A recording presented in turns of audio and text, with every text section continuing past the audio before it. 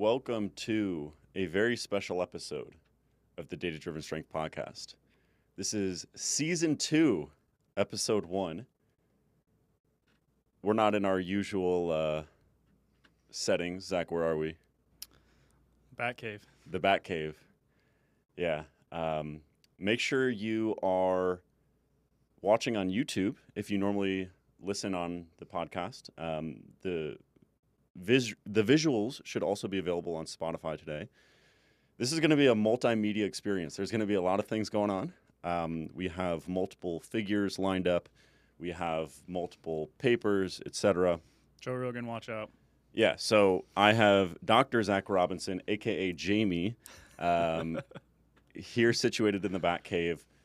This is a new approach to the podcast to kick off a series of episodes we have coming up regarding a recent project that Zach and I and some additional team members have been working on. So, Zach, before we get into the specifics of that, what's new and exciting with you? You got anything you want to chime in here as we kick off Season 2? I mean, most importantly, Buckeyes are doing well so far. Offense is looking much improved with the guru Chip Kelly behind the scenes. Will Howard so far hasn't, made my heart break into a million pieces so far. Got Oregon coming up. It's a big game. I think that's that's probably the most important thing in my life right now is just watching and following the Buckeyes and just making sure I got a good handle on the college football landscape at the moment. So Zach and I's text messages generally consist of abusing each other over specifics regarding this project, how to interpret it, and various decisions that you have to make along the way, which we'll get into today, as well as Zach telling me how to understand football because I never played, and I'm like, what's the difference between a running back and a wide receiver? But yes, the Buckeyes are looking good, and I think this might be the year. I have a beautiful wood table to knock on for that. And again, if you're not on Spotify or YouTube, I would encourage you to watch this one there. You can definitely still listen. I think you'll still have a great time, but it'll be a next level experience on the YouTubes. And while you're there, like the video, subscribe. That helps us out a lot. Leave a comment. This is probably going to be a longer episode, so we're looking forward to feedback. There's going to be a lot of threads that we could pull on and do individual podcast episodes about. So again, we're very much looking forward to feedback. We have a lot of things in the queue. And with that, maybe I should just go ahead and actually mention what we're going to be discussing today. So we recently pre-printed a meta-analysis and meta-regressions on the effects of weekly volume and frequency on muscle hypertrophy and strength gain. So if you check out the YouTube description or the show notes on your podcast player of choice, you'll be able to view the preprint there. I will say on the front end that as of recording this is version 1 of the preprint. Kind of one of the main reasons to preprint a manuscript is to get feedback on it, kind of another form of peer review, if you will, so that, hey, maybe we missed something, maybe we didn't report something, maybe something was unclear, we can make adjustments to that, right? Things can and almost certainly will change, and I think that's a feature, not a bug. So that's just something to mention on the front end. This is version 1 of the paper that we'll be discussing. And hey, make sure you're subscribed, make sure you are tuned in because we'll definitely keep you updated, just throughout various episodes of the show. Zach, do you want to give, I guess, maybe a little bit of context, not necessarily context around like the volume and frequency literature, but maybe how this started, and maybe you could even start with your meta-analysis and meta-regressions on proximity to failure, which was recently published in Sports Medicine and was pre-printed maybe a year or so before that.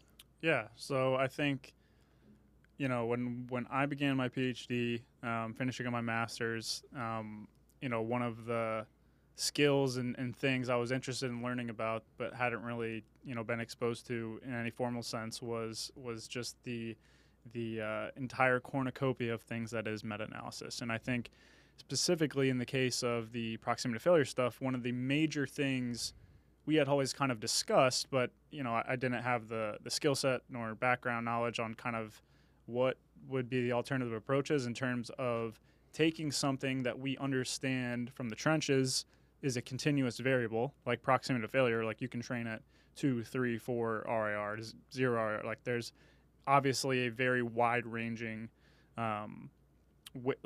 spots on that continuum that you could train at. But an implicit assumption in meta-analysis to date on that topic was you have to dichotomize this variable in some way. So typically the way that was done is comparing non-failure to failure.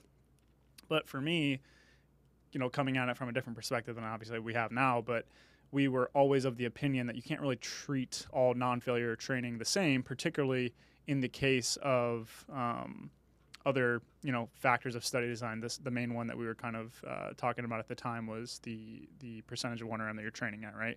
2 RIR at 85% of 1RM isn't the same thing as 2 RIR at 30% of 1RM. And I think that kind of line of reasoning opened us up to this huge, in our lab, to this huge kind of area of trying to take these variables that are honestly the foundational principles of our kind of research area, and trying to understand them in more of these continuous understandings that I would say probably more so reflects the way that they operate in physiology, which I think, just makes sense on trying to do things those way. Now, I'm not going to completely understate how difficult of a task that is, and by no means are we the ground leaders here. People have been doing these types of analyses in medicine and biology and even exercise science for a really long time. Shout out to one of my committee members and collaborators, Dr. James Steele, has been doing a lot of this cool stuff and has obviously played a big role in our field and kind of propagating these methods and trying to translate some of the stuff from other fields. And I think that was kind of the kickoff to this kind of area that we kind of got interested in. And so, we knocked out the proximity to failure one. I would say came away with some interesting findings and maybe just some interesting perspectives on what that type of an approach can give you in terms of granularity and clarity and just understanding things in maybe in a slightly different way.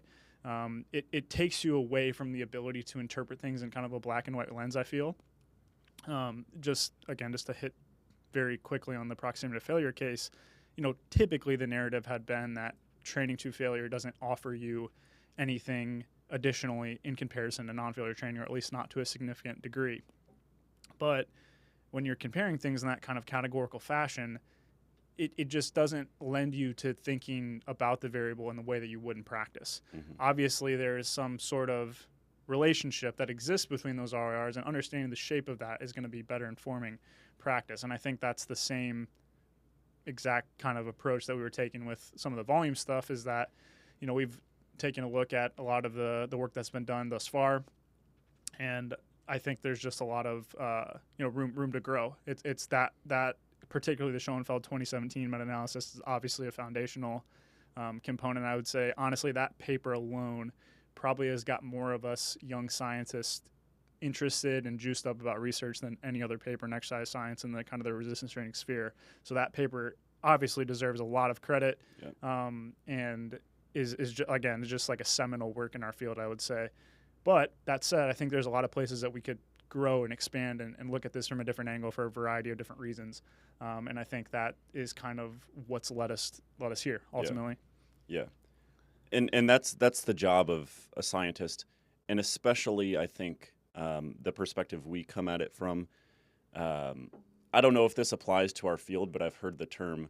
I think it's pracademic, or maybe I'm jumbling that up a little bit. But we're coming at academia research from a very practical lens, and ultimately, I think I speak for both of us in the sense that I want to know how to train. Like I think it's naive to, like you said, get black and white answers, but there's a lot of just fundamental relationships that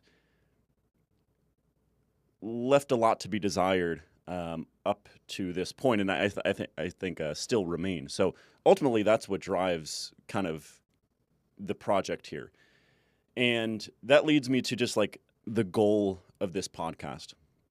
Ultimately, I view this podcast as kind of an explainer for this project, and specifically, we're going to be talking about weekly volume for hypertrophy. So if you read the preprint, there are 4 main outcomes There's weekly volume for hypertrophy. There's weekly volume for strength. There is weekly frequency for hypertrophy and weekly frequency for strength. We plan to do an individual episode on each because the Batcave literally cannot handle that. If we were to try to do that all in one go, This place would be smelling. This would not be good. And the reason we want to do an explainer for this is I kind of want to get ahead of some misconceptions that can occur, to be honest. I think, if someone with a following kind of like comes up with some sort of conclusion or a narrative around a paper, even if that person is the author of the paper, that can spread more than the actual data itself. And I don't know, we could have a whole debate around that. Maybe that's a good thing at times because, papers aren't all that intuitive and not necessarily meant to be the most practical thing in the world. But ultimately, I will sleep better at night knowing that this is out there and we kind of like put our perspective out there. So again, that's the goal, is for this to kind of be an explainer episode.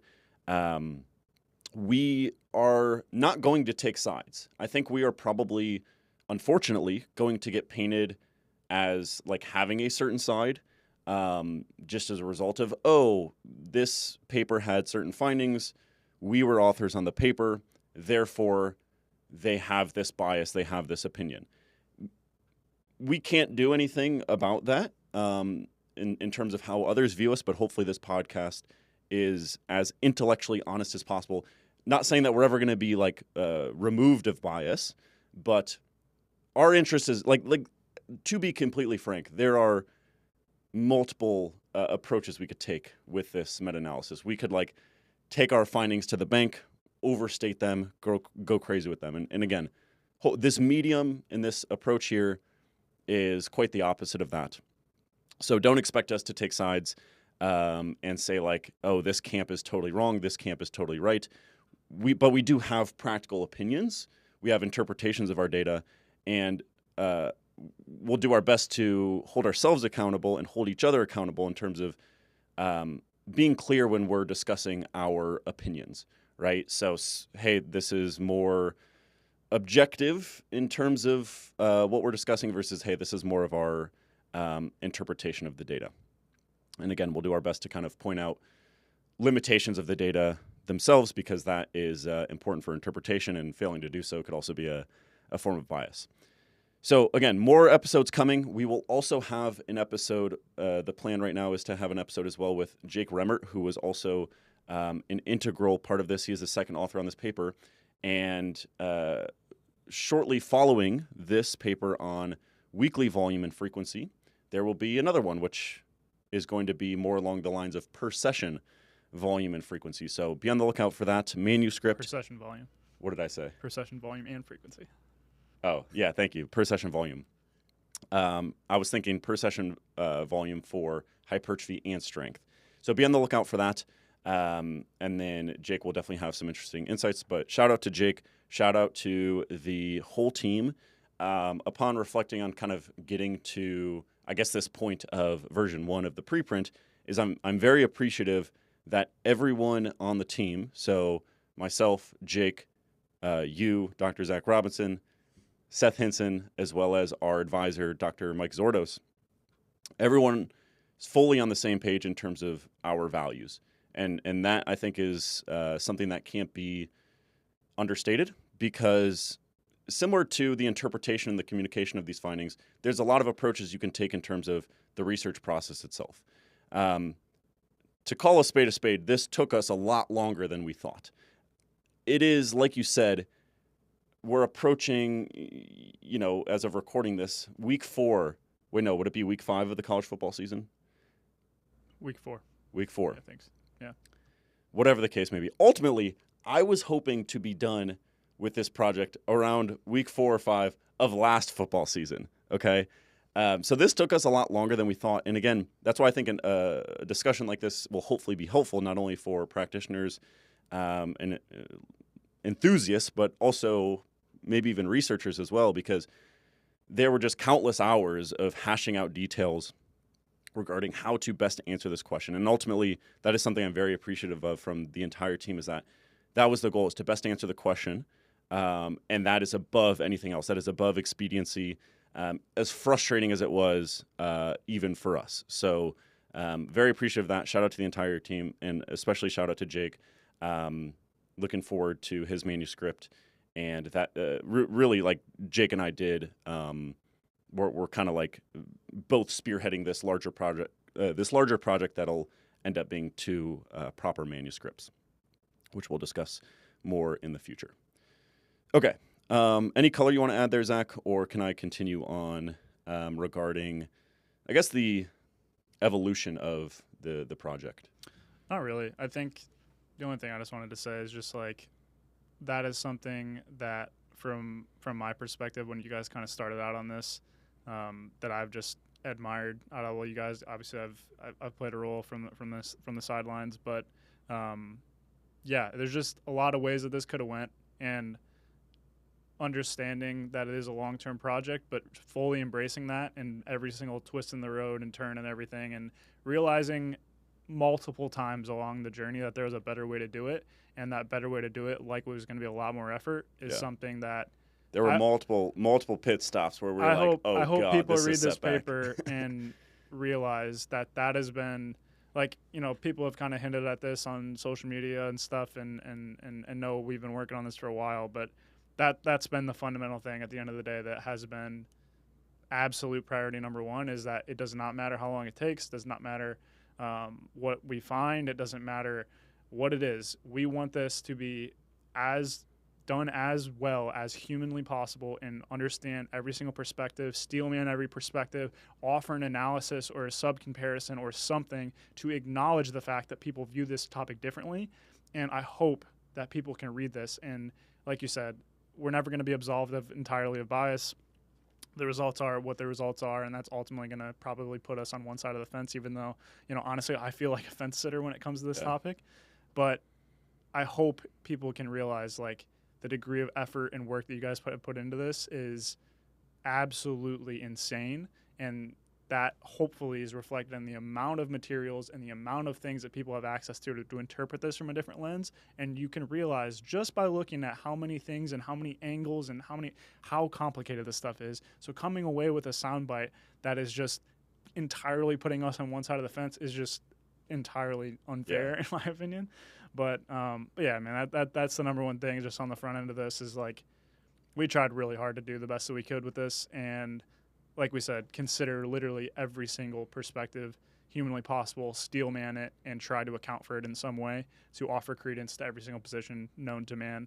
And throughout this, hopefully you can hear that caution and hear that perspective when we kind of, you know, go through the results and everything. So make fence sitting cool again. Make fence sitting cool again. There you go. Yeah. So like we've both alluded to, this took us much longer than we thought, and that's just a result of. To be fair, you told me this.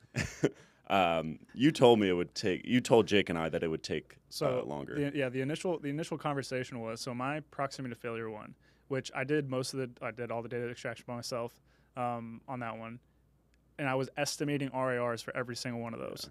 That took 2 years, I think, to start to finish to get that entirely done. So I figured without the estimation, you guys would be on a little bit on the shorter end of that, and there we go. Yeah, until we started adding every variable under the sun. I remember so many times you're like, dude, if you're extracting, just get it, because you never know. Hey, if you're extracting a study and you're emailing the authors, you might as well just kind of get as much as get their big toe length and just exactly have all of it. Yep. Exactly, and there were just so many countless discussions, as we'll get to when we get to the methods and what a meta-regression is, what that means. It's not just getting the percent changes and chucking it into a plot in Microsoft Excel and pressing the best fit button and seeing what happens there. There's a little bit more that goes into it, and there were just, I think, a lot of blind spots ultimately. Like, we'll probably touch on this a little bit, but when you're doing a dose-response relationship with volume, how you treat zero sets is really tricky. And like you said, we had to kind of draw on other fields in terms of how to manage that. And there's no perfect solution, and I think that leads to some limitations, which again might be overlooked if you're just kind of see the soundbite or see figure X on the internet. So, Yep. so again, I'll sleep better knowing this is out there. I'd also say that the kind of answers to the answers that this provides, or maybe not answers, but insights that this provides, have kind of changed. I think initially, at least I had high hopes regarding the moderators. So, hey, how does the age of the participants, how does the sex of the participants, how does the rep range, rest periods, there's a whole discussion here regarding frequency as well, which is going to be multiple podcast episodes coming up, including one with Mr. Remmert. I think I had high hopes regarding those sorts of things, like how the dose-response relationship changes as a result, and answering kind of these nitty-gritty training questions. Ultimately, that ended up being less of the focus, which, again, we'll kind of put a pin in that for now and circle back to it and discuss that in more detail, why that's the case and the insights we can and can't get. But I will say it has, like, kind of more resoundingly given insights in other areas that maybe I didn't expect. So just from a high level here, it has honestly fundamentally shifted my view of training since we've known the results, because we've known the results for months now. And it's kind of just been a process of obviously writing the manuscript, finalizing everything, again, trying to make sure there's no blind spots that we're missing. Pre-printing, again, obviously allows us to get feedback. The review process hopefully will give us some good feedback as well. But I feel like we're in a good spot. It might not be the final spot, and especially with additional data that might come in the future, things very well might change. I want to be very clear. I'm not like saying, oh, put our flag in the ground. This is the answer, and my new perspective on training is the perspective on training. But again, based on my interpretation, or I should say our interpretation up to this point, at the end of the day, you need to make decisions based on the best available data and just kind of play that whole probability game. It has considerably changed things, and it's been honestly really exciting. And it's also kind of worked out really well for my PhD dissertation project as well, because it sets things up quite well. And ultimately, even though we want to get insights that inform training because we have that practitioner lens, another big reason we wanted to do this project is because it informs intervention studies for our lab. I think it adds additional color to your dissertation, your main dissertation training study. Like I said, it sets things up quite well for my main dissertation training study, and it also helps Jake's main dissertation study as well. So hopefully this can have a net positive effect for our lab, for multiple labs, and for the practitioners as well. 100%. Yeah, no, I think that's a very good way to frame it. So to kind of kick us off, do you want to kind of go through the evolution of this area, the kind of the papers that we've been on there? We just, knocked out a solid 25-minute intro. Let's get into it. Yeah. I think the prevailing opinion has kind of shifted both at like a macro level and at a micro level. So when I say at a macro level, we've probably had shifts, say, over the last 10 years, maybe even more, where, you kind of have the general opinion is, oh, volume is the driver of hypertrophy. Or maybe we have a study that comes out that shows a sort of ceiling effect to additional volume for hypertrophy. And all of a sudden, there's a ton of content coming out and opinions regarding, oh, don't do junk volume. Or, hey, there's obviously this inverted U because we now have one or two studies that show a ceiling effect, or maybe even slightly worse growth in higher volume conditions. Now, I will say, and I think especially for folks that have been pretty kept up with this area, even if they haven't been reading the individual studies, just kind of kept up with the evidence-based sphere, if you will, I do think there were some studies that have either been retracted or at least called into question that have influenced that, which I think is helpful to reflect upon. there is a white paper by Vygotsky and colleagues, which I cited, we cited in the manuscript, and we did not include those studies in the meta-regressions because of concerns about the validity of the data, and I'm just going to leave it at that. But ultimately, I do think that's important to acknowledge that I think some of those macro shifts might have been influenced by some studies that, again, the validity of the data has been questioned. But nonetheless, we kind of seen these shifts from, oh, volume is the driver, oh, there's junk volume, oh, there's an inverted U. And then, if there is a study coming out in one way or the other, then it has to be due to the training status, or it has to be due to the rest periods, or whatever the case may be. Ultimately, that's enticing when a new study comes out to kind of swing a little bit in terms of your perspective. But the more you understand about how individual study results can vary, the less seriously you take any new study is ultimately how it, not seriously, but the less you over extrapolate based on the findings of that study. So these shifts can occur because of sampling variability, just variability due to measurement error, importantly, how the results are reported and communicated, I think is important, right? You could have the same exact underlying data set, but based on how they're reported and framed in the paper, whether that's the author's perspective or the reviewer or the journal or something contributing to that, or whoever is doing the science communication, that can greatly influence things. And then also actual things related to the study design. So whether it's the set volumes themselves, right? If you have a study comparing 5 to 10 sets, maybe that's more likely to find an effect compared to 15 to 20, even if there is a true effect between 15 to 20, but there is just not as big of an effect. It's harder to pick up. And then, of course, some other things could play a role, like rest periods, like training status, the exercises used, etc. Now, as we'll probably get into, it's very hard to tease that out from a scientific perspective, but I think people have kind of allowed this pendulum to swing, which I don't think is inherently a bad thing, but it's just kind of wild how much it has swung and how different the opinions can be.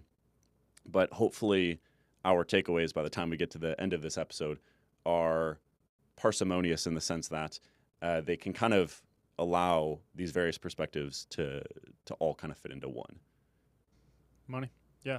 I guess the place I kind of wanted to go next was kind of talking through some of the foundational papers that kind of crafted those kind of narratives that you kind of described and how those things kind of get started, and maybe walk us through kind of the current maybe the current mental model of kind of how people think about this. I'll throw some stuff up while you're kind of going through that, and then that will lead us nicely into a lot of the ways that we wanted to build upon the previous work. So I think that's probably a good place to go next. Yeah, perfect. So I think the first paper that would be good to chuck up there, Zach, is the seminal paper, like you mentioned, by Schoenfeld and colleagues from 2017. I'm going to use this paper as well as one from Baz Val and colleagues from 2022. I would say that these are probably the two best cited meta-analyses that have been cited in the last couple of years, right? Because they're the two most recent ones, if you will. There was also, I don't know if this was like the original meta-analysis by Krieger, but that one I think was updated in 2017 by Schoenfeld. So anyway, these are kind of our two home base references, if you will. Importantly, both of these meta-analyses and ours as well investigate set volumes. So just to make sure everyone's on the same page, we are quantifying the dosage here. So part of the title of the manuscript is dose response. We are using set volume as a way to quantify the dose response. Okay? So there are other ways to quantify volume. You could do sets times reps times weight. You could do just reps. I'm sure I'm missing some, but point being is there are other ways to quantify dosage. There are other ways to quantify volume, but we are going to use set volume going forward, and that's what these meta-analyses used as well. So Schoenfeld and colleagues from 2017. Zach has kind of the main page from the paper there as a visual. So they did multiple analyses, which I think is very insightful for interpretation. So yeah, the main force plot there. So that is basically just a kind of traditional meta-analysis where you're comparing low versus high volumes. Okay. So some of those studies might have compared 2 versus 6 weekly sets. Some of those studies might have compared 8 versus 16, right? It's just low versus high. And that was significant. And that just kind of sets the groundwork. Hey, on average, when you have a higher volume group, cool. We see slightly better measures of muscle growth. They also did a linear regression. Go ahead. Just touch on that. So let's walk through this a little bit. Explain maybe a little bit clearly or a little bit more closely. What could be the possibility of having the same on the same side of that forest plot? So like the higher volume. Yeah. Explain how you could have the same number on both sides depending on the row, because I think that's a really, really important thing to kind of go from this. Yeah, so kind of like I mentioned, if you're just looking at multiple studies and you're comparing low versus high, you're categorizing the variables, and you're also categorizing based on like not necessarily fair criteria is kind of the way that I would think about it. I'm not saying this analysis is not helpful. As we'll talk about, we did a very similar one. And they accounted for it too, which we'll talk about here in a second. Yeah. So the biggest limitation here is if you, let's say you hypothesize that there is some sort of plateau effect where additional volume will lead to a plateau in muscle growth, or even an inverted U, where you do additional volume and then you kind of see a worse and worse hypertrophy as you add volume beyond that point. If you're just doing low versus high, that really does not account for that as well, because you could have a study, you could have a group with 2 sets per week in low volume. You could also theoretically have a group with 100 sets per week in quote unquote low volume. So it just fails to account for that. Again, the authors obviously know this, and they accounted for it because they did do categorical, I think it was a categorical meta-regression. Yep. The one that I want to zoom in on is the greater than 9 sets, or sorry, less than 9 sets, and Yep. or So less I'll- than or equal I'll to 9 summarize sets. right there, yep. Yeah, perfect. And greater than 9 sets. And the p-value there, I think, was 0.07 or so. But the effect sizes were, most people would probably categorize them as practically meaningfully greater in the higher condition there. So that's a better way to account for that issue we just noted, is that, hey, if you do this categorical meta-regression, greater than 9 sets versus less than or equal to 9 sets, what do we see? We see it generally leaned in favor of higher volume. Now, they also did a linear meta-regression, and I don't think they have a visual. Each additional set is where it's summarized there. Yeah. Yeah, they don't have a visual. Perfect. Each additional set, I think it was like 0.38% or something like that. I don't know if it shows it in that table. 0.023. 0.02. Oh, no, it's equivalent percentage again over there. It's 0.37. There you Yeah, go. cool. So that linear regression was significant. So in other words, if you were to fit a linear model with the data they included, it would say, hey, that is significant. This is seems to be at least resembling a linear relationship. So that is a great step in the kind of continuous direction. So we are definitely not the first to do a continuous analysis Which is of volume hilarious, and though, hypertrophy. because that one has gotten essentially zero communication, Yeah. which is so interesting. So when we went back and, this was a while ago at this point, when we were kind of first, crafting up the proximity to failure stuff, I didn't know, to be honest, even though I had cited this paper multiple times, I didn't even know that was an analysis, which is, shame on me for poor comprehension skills. But yeah, that one doesn't get nearly as much talk, honestly. And arguably, I think that's probably a more accurate representation of how to analyze that variable. Yeah. The ones that get more of a kind of press are these categorical, cut points that they're essentially analyzing. So you're basically creating a variable for, okay, does this belong in the low, medium, or high volume bucket? But the problem with those, just like the binary classification of high versus low, is you still have issues with where those cut points are occurring. Yep.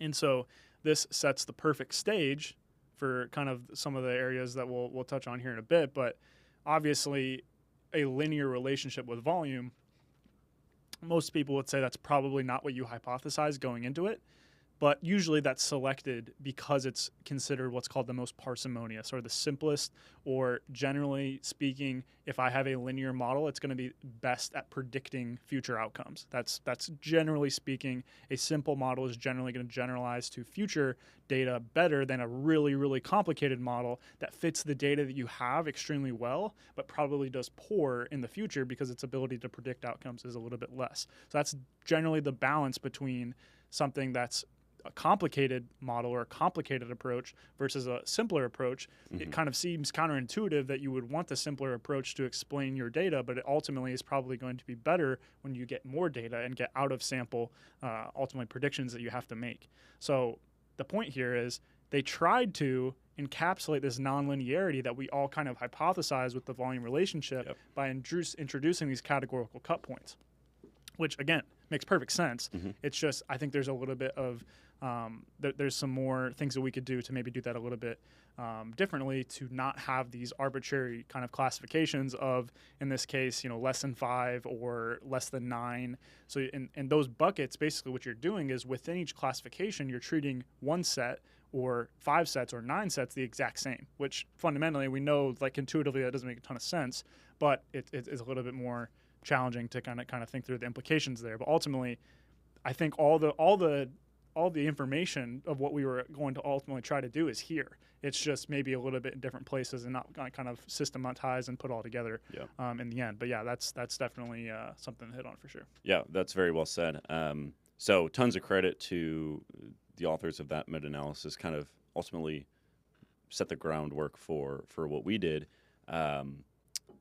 And kind of the takeaway from that paper, I think the soundbite, which I think is relatively accurate, is there was a dose response up to 10 sets per week, but there was insufficient data to make strong conclusions beyond 10 sets per week. Now, since 2017, and I think largely as a result of their analysis, we have more data, especially in those higher volume ranges. So as a result, in 2022, Basval and colleagues kind of noticed this, and they were like, okay, Schoenfeld and colleagues, they saw a benefit up to, say, 10 sets per week or thereabouts. But what about beyond that? Do we see a plateau? Do we kind of see an inverted U? What's the conceptual takeaway? So again, like you said, effectively getting at our interest, which is what is the nature of the dose-response relationship, but doing it in more of a dichotomous way. So specifically what Basval did in 2022 is they meta-analyzed studies that had one group performing 12 to 20 sets and another group performing greater than 20 sets. And they also only used trained individuals, and they only used direct measures. So they had relatively tight inclusion criteria. I actually don't have it in front of me, at least on my screen, but I think it was 7 total studies. So it wasn't a huge amount of studies, but it was pretty homogenous. So again, we're kind of trying to get at this question, but still using categories. Nonetheless, what are the results? Hey, this is why you watch the video, because you get to see Zach pulling up the main figure. Yeah, that's perfect. So what you can see here are 3 forest plots, and they broke it up by the triceps, the quads, and the biceps. So again, all of these studies compared 12 to 20 weekly sets and greater than 20 sets. And the triceps were significant in terms of benefiting, in terms of greater hypertrophy in the greater than 20 set conditions. But the quadriceps and biceps were not. I will say that the standardized mean difference did lean in favor of the higher volumes for the quads and the biceps as well. But nonetheless, this wasn't like super overwhelming evidence in favor of greater than 20 sets. Here's a quick question for you, because honestly, I don't know. It's been a while since I've read this paper closely. Did they have a reason why they did only sub-analyses of the muscle groups rather than, like, 'cause my expectation here would be that, once again, talking about how narratives change, this would be, honestly, like a fundamentally different communication that would have happened for the last couple of years if this had been different. But my expectation would have been if they would have meta-analyzed these all together, the additional power would have made it significant overall. Would have been my guess, but honestly, I don't know.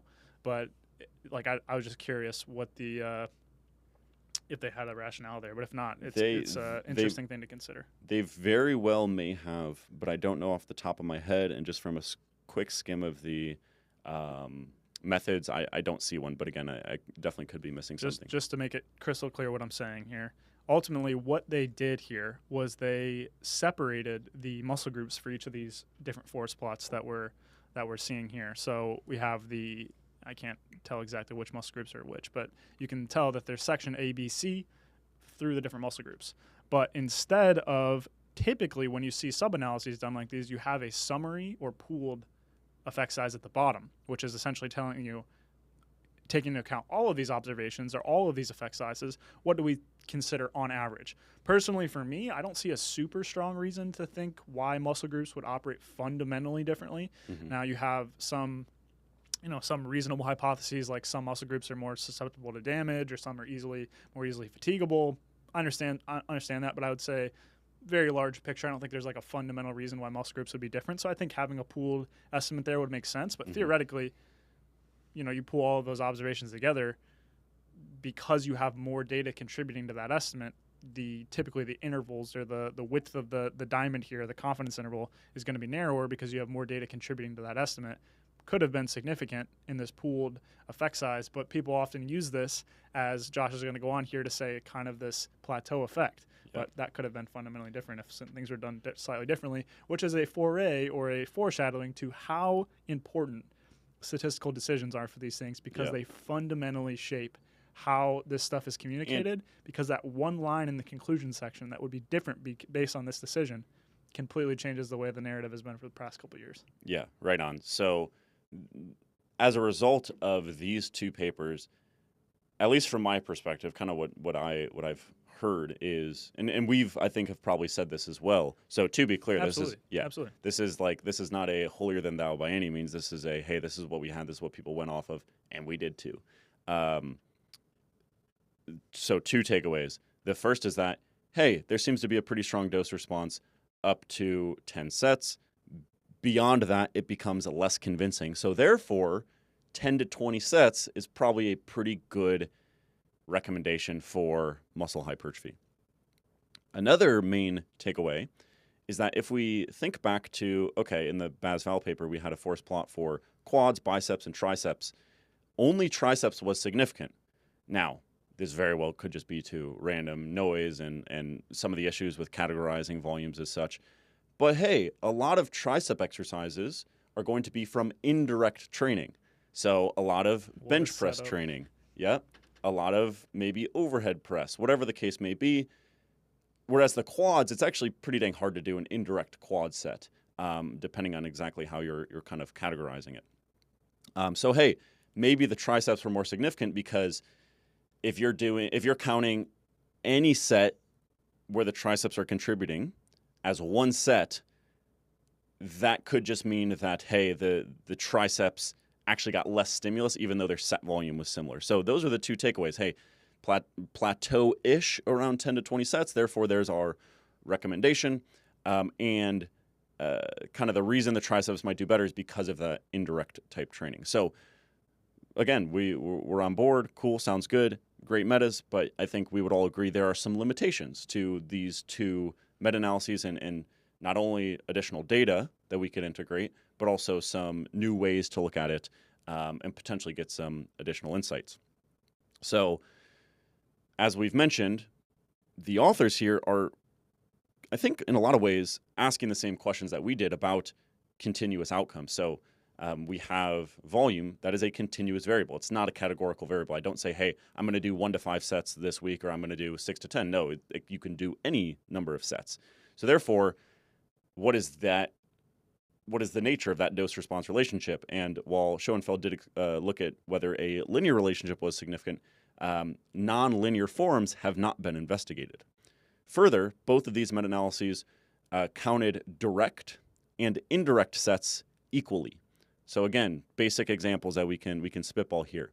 In the bench press, the pecs, most people would say that the pecs are a direct contributor to the bench press, whereas the triceps are more so getting an indirect stimulus. in a squat. Maybe the quads are getting a quote-unquote direct stimulus or a full set, but other muscles are getting less of a stimulus. Pull downs, rows. Okay, the back is getting a full set, but maybe the biceps are getting less of a stimulus. So again, these previous meta-analyses just counted those all the same. Hey, if you're doing elbow flexion, whether it's a bicep curl or a dumbbell row, it counts as one set. And people rightly pointed out this limitation, but no one has done a meta-analysis exploring this limitation, if you will, to try to get the most precise dose-response relationship with that in mind. So, did I miss anything there, or you think that's pretty good? No, I think that's great. I think this is the biggest area of where people can immediately realize how long this took you guys to extract all the studies. And so, yeah, we'll get there. But there's a big old table of the exercises that contribute to certain muscle groups that, you know, these guys painstakingly went through every single one of these studies and determined, okay, what's the primary force generator? What's the secondary force generator? Count up those direct and indirect sets. So it's just like, yeah, it's just there's a lot that seems like simple things that you just pointed out, but in reality can have pretty big shifts in the way things are interpreted. So I think that's just a really important thing to underline. Actually, let's just go ahead and jump to that table. So this can be found in the manuscript, at least in version 1. I could very well see this ending up at the supplementary materials in the future, just because there's so much stuff that could go in the paper.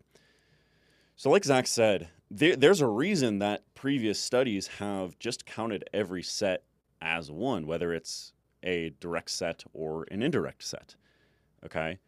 And that's because it's hard to be objective about it. So if you make a decision, you like, I think the scientist is like, we need to be perfectly objective about that decision. I think our perspective, more from a practitioner lens, is, yeah, it sucks we can't be fully objective about it, but as long as we're transparent about what we did and we're consistent and we can justify those within reason, I think that is a huge net positive. So basically, during the extraction process, we had to quantify the set volume for the measured muscle in multiple ways. So we did it in 3 ways. The first is we quantified set volume using a total method, in which, just like the Schoenfeld meta-analysis and the Baz-Val meta-analysis, any exercise training the measured muscle would count as one set. We also did direct only. So if you are a synergist muscle and you're doing some movement, that would count as 0 sets. Okay. Then we also did a fractional quantification method, in which indirect sets count as half of a set. So to take a step back, every single exercise contributing to a measured muscle was either direct or indirect. Then we had total, fractional, and direct volume quantification based on how much that indirect set counted. Again, total volume quantification would mean indirect sets count as 1 set. Fractional is indirect sets count as half of a set. And direct means that indirect sets counted as 0 sets. I think those are 3 categories we could all get on board with, are worth exploring. So we didn't just want to say, hey, we know that these are half a set, or these are no sets, or these are 1 set. Let's explore that, which we'll get into how we explored that. But during the extraction process, we had to be consistent with our decisions. So you can see that on the screen right now. Just as an example, if you're measuring, say, biceps muscle thickness, we have a bunch of like row and pull down variations as indirect sets, which you can see kind of in the bottom right there, like lat pull down, and it's really challenging my my vision there. Yeah, lat pull down, neutral grip lat pull down, machine lat pull down, row variations, right? Those would all count as indirect sets for the biceps. But then we have a bunch of curl variations for the biceps or the elbow flexors. Bicep curls, dumbbell bicep curl, hammer curl, machine curl, barbell preacher curl, et cetera, right? And again, you can refer to that table to see the decisions we made, because are those decisions perfect? Absolutely not. Are those decisions objective? Absolutely not. But were we consistent? Yes. And were we transparent? Yes. And that was our goal, and that's why we have that table there. This was partly just biomechanical inferences. When we had the ability to reference other studies that measured multiple muscle groups from a given exercise, we did that. So for example, hey, when the rectus femoris is measured in studies training squats or leg press, how much does the rectus femoris grow compared to other knee extensors? And we can create a reasonable, or hopefully directionally correct, classification between direct and indirect sets. So is that perfect? No. But is it probably better than just counting everything as one? We think so, and we did find evidence of that, which we'll get to when we get to the results. Okay, Zach, unless you have anything to add, I'll move on to our systematic search and our inclusion criteria. Rip it. Cool.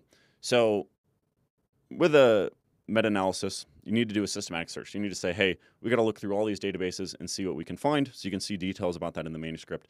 But ultimately, it was boiled down to 67 total studies that were extracted, with a bunch of information extracted from each. Most importantly, the set volumes in total, fractional, and direct, the frequencies as well, which, stay tuned for future podcasts for that discussion, and then a bunch of outcome variables as well, so that we can create standardized effect sizes, and those can contribute to our statistical models. Now, a very important part of a meta-analysis is deciding what studies are eligible. And ours are not the exact same as what's been done in the past, so it's important to make sure those are clear. So it had to be a randomized design using a within subjects or between subjects sort of design. There were some studies that would have been eligible that didn't use randomized designs, but hey, that's pretty fundamental to science, so unfortunately those couldn't be included. It had to use dynamic resistance training, so it had to be combined eccentric and concentric contractions, and the intervention had to last at least 4 weeks. The study design had to manipulate volume and or frequency. So in other words, if we just had a study that compared people remaining sedentary versus people adopting resistance training, we did not include them, right? We need a comparison between two different volumes and or two different frequencies. But we needed everything else to be similar. So we needed to have a similar load used. So if you had a high volume group using a different rep range than a low volume group, can't count it because we're not isolating the variable of interest here. And it also had to have a similar proximity to failure. We only included studies that had a direct measurement of hypertrophy. So previous studies have used some indirect ones, such as say DEXA, or bioelectrical impedance, things like that. The most common ones were ultrasound and MRI. So in other words, you are looking directly at the trained muscle, and this is generally thought to be a more sensitive way to look at muscle hypertrophy. For strength, I'll skip over that because we'll circle back in future episodes. We did not include studies with older adults. So if any participant in a study was older than 70 years old, then that study was excluded. And again, we did not include studies that were called into question by Vygotsky and colleagues in their white paper that was cited. So these inclusion criteria are a bit different than the Schoenfeld 2017 meta and the Basval 2022 meta. So Schoenfeld did not have an age criteria. Okay, so there were a good amount of studies in there that were on older adults, which you could have a whole discussion as to whether that matters or not. We had a lot of those discussions because that was a decision we had to make, and there are a lot of studies. And on one hand, it could improve our power, but on the other hand, it could be viewed as a limitation. Maybe we'll put a pin in that because that could be a 30-minute discussion. Schoenfeld also included indirect measurements. Now, if I recall correctly, they did do a sub-analysis where they only included effects with direct measurements that generally saw a greater effect of volume. So the thinking there is that, hey, these direct effects were more sensitive to picking up true underlying muscle hypertrophy. And then again, BAS-VAL had to have very tight, specific set ranges for their groups that were included. So 35 studies on hypertrophy that manipulated volume and or frequency, which is more than previous meta-analyses just because there's more data in 2023 and 2024 when this project was completed. And we chose these inclusion criteria because we thought it would best represent the research question that we care about. Another important difference between ours and previous meta-analyses is that we extracted non-training control groups from untrained individuals. So what the hell does that mean? So if you have a study, and let's say they had a group that trained with 5 sets per week and another group that trained with 10 sets per week, but then there was a third group that didn't train, most previous meta-analyses would not include that non-training control group. In the case of a continuous dose-response relationship, as I alluded to earlier, you kind of need to anchor that dose-response relationship. So we extracted them so long as they were untrained individuals, because if you extract it from trained individuals, that is effectively detraining. But ultimately, that is a difference as well. And there are, again, this was probably a multi-month decision that we had to kind of consider the pros and cons of including trained versus untrained, both, just one or the other, et cetera. Maybe walk through an example with like an RCT about like even conceptually, what is that giving you? Like we care about training. Why would we use people who don't train? Maybe conceptually kind of walk through an example why that's even remotely useful. Yeah. So at the end of the day, when you're doing a resistance training intervention and you're saying, hey, I have 20 people and they're going to go do this training intervention. And let's say that intervention takes 10 weeks.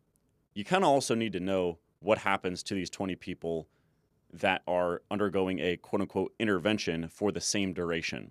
There are multiple reasons for that. The first is that there could be changes in muscle size that occur just as a result of the passage of time. There could be changes in muscle size that occur as a result of undergoing a quote-unquote intervention. Obviously, in this case, we can't do placebo resistance training, but nonetheless, we can still have a longitudinal control group.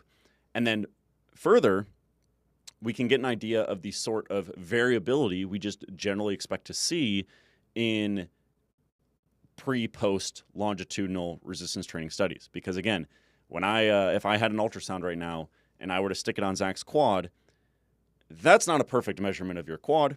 There's variability there. There's variability within groups, between studies that you need to account for, which is a really big part of this project. And the control groups provide us some insight on that front.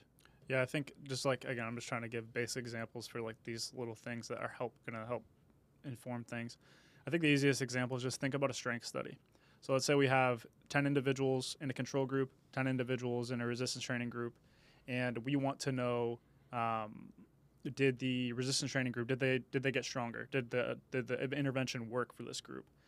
If we didn't have the control group, theoretically, you're essentially not informing what is occurring simply from doing the strength assessments, simply from being observed by investigators, simply from being coached a little bit on your technique, things like that. And strength is a better example, I think, because very often control groups do get stronger over the course of an intervention simply because they're more familiar with the task. The load selection from the investigators maybe gets a little bit better at post-test. There's a variety of different reasons. But absent that information, you're going to assign every single kilo that the resistance training group gains to the intervention. But in reality, when you have that control group, you can make this formal comparison between the control and the resistance training to say how much of what was observed in the resistance training group is causally related to the intervention. Mm-hmm. And so similarly, in this case, what we're trying to do with the control groups is if we know what is our model predicting for groups that we expect there to be no real change, at least in the case of hypertrophy, we can better regularize the absolute effects that we're actually estimating to make sure that they're not overestimated. If our control, let's just say theoretically our control is estimated for a 10% increase, and that's what our model is kind of predicting with all the data in there, that's obviously overestimating the rest of the effects. So it helps us to better regularize all of those effects based on what we're seeing most of the time in control groups in the data that we have. Now, there's limitations to the ones that we have. Josh is going to go on that here in a second, but I think that's helpful to realize, once again, we put a lot of thought into this.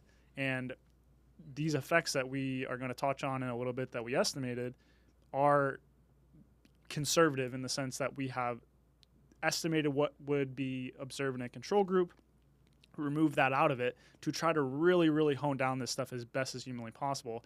And another thing that I think is important to hit on is like that decision has implications on what type of dose response relationship would be considered the best. If you don't have any of that information and the model has no idea what is occurring at 0 sets, that can very much influence the linear, nonlinear trajectory that is considered kind of the highest probability of being what's generating the data underlying it. So I think, again, these are all just little decisions that may seem kind of like little things, but they're really, really important and kind of underlie this entire process. So I think that's important to touch on, but keep going. Yeah, I actually think, given we're talking about control groups right now, it might make sense to just jump ahead to the smallest detectable effect size, because like Zach said, we have those non-training control groups there to get an idea of the sort of variability you might expect to see. Again, if you kind of assume that there is going to be no effect on muscle size over time, any given control group might see 1% growth. They might see 3% growth, and you can see that visually in the top plot there. So in the red, you see hypertrophy control group effects, okay, from a bunch of different studies. And this is from a meta-analysis from Steele and colleagues from 2023. So they made their data openly available. And kind of one of the main questions they were looking to answer or was related to differences between just control groups and training groups. So as a result, they had a bunch of extracted data on these non-training control groups. So that was super helpful for us because our original hope was, hey, we're going to have a good amount of non-training control groups extracted when we go through all of the volume research, but we didn't. We had like only 3. Like 3 effects, something like that? Yeah, it was one study, I think. It might have been, it was like 1 to 3 studies. I can't remember exactly off the top of my head. There were more for strength, but for hypertrophy, that was really problematic because that's not very representative of, that's not like what a meta-analysis would consist of 1 to 3 studies. So we were like, oh, hey, luckily there's all this control data from Steele and colleagues, and we can say, okay, what sort of variability do you expect just from a resistance training study? So that leads us to what we called in the manuscript the smallest detectable effect size, okay? So again, this is based on the typical error associated with just any longitudinal resistance training study and also to some degree with meta-analysis in general. So the idea here is, okay, just because you saw that 11 sets led to a little bit more growth than 10 sets, is that meaningful or is that actually something that is beyond error? And we can have a really long discussion on whether the resource constraints in exercise science are lend themselves well to doing this for every single study that a lab does, or whether it's more important for meta-analysis, et cetera, et cetera. But nonetheless, we think that is very important because I think that can avoid overinterpretations of just nominal differences between conditions. Given, again, look at those red plots. Those are non-training control groups, and you see like some pretty wild effects, and we need to account for that because not doing so can lead to inappropriate conclusions. Yeah, I think this concept is really, really important from an interpretation perspective, and just like getting people to understand that this is the whole deal with like significance and why some people are kind of anti-p-value in that interpretation. Now, I think that kind of narrative has probably gotten a little bit far, and I think maybe people don't understand kind of some of the things that those are giving us, but nonetheless, I think understanding what the effect size that you consider meaningful is really important because it allows you to have an additional layer of interpretation that, again, encourages this continuous probabilistic kind of way of thinking about things rather than does the diamond cross the line or doesn't it? Like that's ultimately what meta-analyses turn into a lot of the time. And we wanted to pretty much at every single level try to encourage this nuanced, contextual, probabilistic interpretation. And this is another one of those things. Okay, just like you said, 11 versus 10 sets. Whichever way that leans, there's two aspects of that you need to consider. First is obviously the magnitude of the difference. That's going to influence something you're going to think about. But also it's the uncertainty of that magnitude of the difference, or uncertainty of the difference. And both of those things, relative to this kind of threshold that you're considering meaningful, can change your interpretation a ton. If you just look up, I can pull it up here in a second, but what's called equivalence testing and hypothesis testing, you can have an effect size that doesn't overlap with 0, so it would be considered significantly different in a kind of a traditional sense. But if it's smaller than your threshold of what you're considering meaningful, that could influence you in a practically different way than if you just remove that kind of meaningfulness threshold altogether and you're only looking at it relative to 0. So it's just that additional layer of interpretation that I think is really important to kind of, again, I'm just trying to set the stage for each one of these things that we included for the sake of interpretation is like, we wanted to say, a really, really liberal interpretation would be to say, whatever we find in these results that we're going to talk about here in a second, those differences, if they're greater than 0, boom, let's run with it. Let volume is king, volume is driver, whatever language people want to use. But we wanted to try to be humble, and the reality is that we can't detect every single difference, particularly in any one individual study or in practice, like anecdotal observations either. So there's some degree of error that we need to account for when we're evaluating these differences between volumes or conditions or what have you. And so we tried to do this as systematically and as robustly as human possible. This meta-analysis by Steele has pretty much every control group before a certain year in resistance training, and that's going to give us a really good estimate of the variability that can occur entirely absent a training intervention. And then we can use that to best approximate, okay, what can we actually detect in terms of a difference, and we'll kind of play out how that's going to influence our results here in a little bit. And you just got screen time that entire time I was talking, so that's great. Yeah, I think it's worth noting that we called it the smallest detectable effect size and not the smallest effect size of interest. Props to you for that, because originally in the manuscript we had it as smallest effect size of interest, but you suggested we change it because that's not really for us to decide. You could take an approach like Pack did with the minimum effective dose study that he did in powerlifters, where you ask coaches and therefore you establish a smallest effect size of interest. I think that's a fantastic approach. In this case, it's more quantitative, and it's more like, hey, practitioners can make their own judgment, right? Smallest effect size of interest, you could arguably say, is like 0.1% for someone whose life is maximizing hypertrophy. Now, it'd be 0. Like it conceivably could be 0, and that's, to me, that's the point. Is like us, I would say, even from a coaching perspective, I'd say it's 0. Like anything that provides an effect, like I want to know that at least, and I can consider that in my cost-benefit analysis. But the point is, we probably can't detect that small of a difference. Yeah. And so incorporating that into, okay, what is the smallest effect size that I'm like justified? Oop, there we go. That was the big bugaboo. What's the smallest effect size that I'm justified in determining that I care about? Yeah. Because if we had infinite power, infinite, resources, things like that, all the data in the world, it can go smaller and smaller and smaller. But given our resource constraints and then also the variability that we see in control conditions, we can't say it's 0 necessarily in terms of what we can detect. So it's just it's basically, to me, if you accept all the presuppositions that underlie like what we can know and things like that, all the science 101 stuff, to me that's probably the smallest you're allowed to say that you care about, to me. And that's kind of the way that I view it. And so that's what we were trying to do is incorporate a little bit of that humility in terms of, okay, we can't actually detect a difference of 0.001%. Yeah. So even if you say you care about that, that's probably not something we can build in. We had to put our scientist hat on for this one as opposed to our practitioner hat, because my practitioner hat is different than your practitioner hat and is different from another practitioner's hat. So that's why it's the smallest detectable effect size.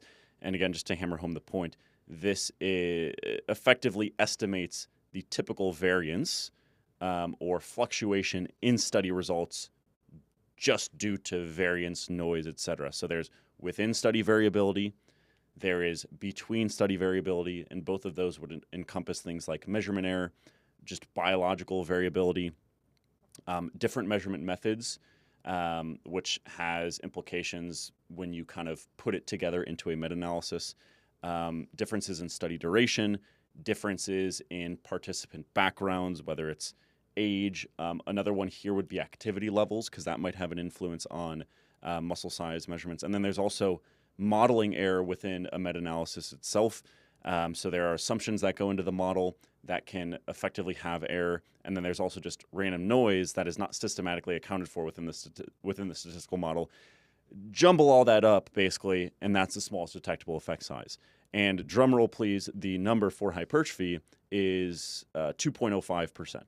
Okay, so basically, if we see a point estimate that is 2.05% greater than another point estimate, that would be, hey, there's a decent bit of confidence that that is something that is not due to all of these sources of variability. Assuming type uncertainty of that, obviously, but yeah. Variability of the point, uncertainty of the point estimate. Well, I guess that would be the difference in that case. I don't want to go down that rabbit hole. We'll get there, but just saying, there's two things you got to take into account. Obviously, the difference, right? Yeah. The difference needs to exceed the threshold that we kind of have here. These dotted lines are those are the smallest detectable effect sizes for the different outcomes. But also, the thing you also need to take into account is that you have the point estimate of that difference, but also the uncertainty of that difference. So both those things, kind of relative to that threshold, are important to kind of both consider when we're kind of evaluating things. But obviously, the point estimate is our best guess. So that's the kind of the other way you got to think about it. But just keeping those things in mind, that it's not close and shut case, unfortunately. If it was, it'd be great. But yeah. Gosh, we might need more time for this podcast. There's so many things, because that was another very long, drawn out thing that we had to make sure we had our heads wrapped around, is the difference between point estimate, just the absolute difference between the values of 2 point estimates and the change in 2 point estimates. Is that kind of what you're getting at?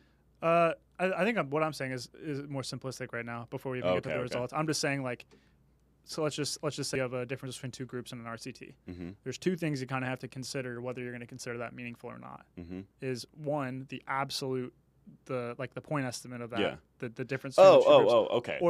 or the uncertainty of that. You're not getting all the way down the rabbit hole. Yeah, no. Okay. If that uncertainty is extending, way on both sides of your threshold, it's our best guess is that it's beyond our threshold, but there's a lot of uncertainty here, so we shouldn't cling to that too tightly. Well said. Thank you. And that smallest detectable effect size was based on 69 studies from the Steele meta-analysis, which is way better than what we could have done with our data set. So I think it did end up being relatively similar, if I recall. But yeah, it was, which gives me more confidence in it, ultimately. This is kind of the way I was thinking about it. And I would say once we get to the results, we'll probably emphasize this a little bit more. This is a conservative approach, ultimately, which I think is worth saying. So as we mentioned, you could have practically important things be less than the smallest detectable effect size. That's not really up for us to decide, but it's as scientists to say, hey, based on how we think the best way to quantify this typical error, this is what we can have confidence in, and this is what we can't. Okay, so let's talk about how we actually make a statistical model in this case, or run a statistical model. So again, I think you might see a meta-regression plot, and you might get a little bit confused. And if you're a logical person that maybe hasn't thought through, for no fault of your own, exactly the steps that go into this, you might think that there are just kind of some inherent limitations to this. So if you see a bunch of data points on a plot, you might think that we just took the effect size of those data points, or even the percentage change, or whatever the case may be, put those on a plot corresponding with the set volume that led to that improvement, and said, hey, what fits the best? Or what is this relationship? Does it go up? Does it go down? That is very far from the case, because that is obviously limited.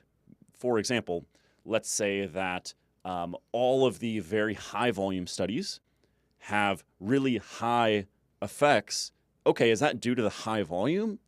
Or is that due to the fact that maybe those higher volume studies had more untrained participants compared to lower volume studies, right? And that is very important because that can completely change your results, and making sure these methods are tight and you kind of think through the nooks and crannies, if you will. And also, I think in a lot of ways, understand the underlying data is really important to getting the best possible results. So that leads us to the term of multi-level. So we did what's called a multi-level meta-regression, okay?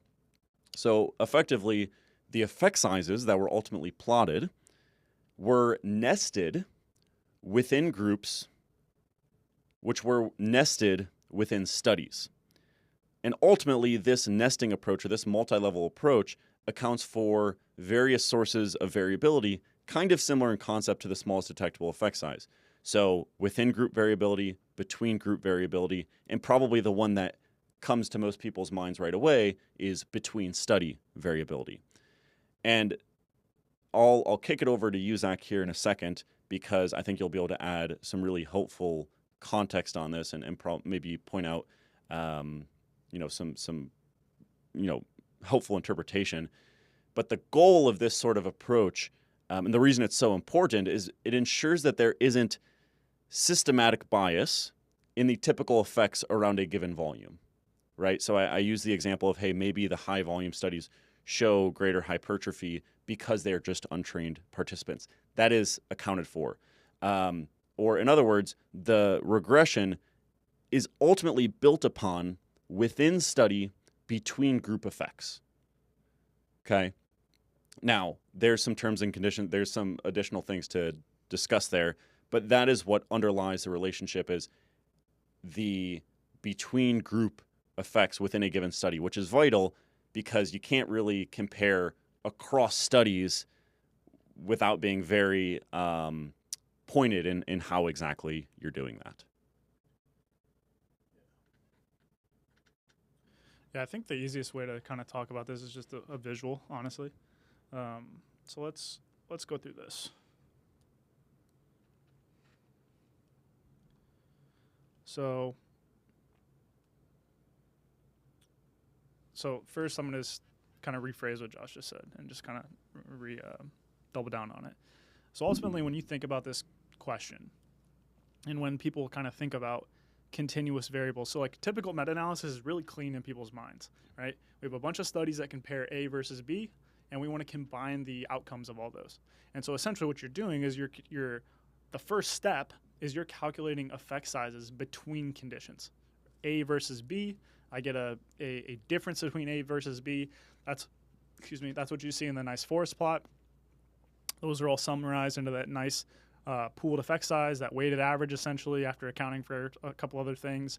And that's kind of what people think of with meta-analysis. And that makes sense to them because by creating those between condition effects, you're essentially preserving the differences between studies, the training status, these other factors that can conceivably influence the estimates. But that variability is the part of the equation when you're looking at this kind of weighted average. Now, when it comes to a meta-regression approach that you're kind of trying to summarize these continuous outcomes, there's ways that you can do it with these kind of between group effects, but it gets less and less intuitive the more complicated these models become. And so one obvious example in these kind of approaches is, what does it mean to look at the dose-response relationship of a study with 3 groups, and I want the between group effect size? What does that necessarily mean? And so ultimately what you're doing in that case is you're creating a individual kind of regression model per that study.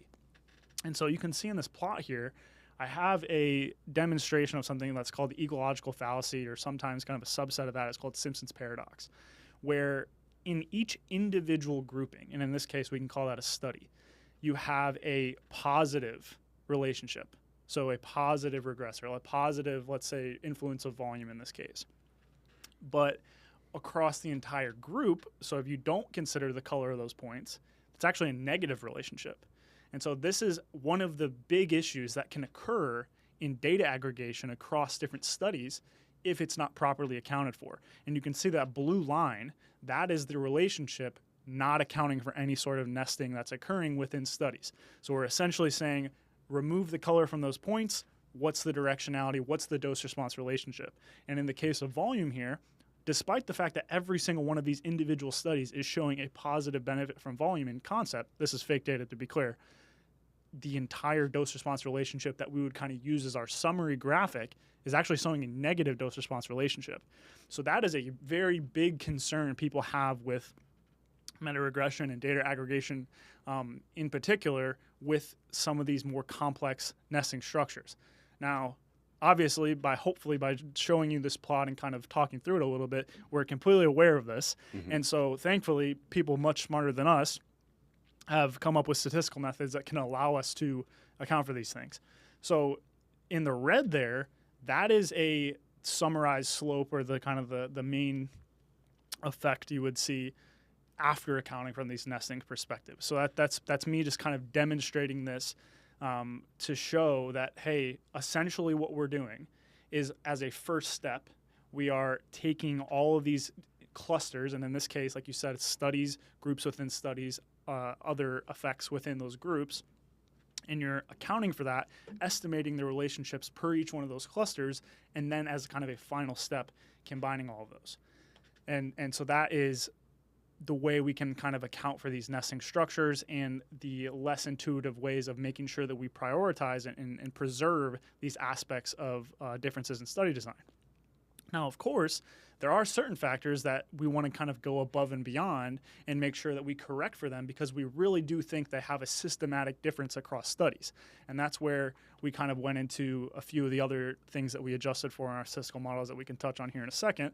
But I don't know if there's anything else that comes to mind to touch on kind of when we're just kind of going big picture through the methods and how everything's done. That's perfect. I'll just allude to the fact that we were so aware of this consideration that in addition to accounting for it within the what we'll call the primary meta-regression, which is what's reported in like the main text of the manuscript, we also did secondary analyses that effectively remove this consideration to like confirm the main thing. So,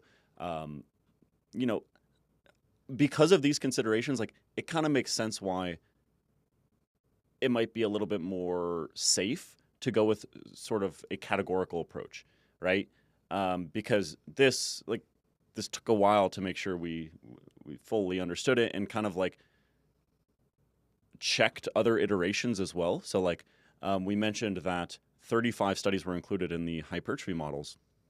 Not all of those only compared two different volumes. So there were some frequency studies in there as well. Now, one approach is to just take the frequency studies and not include them.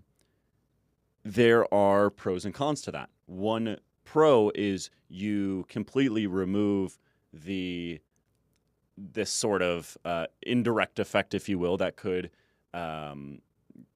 create a relationship there that isn't truly there. Okay, but a pro is that if properly accounted for, and if, again, you have these confirmatory analyses, you can confirm that, or you can potentially get additional statistical power. So the way that I've conceptualized it, and this is largely thanks to Zach sending me, papers and stuff to look over and, understanding all the different iterations of modeling approaches here, the way that I've conceptualized it is that the, least powerful approach from a statistical perspective would be to only look at indirect effects. So if we use the example of volume and frequency studies, that would be only looking at frequency studies and trying to understand the effects of volume. Next, above that would be to only look at volume studies, okay? But then above that would be to include both. So ideal would be you have direct and indirect effects. Below that would be just direct effects, and then even below that would be only indirect effects. So you kind of need the direct effects there is the way that I think about it, but the indirect effects can perhaps improve precision and confidence in it so long as you're properly controlling for or adjusting for these fixed effects. Do Do you generally agree with that line of thinking? Yeah, I think ultimately the way you can kind of conceptualize it is like, first and foremost, here's something I'll say on the front end that I think can like kind of open people's eyes to this a little bit. So there's, resistance training is a very unique research field, right? There's way better other funded research fields that have the incentives to make sure that they're really getting good answers to these questions. And in some medical fields, where again the answers to these questions are much more consequential, which again should in theory propagate really, really high incentive to do the best methods possible or find the best way to do things. You can get like what are called like average treatment effects, or kind of just like your understanding of how a given treatment works. You can get really good estimates of those entirely from observational data sets, which I think breaks people's brains. And when we discussed this and you sent me one paper in particular, I was like, wow, this is, but granted, it is a ton of data. I was going to say, it's the reason I bring that up is just to understand even conceptually that is possible. Mm-hmm. And theoretically, like is a really good use of large data sets. So when you have a really, really large data set that's entirely observational in nature, so NHANES, things like this, you can get pretty good estimates of these average treatment effects in comparison to meta-analyses of randomized controlled trials. Now, the very big limitation there is a few things. One, the amount of data we're talking about, we need a lot. We need a lot of data. And so just kind of a way to think about this is like, let's say I only have the frequency studies, and they do span a decent amount of the volumes. If I only have a couple, the effect of what does 10 sets provide me rather than 20 sets is going to be pretty sensitive to what I'm looking at. But if I have 100 of those studies, while of course that's not the same thing as a treatment effect from a randomized control trial where everything else is the same, that can start to give you some pretty good insights of the type of comparison that we're looking at. And again, these other fields are really good evidence of that when done appropriately. And in some fields, that's all you have. Exactly. And that's the other thing is like, if you want to evaluate the effect of smoking as an example, you're not going to run an RCT on that anymore. That's unethical. So you have to deal with these other things. But now, the other thing that's really important to consider that I think is probably the thing that most people think about is you obviously have to have a good understanding of what I'll call kind of like the causal map, or your understanding of how this research question operates, because there are absolutely confounding variables that you have to account for in order to be able to assess any one research question from an observational data set. Easy examples like the effect of caffeine on some sort of health outcome, and you're not accounting for smoking status. That theoretically could very much bias the picture that you're looking at in an observational data set. And so that kind of same consideration comes into meta-analysis in our case because of the fact, yes, we're combining data sets from studies with different independent variables, which can create some heterogeneity, but we can adjust for those things and make sure that those aren't confounding our results, which in the case of, let's talk about the volume analysis, we adjusted for a few different things to make sure that those aren't unduly biasing our results in any way, which again was confirmed with the kind of sensitivity analyses that we did as well. But I like just kind of walking through this because I think it's helpful conceptually for people to kind of think about it. But ultimately what we adjusted for is our primary thing that we were concerned with was our volume metric, whether that be fractional, direct, total. But then we had these other sets of variables you could call covariates that we also adjusted for to make sure that the model kind of knew about these things and was able to account for any systematic relationship that existed for this variable. That was, in this case, frequency, because we wanted to make sure that frequency wasn't having some sort of undual bias on the estimates. It really didn't have much of an impact on the main models, but it's worth considering and making sure that we did account for it in the case that it does have this systematic bias across studies. The intervention duration, training status were the three big ones that we accounted for there. And I think the last thing I kind of want to show is another visual here to kind of help hammer home why these indirect effects and kind of combining things can be helpful, is because when we did these sensitivity analyses, essentially what you're doing is, like I said, going back to this picture, think about each one of those models as not talking to each other at all. They are completely calculated independently of one another. So if I had a slope or one of those studies that was an insane outlier and was very different from the mean, I would have a no communication from the other effects. And this is bringing up something called Stein's paradox, where it's essentially that when I want to inform something about an individual, having pretty good understanding of the group that individual belongs to can help me better inform that individual's data. And the same thing applies here to meta-analysis. If we have a better understanding of the population of the studies that we're calculating, by understanding that, we can better inform the estimate of a study. And so this is another concept that is kind of encapsulated in these meta-analysis models called partial pooling and shrinkage. And so essentially, if I can get over here and pull this up.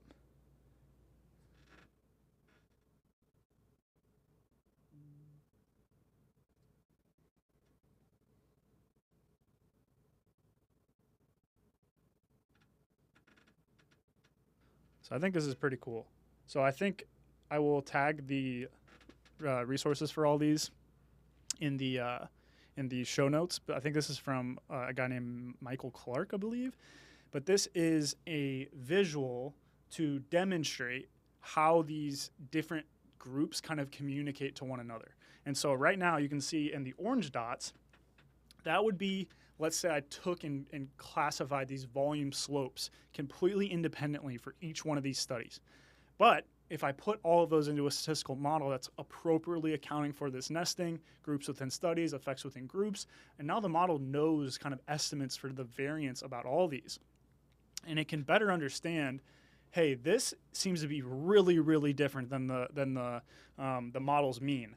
We probably need to bring that estimate back towards the mean to make it more realistic and probably more accurate. Again, this gets back to Stein paradox in the sense that although it seems minorly counterintuitive that the estimate of a group isn't best informed by the group's data in isolation, that's a kind of a weird concept to think about, but it seems to hold, and that's kind of the inspiration for all of these statistical models that you'll see. Anything that includes kind of random effects, that's kind of the concept here. And so if this is the whole point of a meta-analysis. Yeah, exactly. Is your and we'll talk about that here in a second. And that's why it's like an estimated true effect. Exactly.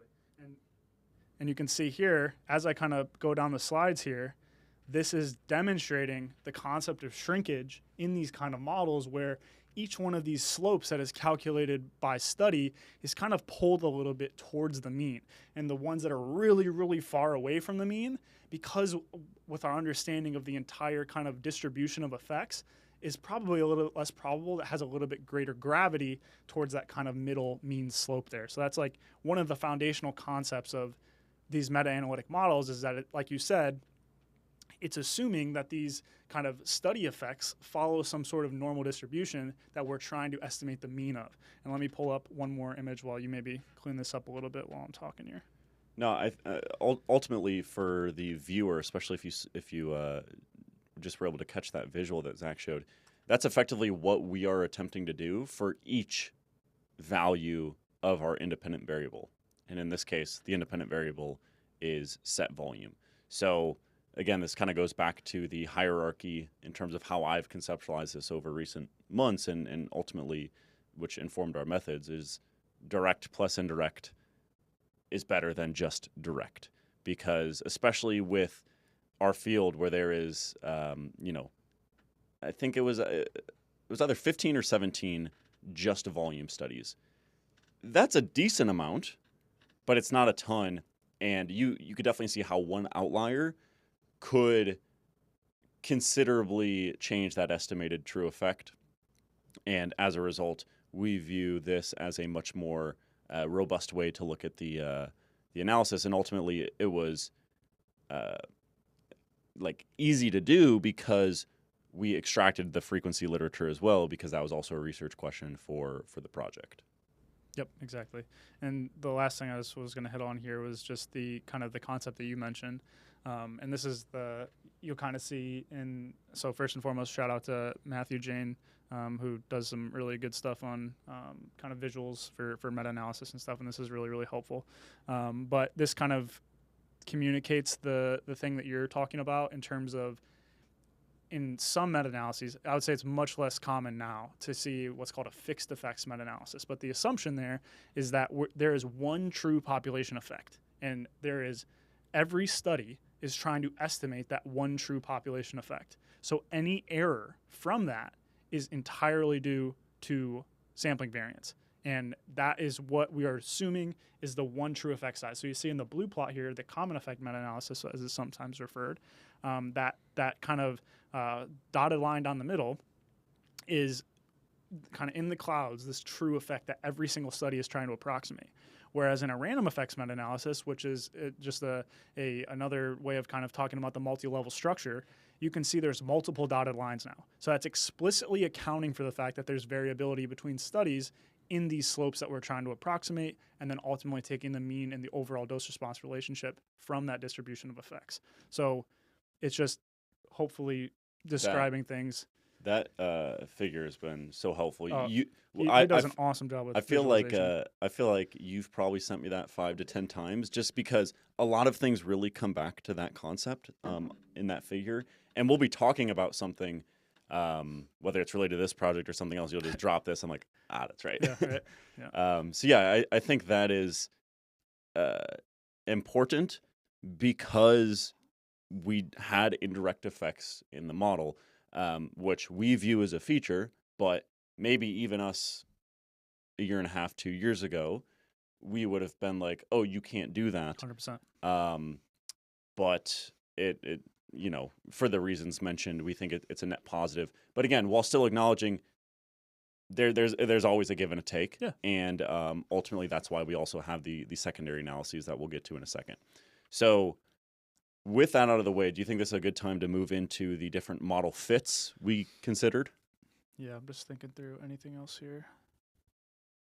So I think we've talked about the background. We've talked about, kind of from a high level what we're attempting to do. So just to bring it home all the way before Josh gets there, essentially the kind of the final step here behind the concepts of what we just discussed is, okay, well, what if each one of these study slopes is better characterized with a nonlinear pattern, which when we're coming into this question, that's our assumption almost certainly, is that, hey, training volume probably to some degree exhibits a nonlinear relationship. Exactly what that looks like, we're not entirely sure.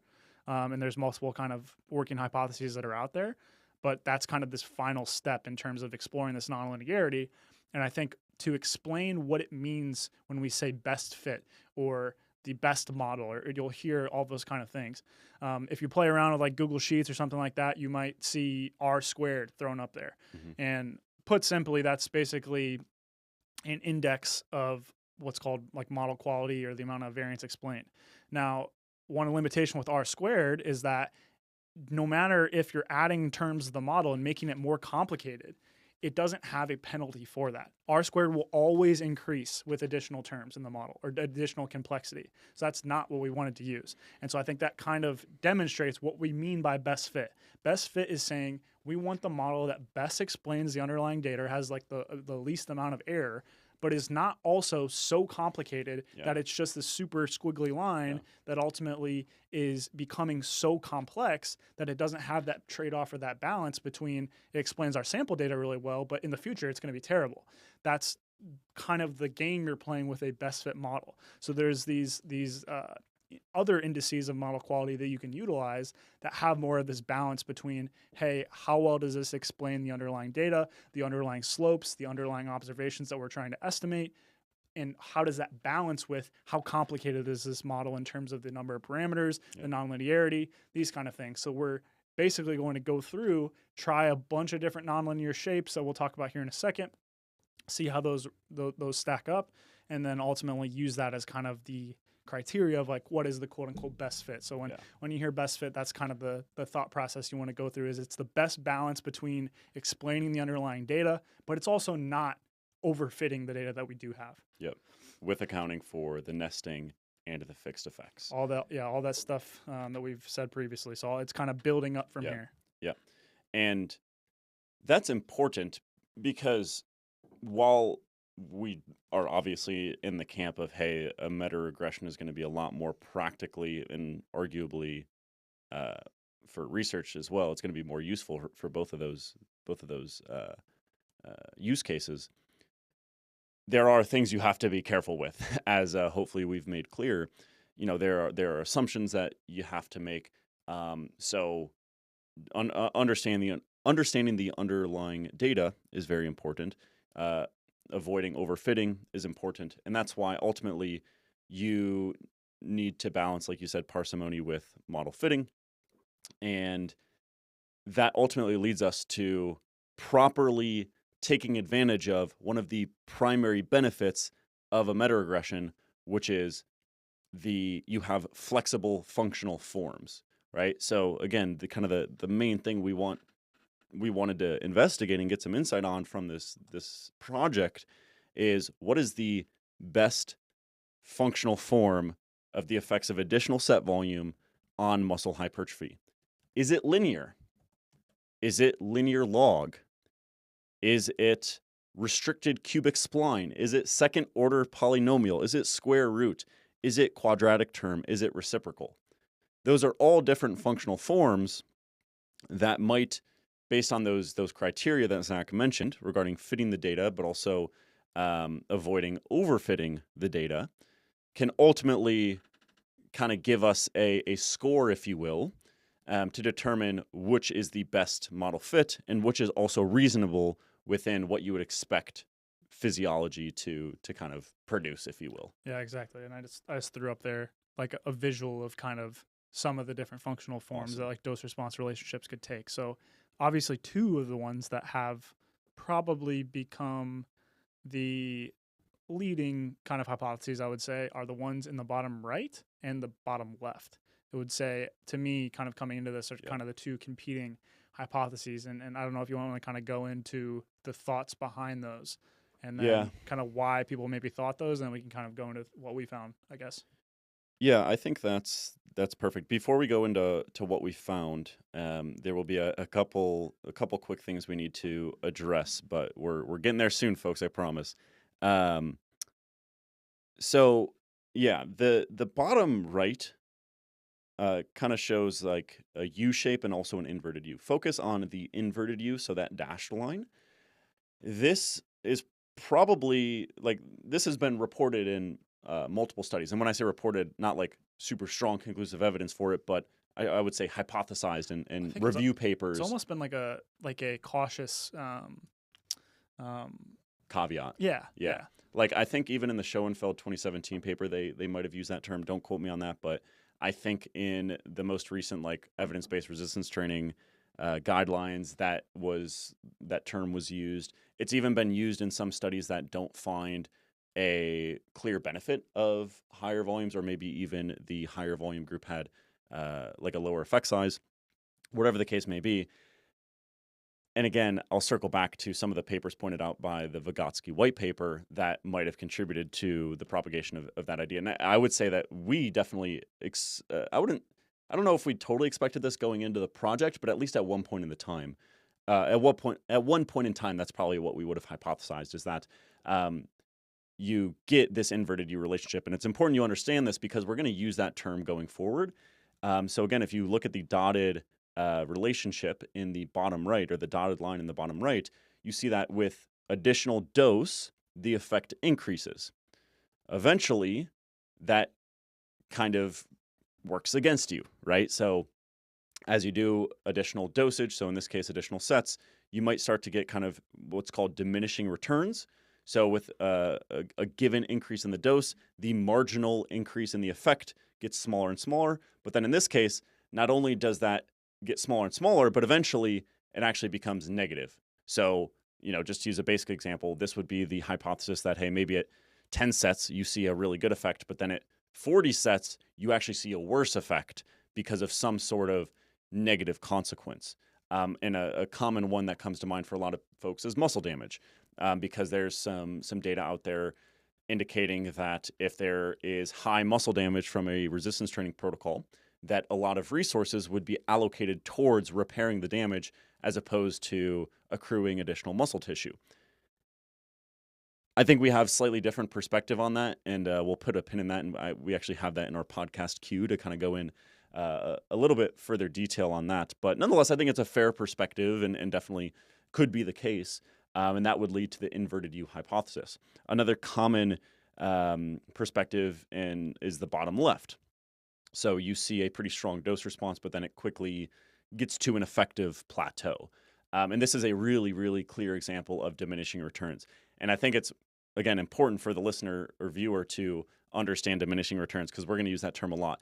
When we say diminishing returns, I think some people might think of the inverted U, where you start to see actually less returns. But when we say diminishing returns, you are still getting a positive benefit. It is just that benefit is diminishing, okay? And then top left is linear, right? So there's a lot of different possibilities in terms of the outcomes that we could have found. So we'll get to the results here in a second, but you could also look at the results in the manuscript for the other outcomes to get an idea of some of the other functional forms that could have occurred, and obviously those are fit to the data that underlie that relationship as well. Yeah, so just to hammer home things that may not be apparently obvious. So just each one of these forms has a mathematical function that is associated with it. So very basic. It's not static. Yeah. So very basic one I'm going to use is just what's called a linear log model. So that is essentially just taking your dose variable, so in this case volume, let's say, and you are making a transformation of that variable so that it results in a nonlinear pattern. But just like a linear model is going to shift up and down, the slope's going to change, all dependent on the data, these nonlinear patterns can do the same thing. They can show a differing amount of diminishing returns. They can flip upside down. They can do all these different things that doesn't make them static entities by any extent, but the mathematical function obviously puts some constraints on the way that pattern can look. And so by trying a few different ones of them that have underlying assumptions or the way that they're ultimately going to end up looking within them, you can kind of get a better understanding. So I think with our pre-registration, we had come in with the mindset that we were actually only going to test two, a linear model or a restricted cubic spline model. And for reasons that ultimately came down to, hey, we look at this and practically it's just probably not like how the dose response relationship looks. Honestly, very similar to the proximity to failure one as well, is that after we kind of looked at the initial ones that we selected, which we thought were going to provide a sufficient amount of flexibility, we ultimately felt like we're too complicated and we're potentially overfitting. So we wanted to try some other nonlinear shapes to see what else maybe was a little bit more accurate. And that's where we kind of led to more of these variable amounts of patterns that we ended up testing. So yeah, that I just wanted to be clear. And ultimately, clear. those have to outperform. Exactly. Right. Yeah, they have to outperform that balance of simplicity. So just as a basic example, let's say I have one of these. I guess it'd be nice to pull up a spline, but I'm thinking of so many additional visuals we could have done. Yeah. I'm trying to stay on track. No, it's perfect. But yeah, so a spline model. I'm going to pull it up. Talk for a second. Yeah. So regarding the Ohio State Buckeyes, no. One thing I was going to say, though, is Zach mentioned that mathematical equations underlie these relationships, and it can be hard to wrap your head around it, but it might be easiest to think about a linear relationship because we're all familiar with y equals mx plus b. So in this case, you have flexibility in terms of the intercept and the slope, right? So that's a very simple approach. So if we were to, if linear was the best fit, the intercept and the slope would be flexible, just like how if linear log was the best fit, the exact way that looks is restricted in by that mathematical equation. But it's not just if you were to Google linear log and what pops up for like a classic linear log relationship, it doesn't mean that is exactly what our plot would be. So there's a lot of flexibility underlying these, but then it's like, hey, which mathematical equation allows for that flexibility fitting the underlying data to score the best in terms of fitting the data, and while also valuing simplicity to avoid to decrease the risk of overfitting. Yeah. And so I just wanted to walk through this for a second. So in our initial pre-registration, again, it was linear and one of these spline models. And spline models are really nice because essentially what it does is it allows for, in concept, pretty much any different functional form to ultimately be created. But the issue you get is there's a couple of degrees of research, what I call researcher degrees of freedom that happen with splines. You have the number of knots, which are essentially the different points in a spline, which the relationship can bend and twist and do all these different things. And then you also have the location of those knots, both of which are, up to researcher preference. And so what can occur is that if your data strongly shows nonlinearity in comparison to a linear model, the spline can work or fit better out of those two things, even though the pattern of the spline itself, you may look at it and just purely from face validity perspective, that's probably not reasonable. And so this is where, again, the art of doing these analyses and these projects is very much a balance between, hey, this is an entirely objective endeavor versus, hey, we have to use our brains here and kind of combine those things and think about what is the most plausible and what are we ultimately trying to do. So when we looked at our initial spline estimates, we were like, okay, this is winning and it's clearly a nonlinear pattern, as we'll discuss here in a second. But when we look at it from a face validity perspective, there's almost certainly a simpler model that can better explain this pattern. And that's why we introduced some of these other nonlinear forms similar to the proximity to failure project that better kind of encapsulate the cornucopia of different nonlinear patterns that can occur that are much more simple ultimately. Yeah. And the extreme of that would be unlimited splines where you're literally fitting every single individual data point. So you would just see this like super jagged line. And then like econometrics or things like that where you're looking at, the economy, as you're a big fan of following stocks and yada yada or whatever, GameStop or whatever you follow. More of a White Castle guy. Yeah. But you'll see some of those really, really aggressive upturns, downturns, and like political mapping and stuff like that. Very similar. Like when you have events that may completely flip the directionality of things, that's where these splines can be really, really helpful because they allow you to actually have a model that can do that. Whereas like you play around in Google Sheets or whatever, you get a second order polynomial that isn't able to have that quick of a downturn or quick of change in trajectory because the entire thing needs to be mapped by a polynomial function, which again is just that mathematical constraint you're dealing with. So that's where splines are at their best because they can really be leveraged for their flexibility. But in our case, ultimately what we're looking for in terms of physiology typically are going to fall within a pretty small band of dose-response relationships that, probably can describe pretty much all of things in physiology. And to be clear, an inverted U was absolutely a possibility. Yeah, absolutely. 100%. 100%. Yeah, absolutely. For multiple of the functional forms that we had, I would say an inverted U, if that was the case, that would have definitely been shown. Hey, maybe it of course, we'll see. And we can get into the uncertainty black pill talk here in a little bit, but I think also White Castle is a private company, so just keeping you on your toes. Okay. Should we quickly touch on?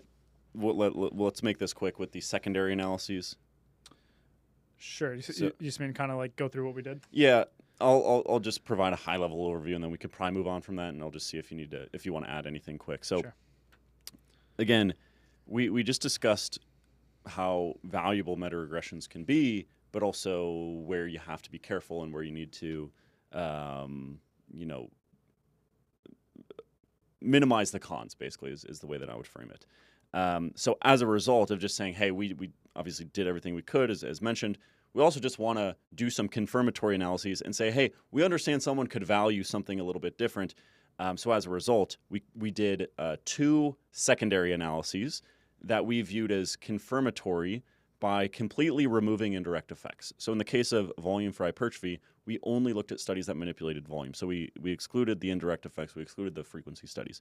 And there were 2 analyses that we did. So the first is similar to that first plot from the Schoenfeld paper that we showed, which is just a traditional contrast-based meta-analysis. So we took the lower volume condition in the study versus the higher volume study in the condition and meta-analyzed it. That's quite traditional. So we'll be able to show those results here in a second. The second secondary analysis we did is a 2-stage meta-regression.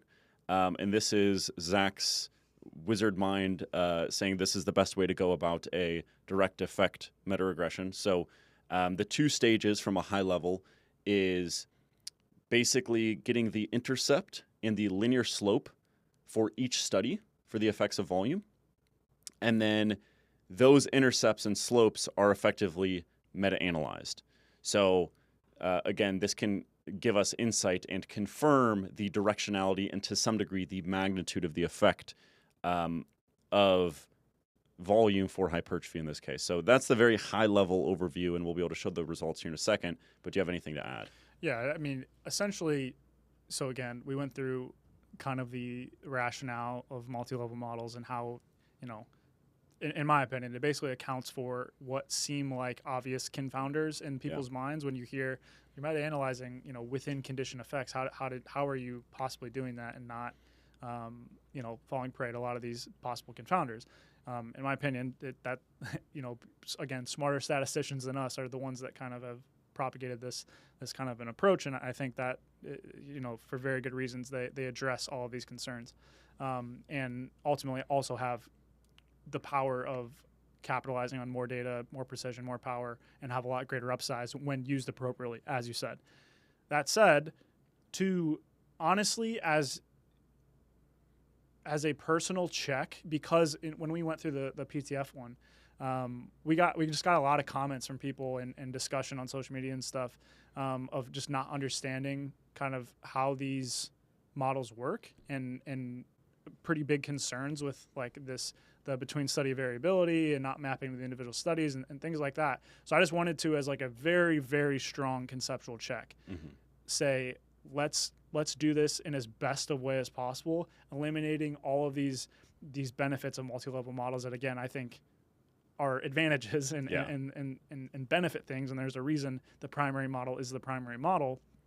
But again, to pay credence, to steelman the position, to understand it, and to have it there if someone has just a fundamentally different position than me. Maybe they have critiques of the statisticians, you know, and things like that, and they just have simply a different position on the utility of the indirect effects and all the things that random effects and shrinkage, et cetera, give you. So essentially what you're doing, instead of in a single stage where essentially the computer is understanding the nesting, it's understanding the shrinkage, it's understanding all of these effects that's giving us, we are going to manually do those steps. And again, what this is doing is it's removing the fact that these effects can talk to one another. It's removing the fact that all of the individual effects are going to be shrunk towards that population mean. They're going to be considered a distribution of effects with their own true effect sizes. All that's kind of taken out the window. And what we're doing is for every single outcome, we are manually calculating the intercept and the slope for each one of those outcomes, and then we're going to pool those per study, which again is that next level of nesting. So you're calculating the intercept and slope per outcome, pooling those per study, and then ultimately meta-analyzing the intercept and the slope to get those summary measurements of like a linear regression model that we can then make predictions from. So, put a long story short, it's essentially removing all potential biases of between study information. You are calculating everything you would want to know from a dose-response relationship oriented model on the individual observation level, then pooling that per study, and then pooling that across studies, just like you would do with a traditional meta-analysis, except now we're not looking at the between group effect size, we're looking at the intercept and the slope of a regression model. So y equals mx plus b. And so the one limitation you have there is because a lot of the observations only have 2 points, it doesn't really make sense to consider nonlinearity in that fashion without these other effects speaking to one another.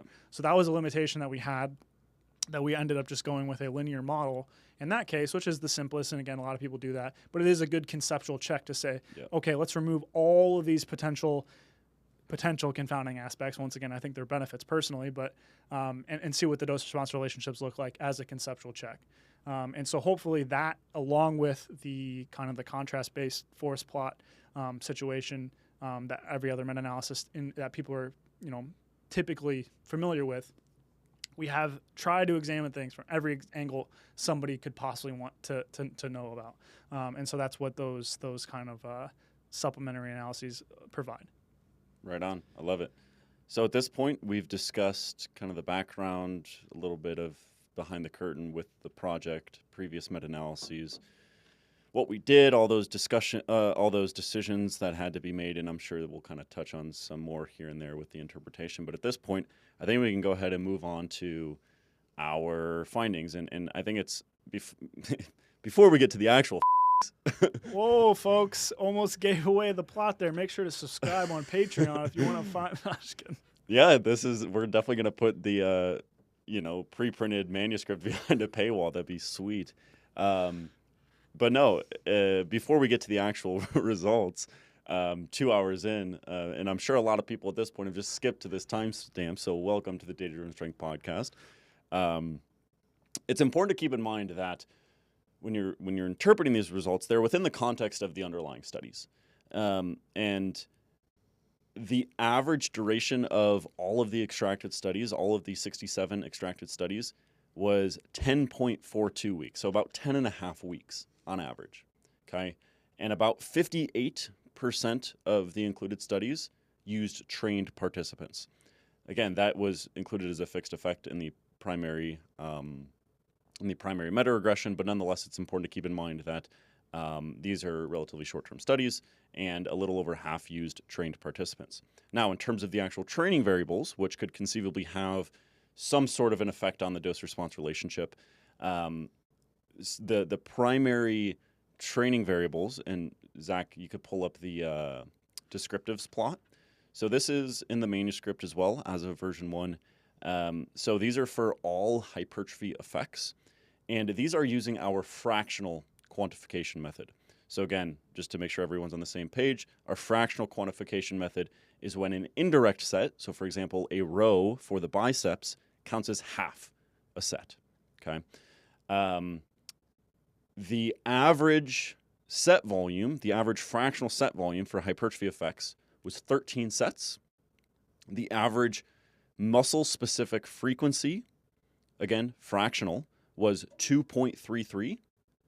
The average rest was 1 minute and 48 seconds, and the average repetitions per set were 10.63.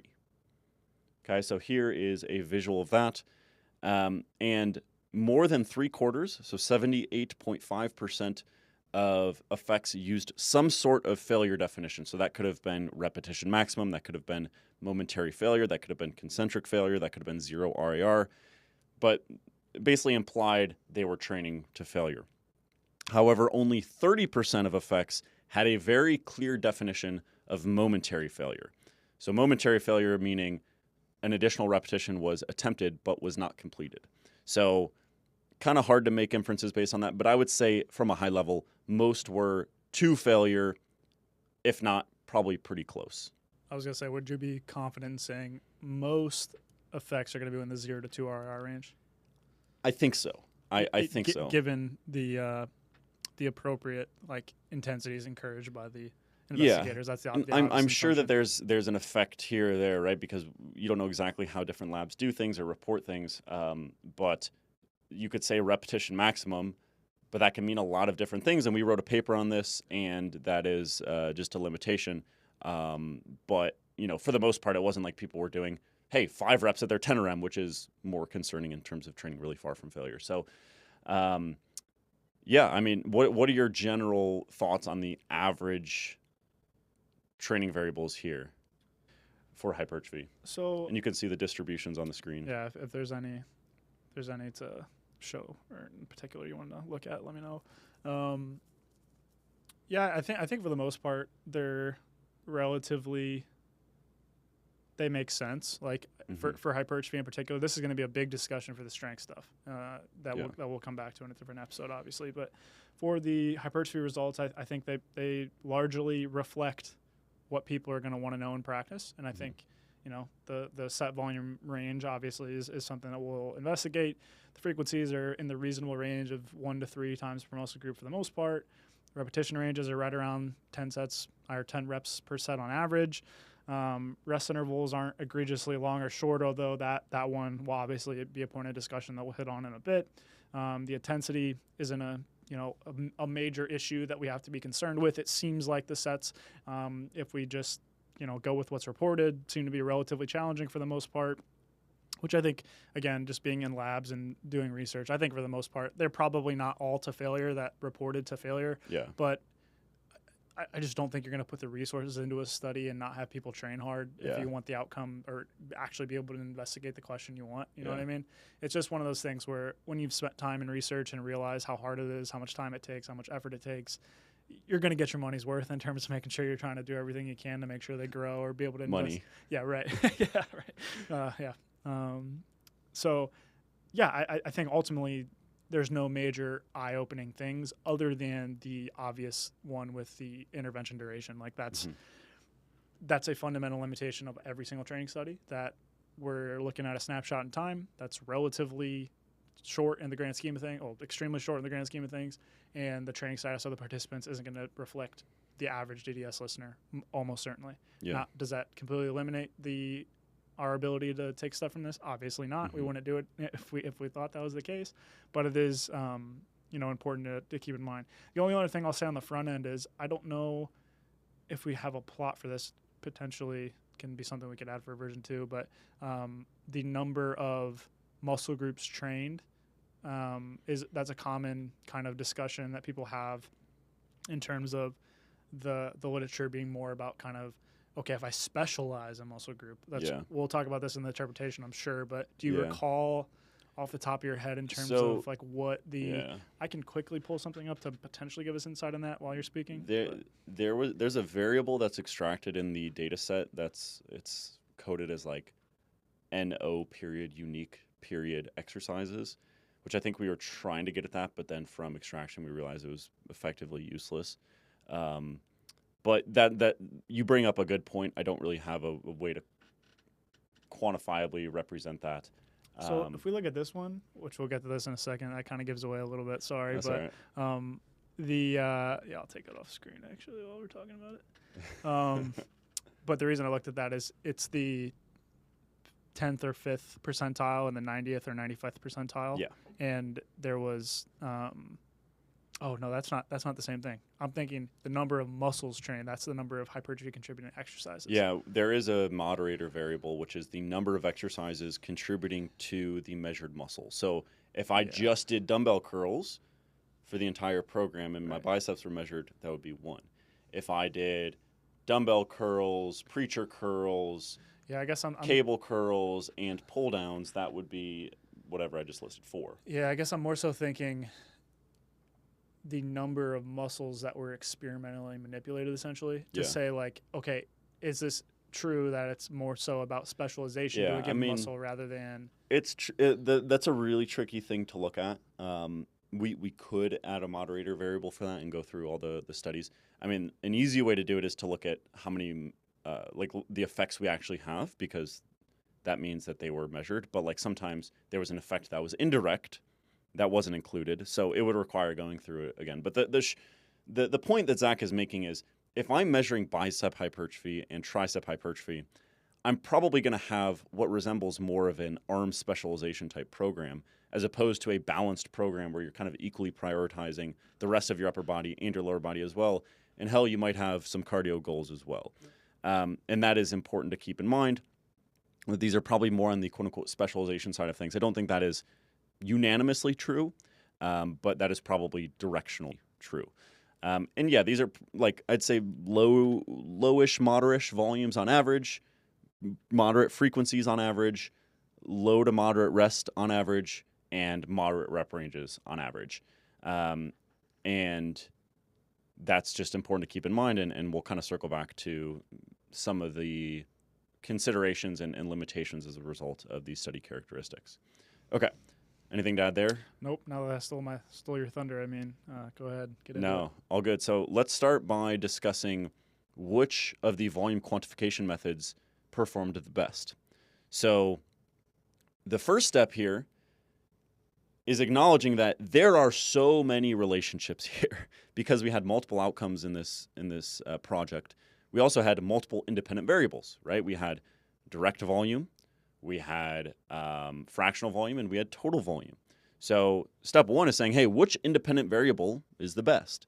And to do that, we basically compared the best fit models and established Bayes factors to effectively determine the level of evidence that one volume quantification model was better than the other. Now, I can't read what's on the screen all that well, and I'm sure you, listener at home, absolutely can read it fantastically. But I believe on the left-hand side here, that is hypertrophy. And basically, you have a nice grid here. So at the top is the numerator, and then on the left-hand side is the denominator. So if you look at fractional, which is on kind of the top left there, and you compare that to total, is that 9.49? I feel like I'm taking an eye exam. 9.48, yeah. 9.48, sweet. So basically, a broad strokes interpretation of that is that there is, it's kind of like close to 10 times the evidence for fractional better explaining the underlying data compared to total. And then if you scroll down a little bit, fractional compared to direct is even a little bit better than that at quantifying the underlying data. So ultimately, the take home here is, hey, fractional seem to perform pretty dang well. Even though there are limitations like we mentioned before, the limitations appear to be less than total and direct. So as a result, that is what we're going to use going forward. The rest will go in the supplementary materials because there's so many different models. And this is pretty good evidence that this is going to be the best quantification method to describe the dose-response relationship. Yeah, I'd say there's a few things taken into account there that we might need to backtrack just a little bit. First thing here is that we looked at the best fit for each one of these independently as kind of a first step. So one thing that's built into this is that they are looking at different dose-response patterns. We think that makes sense, obviously, is like you're looking at what's the kind of the best faith representation of this style of, effect size, or not effect size, of quantification method. And then you're comparing that across methods. But conceivably, I honestly don't know if we did this, but like comparing the same exact form between the different fractional and direct, that might be slightly different. But I think that's only relevant here for direct. But just as a concept, so that's just the point here is like, I definitely think fractional is the best, but I'm not like total's useless, direct's useless, or whatever. And then the other thing here is that I don't know if you want to touch on the types of effect sizes we used, just because that's going to be a little bit different than typical. Yeah. So we used two effect sizes. We used Hedges G, which is probably a little bit more traditional, if you will. We also used what's called exponentiated response ratio, which is similar in concept to Hedges G in the sense that it's also an effect size, and therefore it's also a standardized change, and therefore you can kind of compare, you can make broader comparisons compared to if you were to just use the actual percentage change. But they are a little bit different in their nature, and therefore they have individual kind of pros and cons. So they were both used for the model fitting, and they were effectively averaged.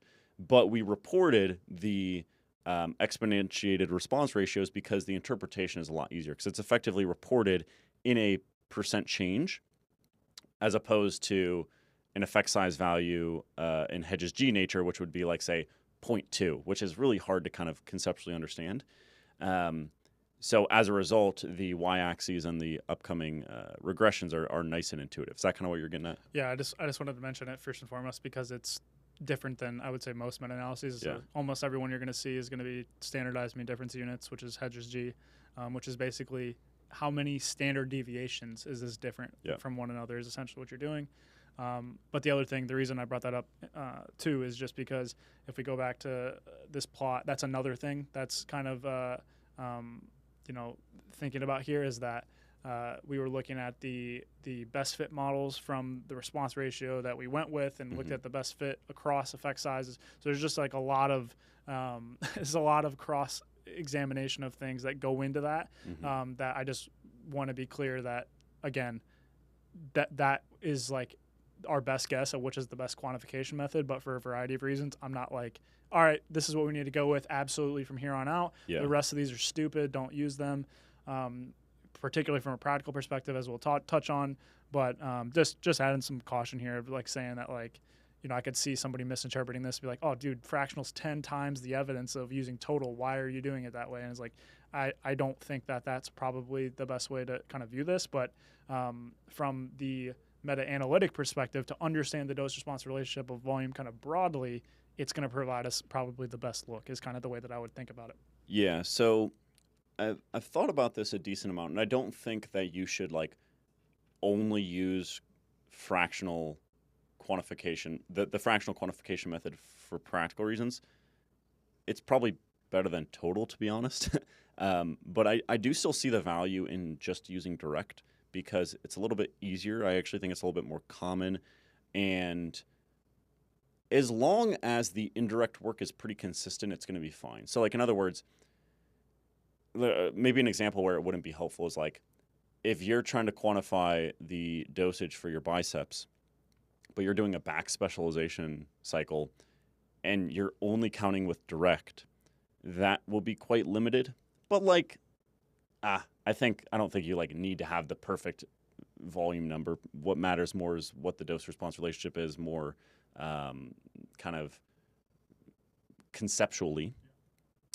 So I'll probably still think of it in terms of direct, but what matters here for research purposes is that this is going to give us the best precision for modeling, and therefore the best look at the dose-response relationship, because that's what we care about from a physiological perspective. Yeah, I'd say the way that I think about it too is just at face value, the most simple way of interpreting this and not over-interpreting the base factors themselves too much. This is communicating that indirect sets probably provide some hypertrophy stimulus rather than none, or rather than the exact same as a direct set. That's if you take it from that perspective, that's the primary inference I would take away from this. Yeah. And then all the other things you said, we did this primarily as okay, where should we communicate things as kind of the primary way of quantifying these effects, and the fractional approach seems to give us in most cases the kind of the best precision on our estimates and probably the highest probability of accurately representing the thing we're trying to estimate. Gotcha. Okay. Yeah. So, you could also pull up the figure of the the more continuous one, but you could just put it on the split screen for a little bit. Okay.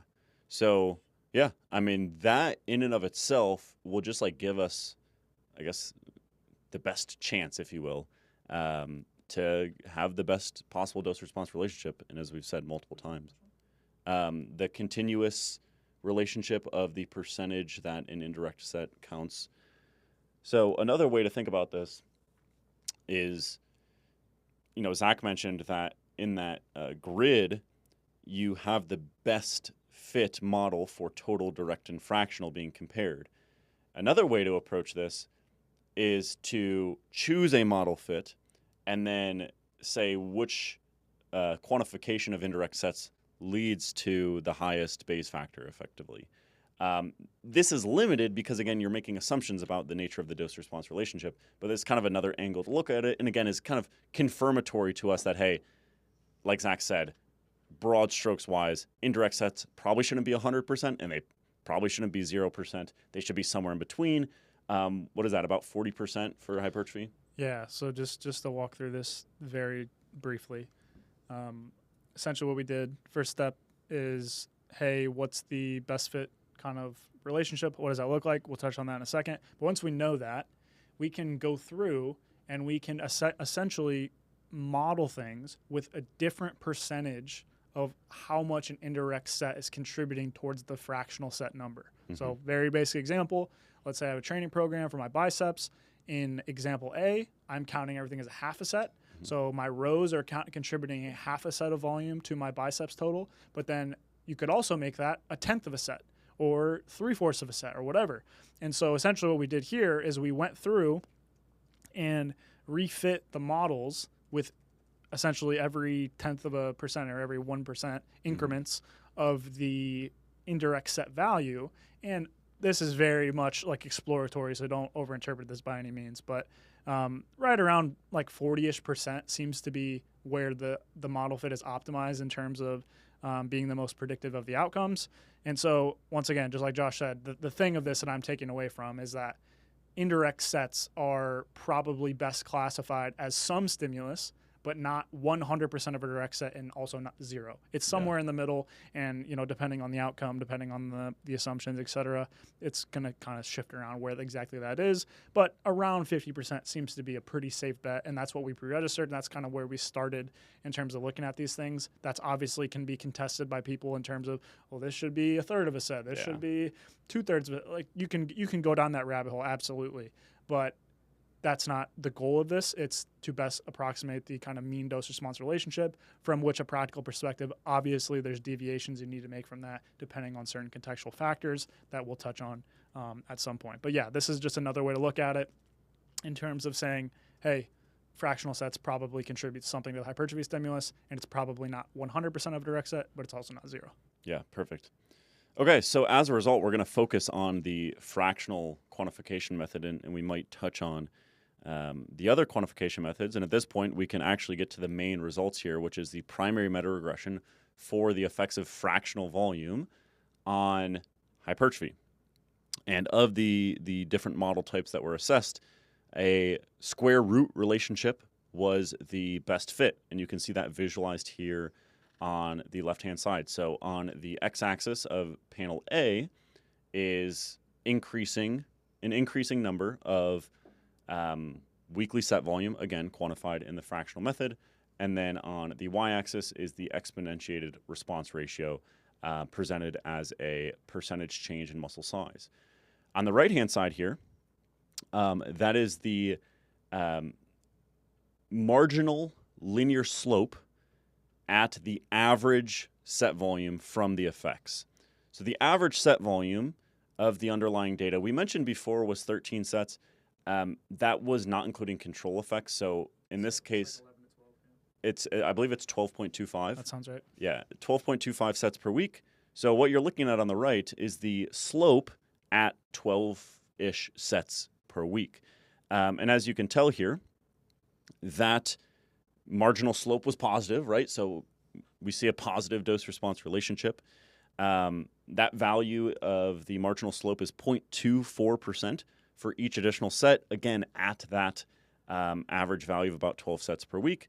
And we mentioned before, Schoenfeld's linear regression indicated about 0.38% per additional set. So this is smaller, but I'd say still comparable. And ultimately, that marginal slope, the credible interval of that, the entire credible interval of that exceeds zero. So just kind of at its most fundamental level, what that tells us is that there's a positive dose-response relationship here that appears to be pretty dang consistent. Now, there's a lot more to get into in terms of interpreting this beyond that, but just broad strokes, hey, it's positive, it goes up, and at the mean set volume, it is significant if you were to categorize it as such. Anything to add there, Zach? No, I think that's a really good way of describing it. Just at face value. Maybe you want to walk through some of the specifics of the plot, maybe, just to kind of touch on each aspect. And obviously, you planned on going into more in terms of your interpretation, so you can hit on that too. Yeah. So it's important to notice that the kind of so you have on the left-hand side there the dark blue line. That is the estimate at each set volume. Okay, so that doesn't really account for uncertainty. What the light blue band around it does is that is the credible interval at, in a way, any given volume. But really what we're looking at, what's plotted here, is the contrast compared to zero, okay?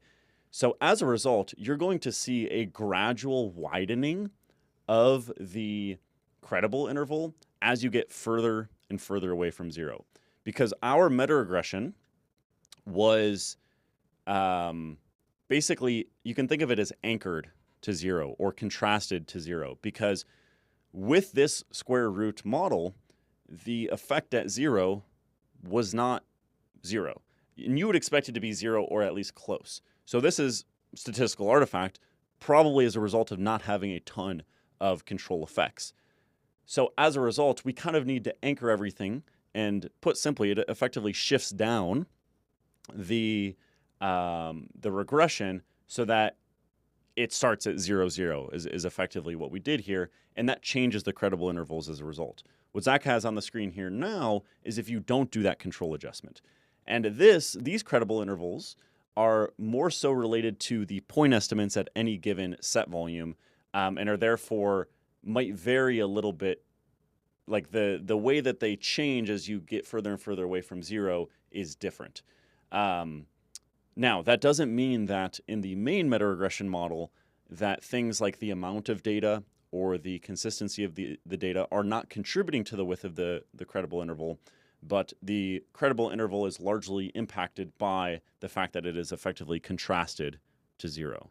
You want to add any color? Yeah, I think I just want to hammer home kind of again, because I can foresee us being pitted as very pro volume. I just want to make it crystal clear like what we're doing here at multiple levels to be conservative. So first and foremost, like we have on the screen here, sorry, let me put my face up, is what we considered like the non-control adjusted plot. So again, what we're doing here is by including control groups in our model, we're going to estimate the effect at a control condition, right? So the estimate at 0 sets is non-zero, just like you said. Now, our understanding is that from a true training effect perspective, those control groups shouldn't be getting an effect, right? Mm-hmm. And so if I was to go to the estimate at 20 sets right now, and let's just call that 10% just for sake of simplicity, that's overestimating the effect at 20 sets because of the fact the model is suggesting a non-zero estimate for a control condition.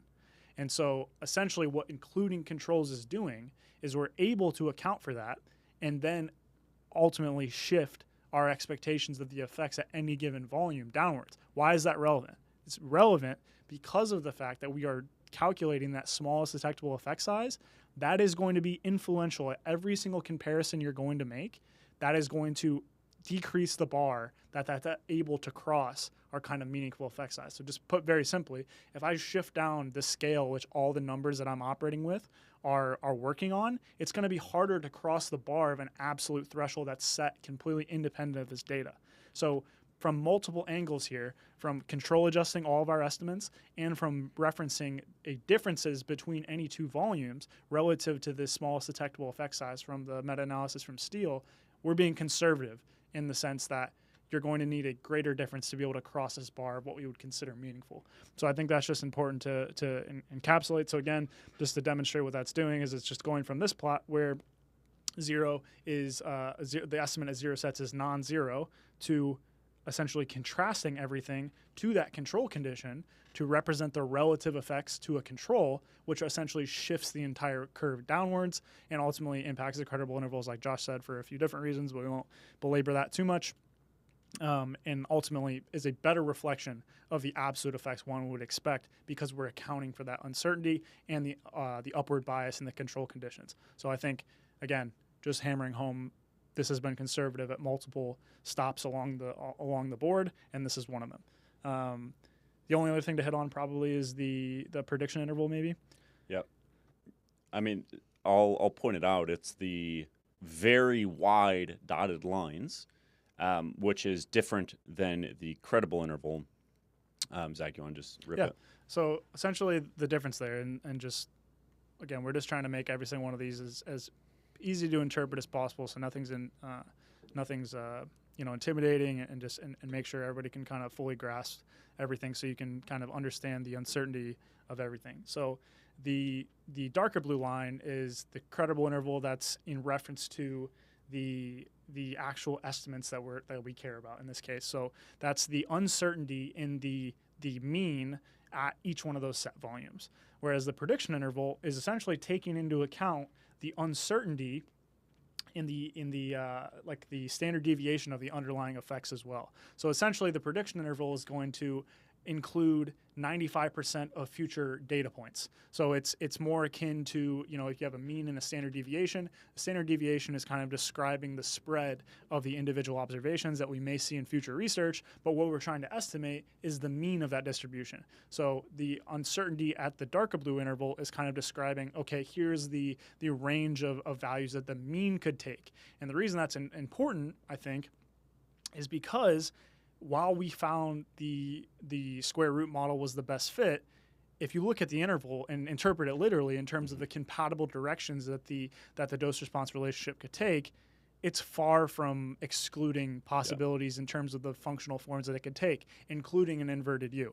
So while this is absolutely our best guess, given the data, it's not completely exclusive from other functional forms. You would imagine like a linear relationship where there is essentially no uncertainty in the mean and a very tight prediction interval. Both of those things would suggest that, hey, we're pretty darn confident it's linear, whereas that's not the case here. Yep. And if you stick around for future episodes, you'll see that those credible intervals are considerably narrower for strength outcomes because we have a lot more data.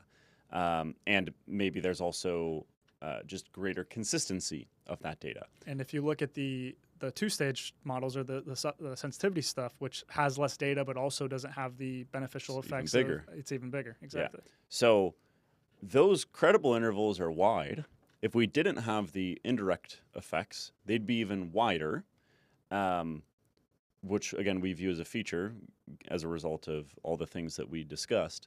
But still, it's 35 studies, and while this is going to be my working model going forward as a researcher and as a practitioner in terms of the physiological nature of the dose-response relationship, that does not mean that is absolutely the dose-response relationship. You can see that there's absolutely uncertainty in those point estimates or in that, in the dose response, basically in that dark blue line. And it is still compatible with other functional forms. It was just better than the other functional forms. So even though some of the runner-up functional forms did not show an inverted U, that doesn't mean that, hey, if we just got a ton more data, especially above, say, 30 sets or more, because there isn't a ton of data there, that we couldn't eventually see an inverted U on the group level.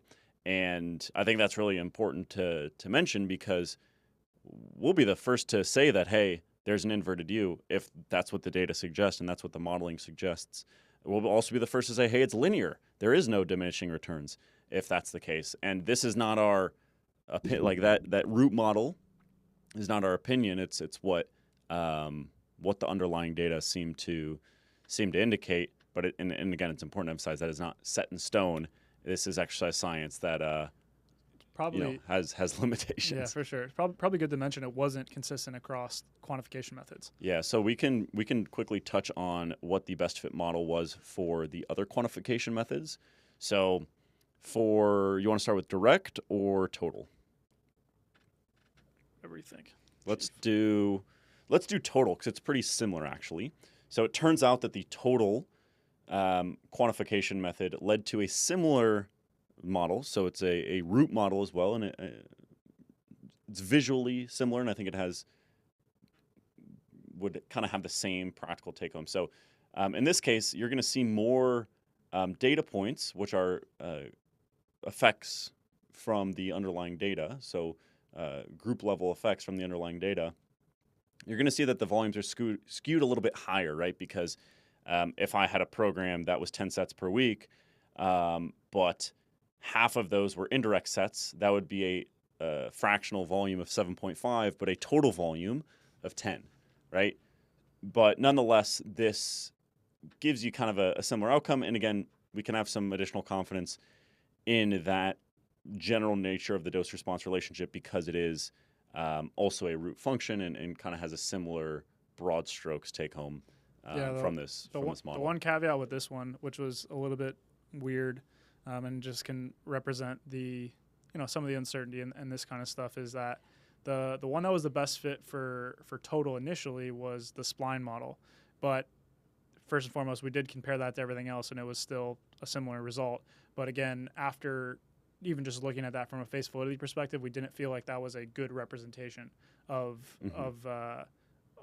what a plausible dose response relationship was looking like, and ultimately potentially would have been unfair to even compare that to the other ones because it was so much more complex. So this was kind of like the next runner up that would actually fit without error. So I think the only reason I bring that up is, again, it just represents there's uncertainty in the dose response relationship. Not only was this one different, the kind of the runner up that actually would fit was the root model, which again gives us a little bit more confidence that that's probably the best simplified version of the dose response relationship in terms of for total as well. But direct, on the other hand, was best characterized by a different dose response relationship, which again I think is just hammering home that while the root and fractional quantification is definitely our best guess, and we're pretty confident on that based on the base factors, it's by far not exclusive from any other dose response form. So I don't know if you want to touch on direct for a little bit. Yeah, perfect. You can go ahead and pull up the direct one. So the best fit model for direct sets was linear, which is interesting. I think you could definitely over-interpret this. So if you look at the plot here on the screen, the volumes are kind of biased lower, because that makes sense, because indirect sets will not count as anything for the measured muscle group. You could over-interpret this and say that, okay, because you're only counting direct sets, which are going to be a more potent stimulus, therefore the effect is stronger, and there's really no kind of plateau of those additional potent sets. There might be some truth to that. I don't know for sure. I ultimately just think it's a worse way to look at the underlying dose-response relationship. So this is a great point, though. Like, sorry to cut you off. This is like a perfect representation again of like, this is why it took us so long. Yeah. Because imagine the project if the quantification methods wasn't part of it. Mm-hmm. This is a completely different interpretation that we would have came away with than looking at this thing as systematically as we as we could. So I just think that's just absolutely crucial to understand all these little nooks and crannies and things that could completely flip the interpretation if you don't kind of understand this from a really, really big perspective. And the reason I keep harping on this is because this is going to happen on social media, 100%. Yeah. We're trying our best to get out in front of it and put out a resource that hopefully is as systematic and nuanced and contextualized as humanly possible, but that's inevitably still going to happen. So just make sure you realize the degree of, there's just a lot that goes into this, and this is one of those that can completely flip the interpretation. If you were to only investigate direct sets in terms of the meta-analysis that we were performing, and we weren't aware of the fractional, and if we, and I would say even coming into this, I would have said direct is a better way to do it than total. Mm-hmm. And so I think that would have been a reasonable thing to do. There's just a lot of studies that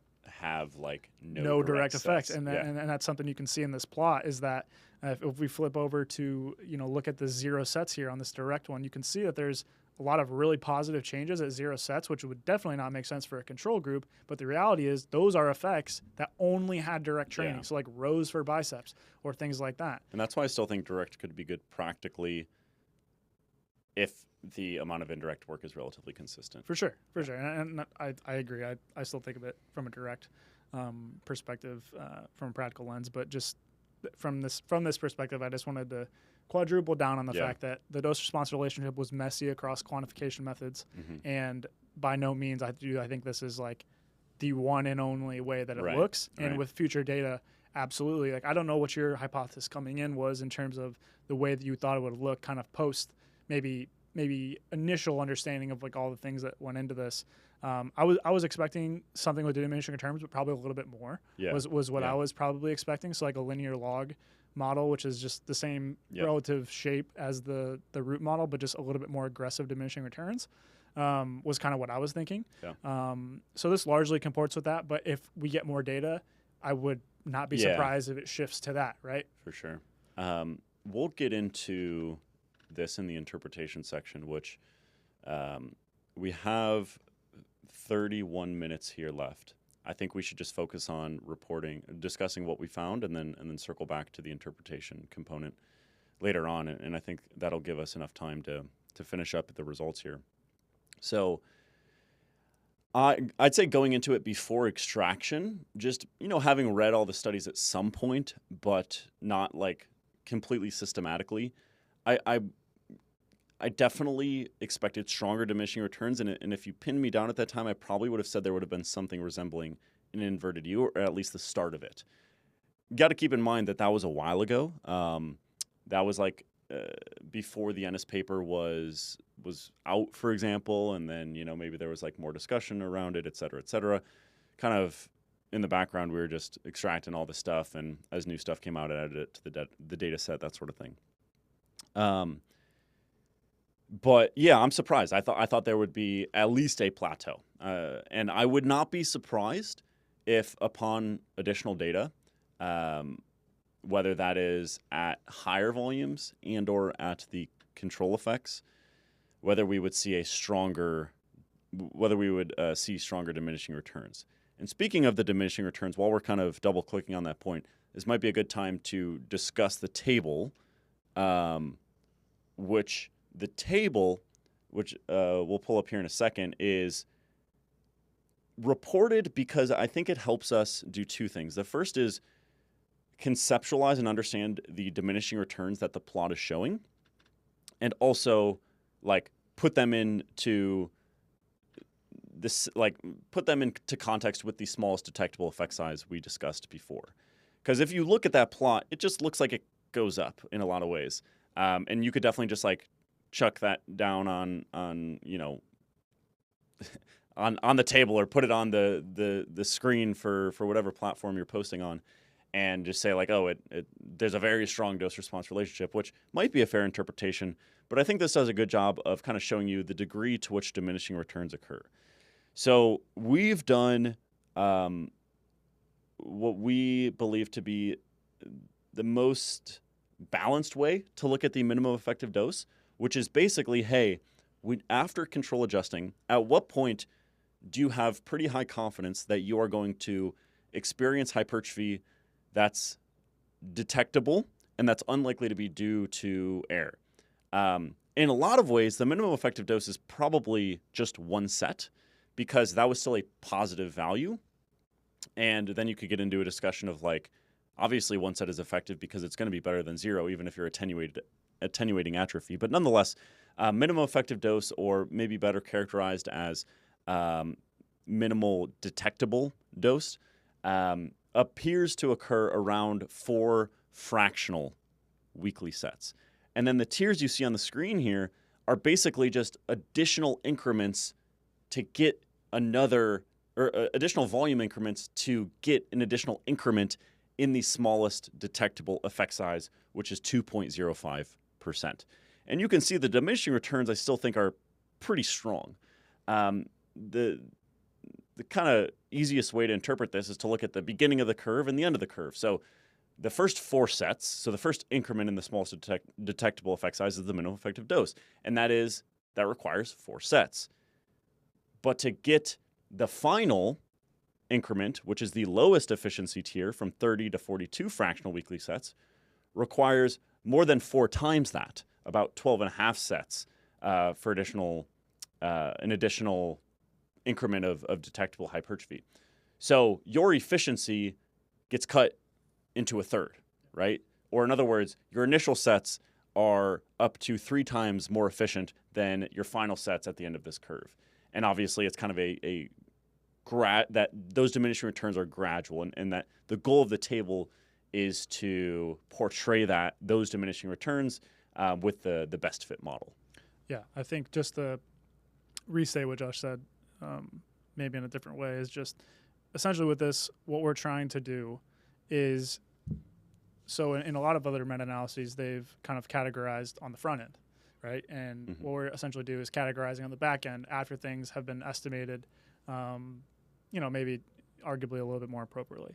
And so what we're doing here is we're saying, how many more sets does it take to increase by what we're considering a meaningful amount, which is this number that we've gotten from these, I can't remember how many it was, tons of control groups from the steel data. And essentially what that's doing is that's demonstrating that I think, and I don't know if you'd agree with this, we haven't talked about this a ton, I think the diminishing returns are going to be underestimated across social media in comparison to what I think they demonstrate. I think if you understand this relative to kind of what we can detect, relative to, our expectations and things like that. I think that, to me, when I looked at these tiers and kind of understood and talked through it with you, because this is all your idea and it was a really, really good idea. I think it just highlights to me that these diminished returns are maybe a little bit more aggressive than I realized, relative to what we can detect and our confidence and things like that. So, yes, volume demonstrates a pretty reliable relationship with improving hypertrophy. Yes, there's limitations to that in terms of the way the dose-response relationship looks, like we just discussed.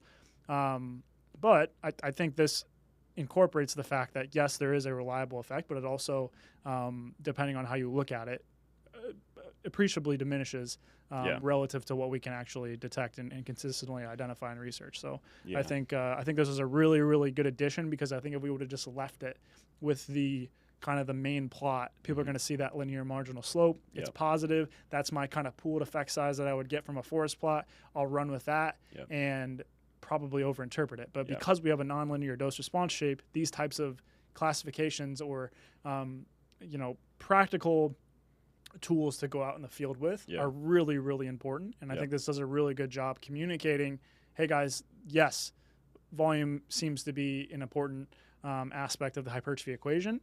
But at the upper ends of this of the volumes that we've explored, they are increasingly less efficient. And I think for the average person, this is particularly important. For people who are extreme, strength and physique enthusiasts, maybe any gain is justifiable, and their smallest effect size of interest really is 0. And if there's any identifiable effect, maybe they're going to want to increase the volume. And those are the people that are going to be doing specialization cycles with 45 sets per muscle group. Great. But for other people, particularly with multiple training goals or also just those with other considerations, I think this efficiency tier list is extremely helpful to kind of think through that from a practical lens and think about where is my greatest ROI, particularly when I'm considering kind of the whole body training program. Yeah, very well said. And another thing that I think is worth emphasizing when looking at this table is that, again, it's fractional sets, not direct sets. So even more than what people think then. Yeah. 'Cause I think most people think direct. Most people think direct, right? So when you hear 10 to 20 sets, it's like, are you talking about direct or total? It's just kind of, we'll circle back to that in the interpretation portion of this. But even though there are extreme volume studies out there, and they are definitely high volume studies for sure, it's not that hard to get to 30 fractional sets. I wouldn't say that's low volume by any means, but the point I'm making, I'm trying to not bake my perspective into this too much. I guess I'm just pointing out that make sure you understand what you're looking at, and you're kind of thinking through the various things we talked about throughout the podcast when you're looking at this table. And again, they're just not direct sets, so it's different than 42 sets of bicep curls. It might be worth double clicking on exactly how we got these tiers and also the minimum effective dose. So I think we can stay on this table because this also is kind of a subjective thing. And again, that's the point of this podcast, is to maximize transparency with how these decisions were made and the pros and cons as a result. So minimum effective dose, for example, I alluded to this a little bit, but basically we used the point estimates throughout the dose response relationship of that square root model. And we compared those to the smallest detectable effect size. So therefore, there isn't necessarily uncertainty at the level of the point estimate, but instead there's just uncertainty in the level of the increment of that point estimate. Does that make sense? I know this gets really fuzzy. Yeah, I was gonna say this is really, really up in the clouds. But ultimately, I think what you're getting at is if you think about a regression with a interval around it, essentially what you're looking at is a distribution from the top. I don't know if that's going to help, but that's essentially that dark line in the middle is the peak of a normal distribution. and then the interval is the tails of that distribution. Mm-hmm. And so when you're saying, okay, the difference between 10 sets and 15 sets reaches this threshold, there's obviously uncertainty around that. Now, the approach for these tiers is we took the point estimates, which are obviously our best guess at what the means would be, but there's obviously uncertainty there. Additionally, there's uncertainty in the control estimate that we use from Steele as well. So that is, again, our best guess of the variability underlying a control condition, but there's uncertainty at both of those levels that you kind of just need to, from a practical perspective, need to make some sort of determination on how you're going to do this. We could make 16 different control adjusted or tiers tables, which we definitely considered at one point. About like, hey, let's make multiple. And there was a time where we were going to report like 3 to 5 different minimum effective doses based on criteria for determining the minimum effective dose. Yeah, so it's just like this is not the minimum effective dose. Like it's just these are our best faith interpretations of what we think makes sense, and absolutely is like injecting a little bit of our own interpretation and doing these things. But again, point of the podcast, be transparent about that. Demonstrate how you were doing that, why we think they're reasonable, but that's why you could reasonably come to a different conclusion depending on if you don't agree with those presuppositions. Yeah, like this table is practical in nature because like we kind of went back and forth on whether to include it or not because as we've discussed, we think it's helpful for literal interpretation of the model, but like at the same time, it assumes the model is correct. It assumes, and like it is almost certainly directionally correct, but like we've discussed before, maybe with additional data we see stronger diminishing returns. Maybe with additional data we see less diminishing returns, and linear becomes the best fit. In that case, this model would make no sense, right? The minimum effect, this table would make no sense. The minimum effective dose would still make sense, but the efficiency tiers wouldn't make any sense because there wouldn't be any diminishing returns. So like it kind of relies on the model fit, which is a limitation in of itself. And like you said, with your kind of analogy of looking at the regression from the top, I think it's just important for folks to hear us talk through this to make sure that there are minimal misinterpretations of what this is attempting to show. But I do think this is strong, like decently strong diminishing returns, I think is my subjective interpretation of this table here and ultimately of the model. Not as much as we expected. And then again, we can circle back to how we might apply this in practice in the interpretation section. Okay. With that, should we move on to the secondary analyses? Sweet. So as we alluded to before, we did some secondary analyses where we took the frequency studies or studies that manipulated both volume and frequency, and we put them to the side, right? And we said only the 17 studies that directly assessed the effects of volume, let's look at those to kind of confirm the directionality and the magnitude here. Even though, we think those indirect effects are helpful, other people might feel differently, and this is an important kind of conceptual check. So we're going to start. Actually, this has both of them. So on the right-hand side here in panel B, effectively, there's a lot going on here, but at its most basic level, what you see is the various between group effects from the direct studies. And then that pooled estimate is below that. So you have both the credible interval, which is the width of the diamond, and then you have the prediction interval beyond that. And I can't remember the exact value of the pooled estimate here, but it was pretty similar to what Schoenfeld found in 2017. So again, our results generally tend to agree with theirs, just add these kind of nonlinear functional forms and the additional data. On the left-hand side here, we have the two-stage meta-regression, which is basically getting the linear slope from each study and meta-analyzing that to confirm the general magnitude and general direction. And you can interpret this plot quite similarly to how you interpreted the main plot, just understanding that, hey, those credible intervals are way wider. This is not going to consider the possibility for nonlinear functional forms, so therefore it is just a linear form. There was no possibility for it to be otherwise. And it is going to be quite limited in interpretation. I would not use this one to make practical decisions, but to kind of confirm our primary meta-regression. What do you think, Zach? Yeah, I agree. I think just putting my cards on the table, I like wouldn't use these for like any practical decisions, really, because I fundamentally just think they don't answer the question in the way that ultimately we could to the best of our ability. But like you said, I think they're nice to have, nice to see that they confirm things directionally. And for the two-stage one, the other thing is like the width of those intervals is just like so much wider because of the fact you consider any individual slope that's just like crazy is not being pulled back in any way or any way accounted for of being like a massive outlier relative to the other effects. So it's just like directionally it's helpful. Directionally it's important to see that to kind of confirm things.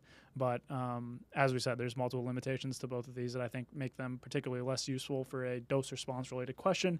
But again, helpful to see they both kind of suggest that volume does seem to have an effect. But if you just took these literally again without knowing our primary results, diminishing returns don't exist here, right? And again, it's just another entire piece that could entirely change the interpretation if you didn't kind of look at this thing from all angles. So nice to see. The panel, I think it's panel B in the top right. To me, that one's really helpful just to see kind of the consistency of the effects. Like at the end of the day, this is like kind of looking at the question at its most basic level. When you have a higher volume versus a lower volume condition, what do you tend to see? You tend to see that the higher volume condition has a greater increase in muscle size. And in a lot of ways, that's like confirmed with the two-stage meta-regression. So I think they're helpful, and I think some people are going to really value them. And I hope some people really value them. But nonetheless, they are important to kind of add validity and like indirect robustness, if you will, to the primary meta-regressions. Okay. At this point, let's move on to the moderator analyses, and this will be an interesting discussion where we can just chat about this for about 15 minutes.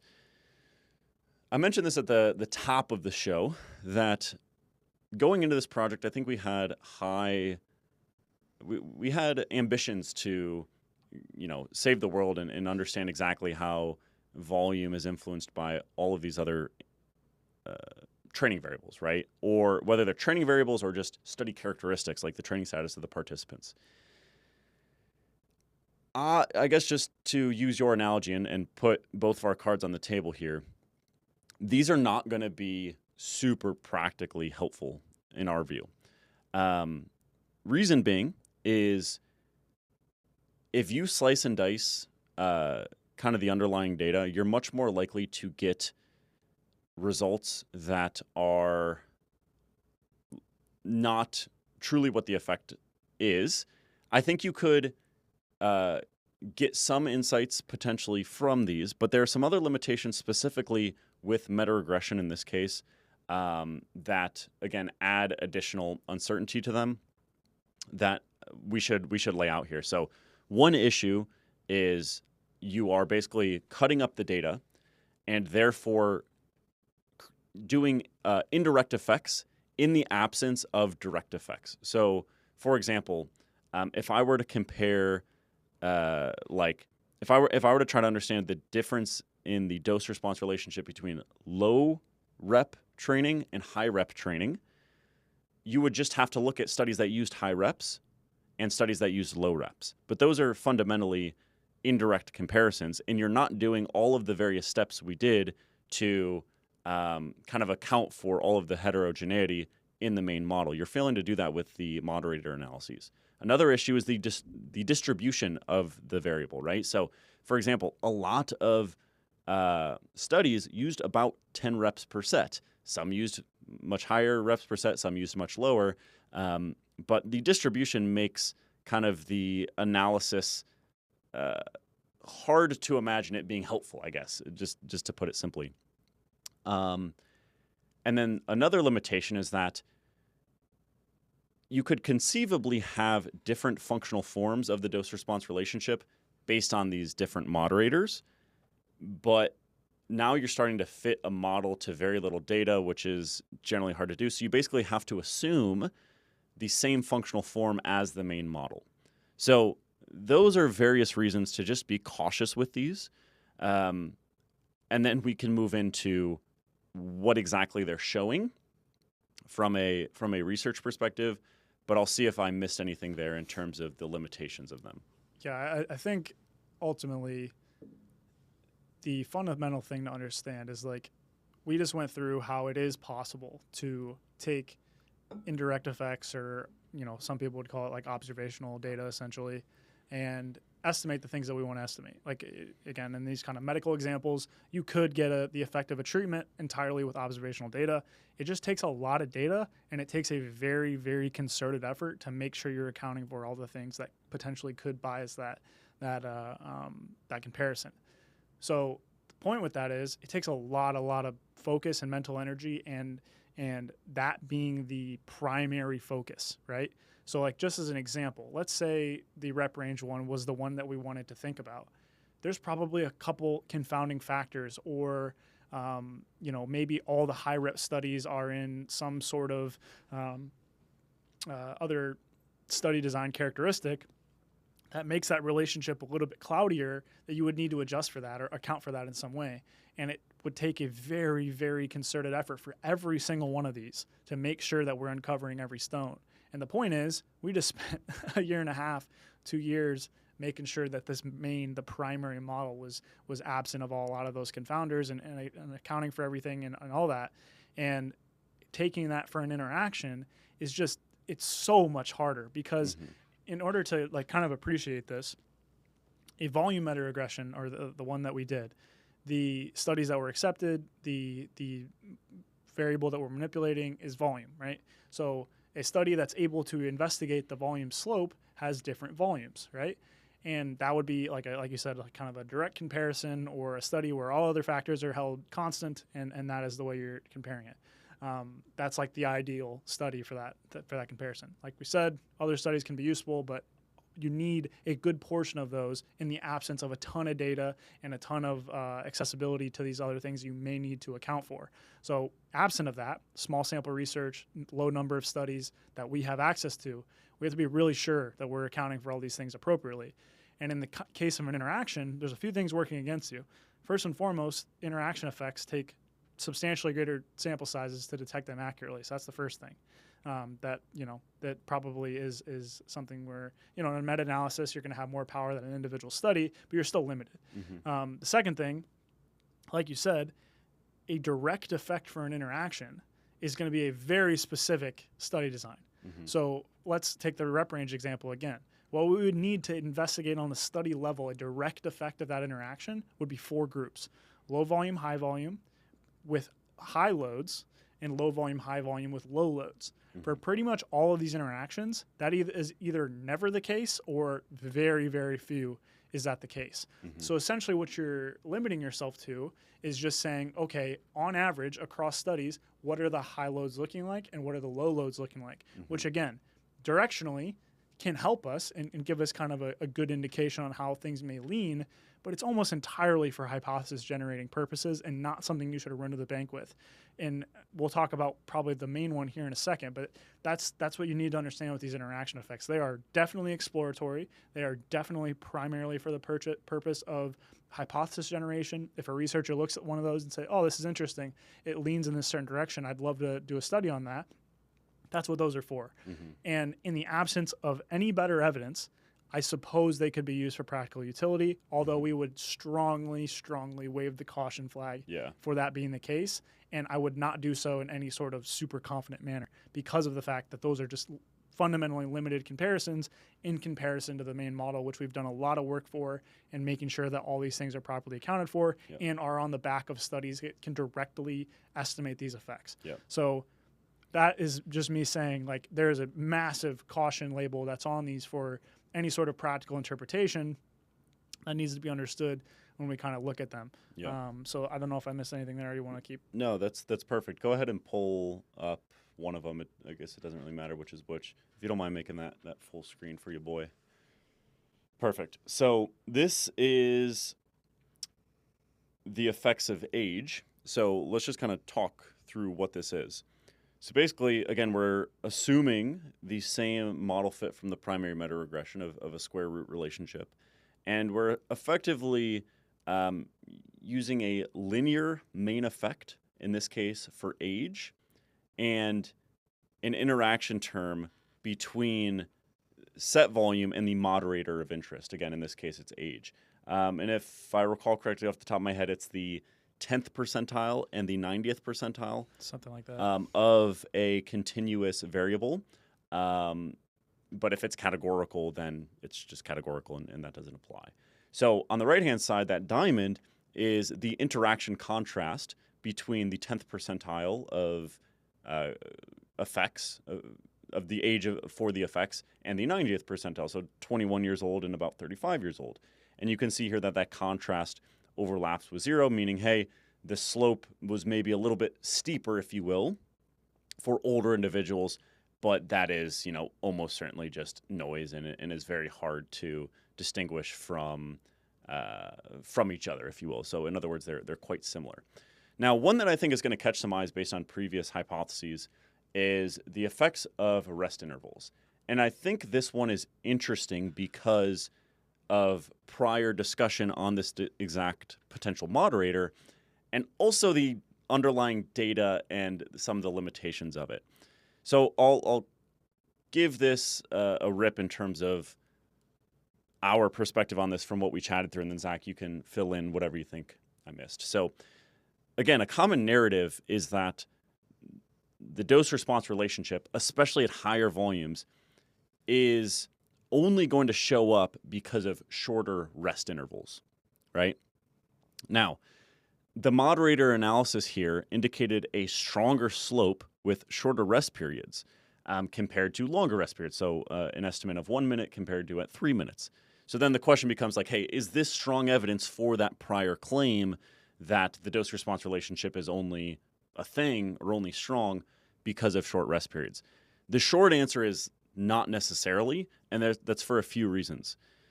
The first reason is, before we even get into our data here, you kind of need to question the assumption that longer rest periods are clearly beneficial for hypertrophy. I think we've done a podcast in the past about that, or at least some sort of content. Zach did a meta-regression using some data from a recent meta-analysis, and it's not all that strong of evidence for longer rest periods. That's the first reason. The second reason is, okay, let's just interpret this literally for a second.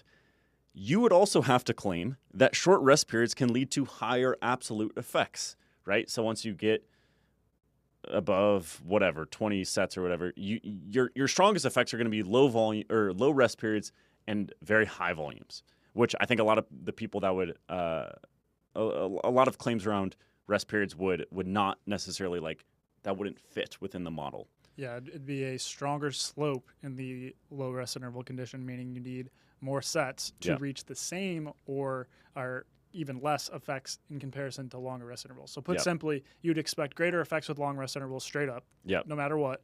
And then also the slope of volume would really only be pretty strong in short rest intervals. This is basically the opposite in terms of where the effects exist on the y-axis at least. And then again, like we mentioned before, these are ultimately indirect comparisons because there's very few studies that have the 4 conditions necessary. So you would need low volume, high volume, each with short rests, and then you would need low volume, high volume, each with long rests for a direct comparison. Now, again, we need to understand the underlying data here as well because of these indirect comparisons. Because a possibility here is that longer rest period studies could just tend to be studies that explore larger differences in volume, right?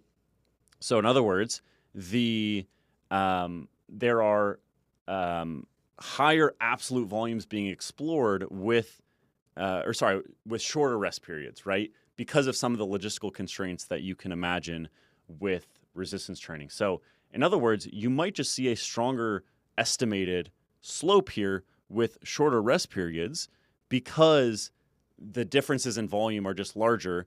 Because if you were to imagine designing a study and carrying out a study where you're comparing 10 versus 30 sets a week, you have to do those training sessions with the participants, or at least be there with the participants for a 30 set per week program. You're going to probably want shorter rest periods so that you can have something resembling a life outside of the lab. And that does seem to be the case from kind of looking at the underlying data. And again, that is why our perspective is that this is probably just artifact.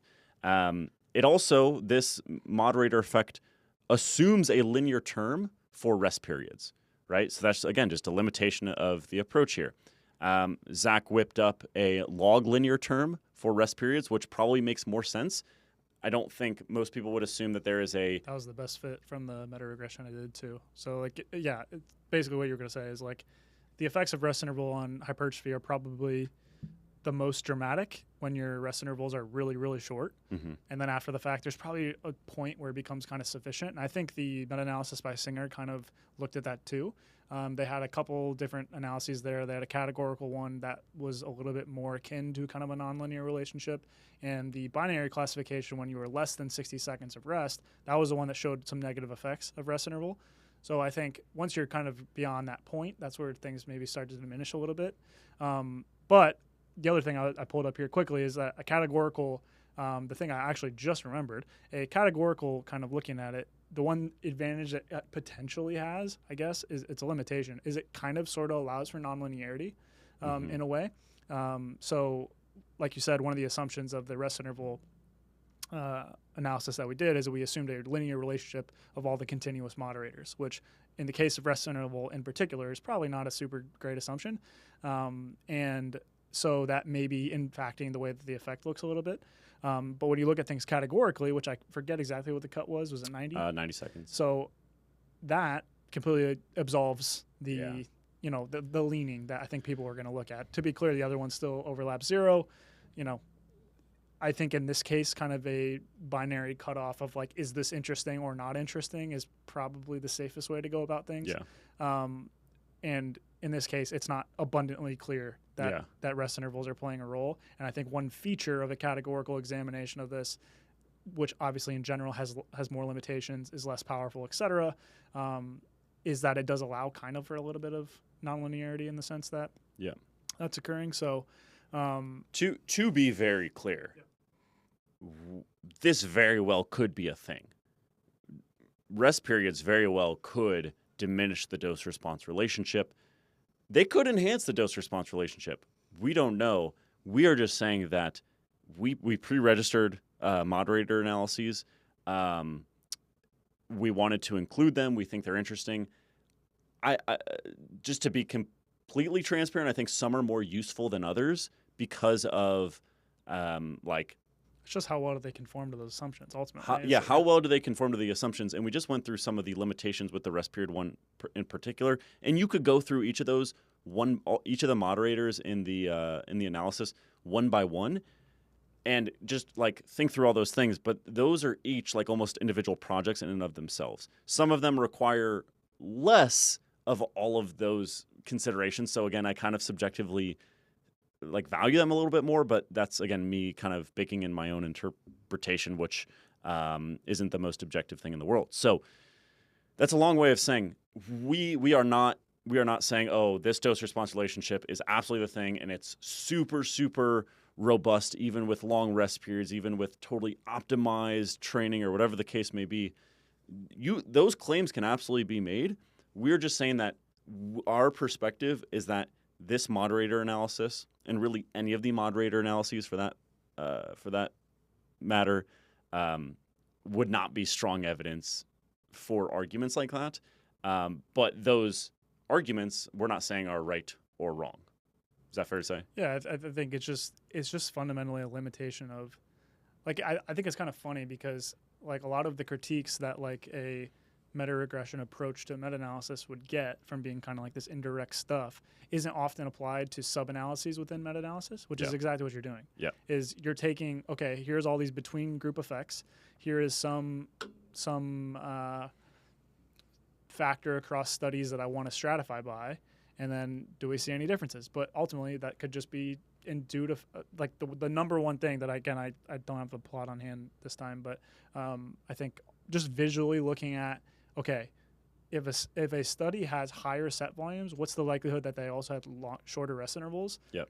It's like you look at it visually and you're like, okay, that's probably a factor here. Yeah. And just purely thinking about that logistically makes perfect sense to anybody who's ever planned a study. Is like, all right, we're doing, for my dissertation, perfect example, and I think yours as well. Like, I was doing leg press, and the traditional kind of rest periods in our lab was kind of 3 to 5 minutes typically for like multi-joint exercises. I picked 3.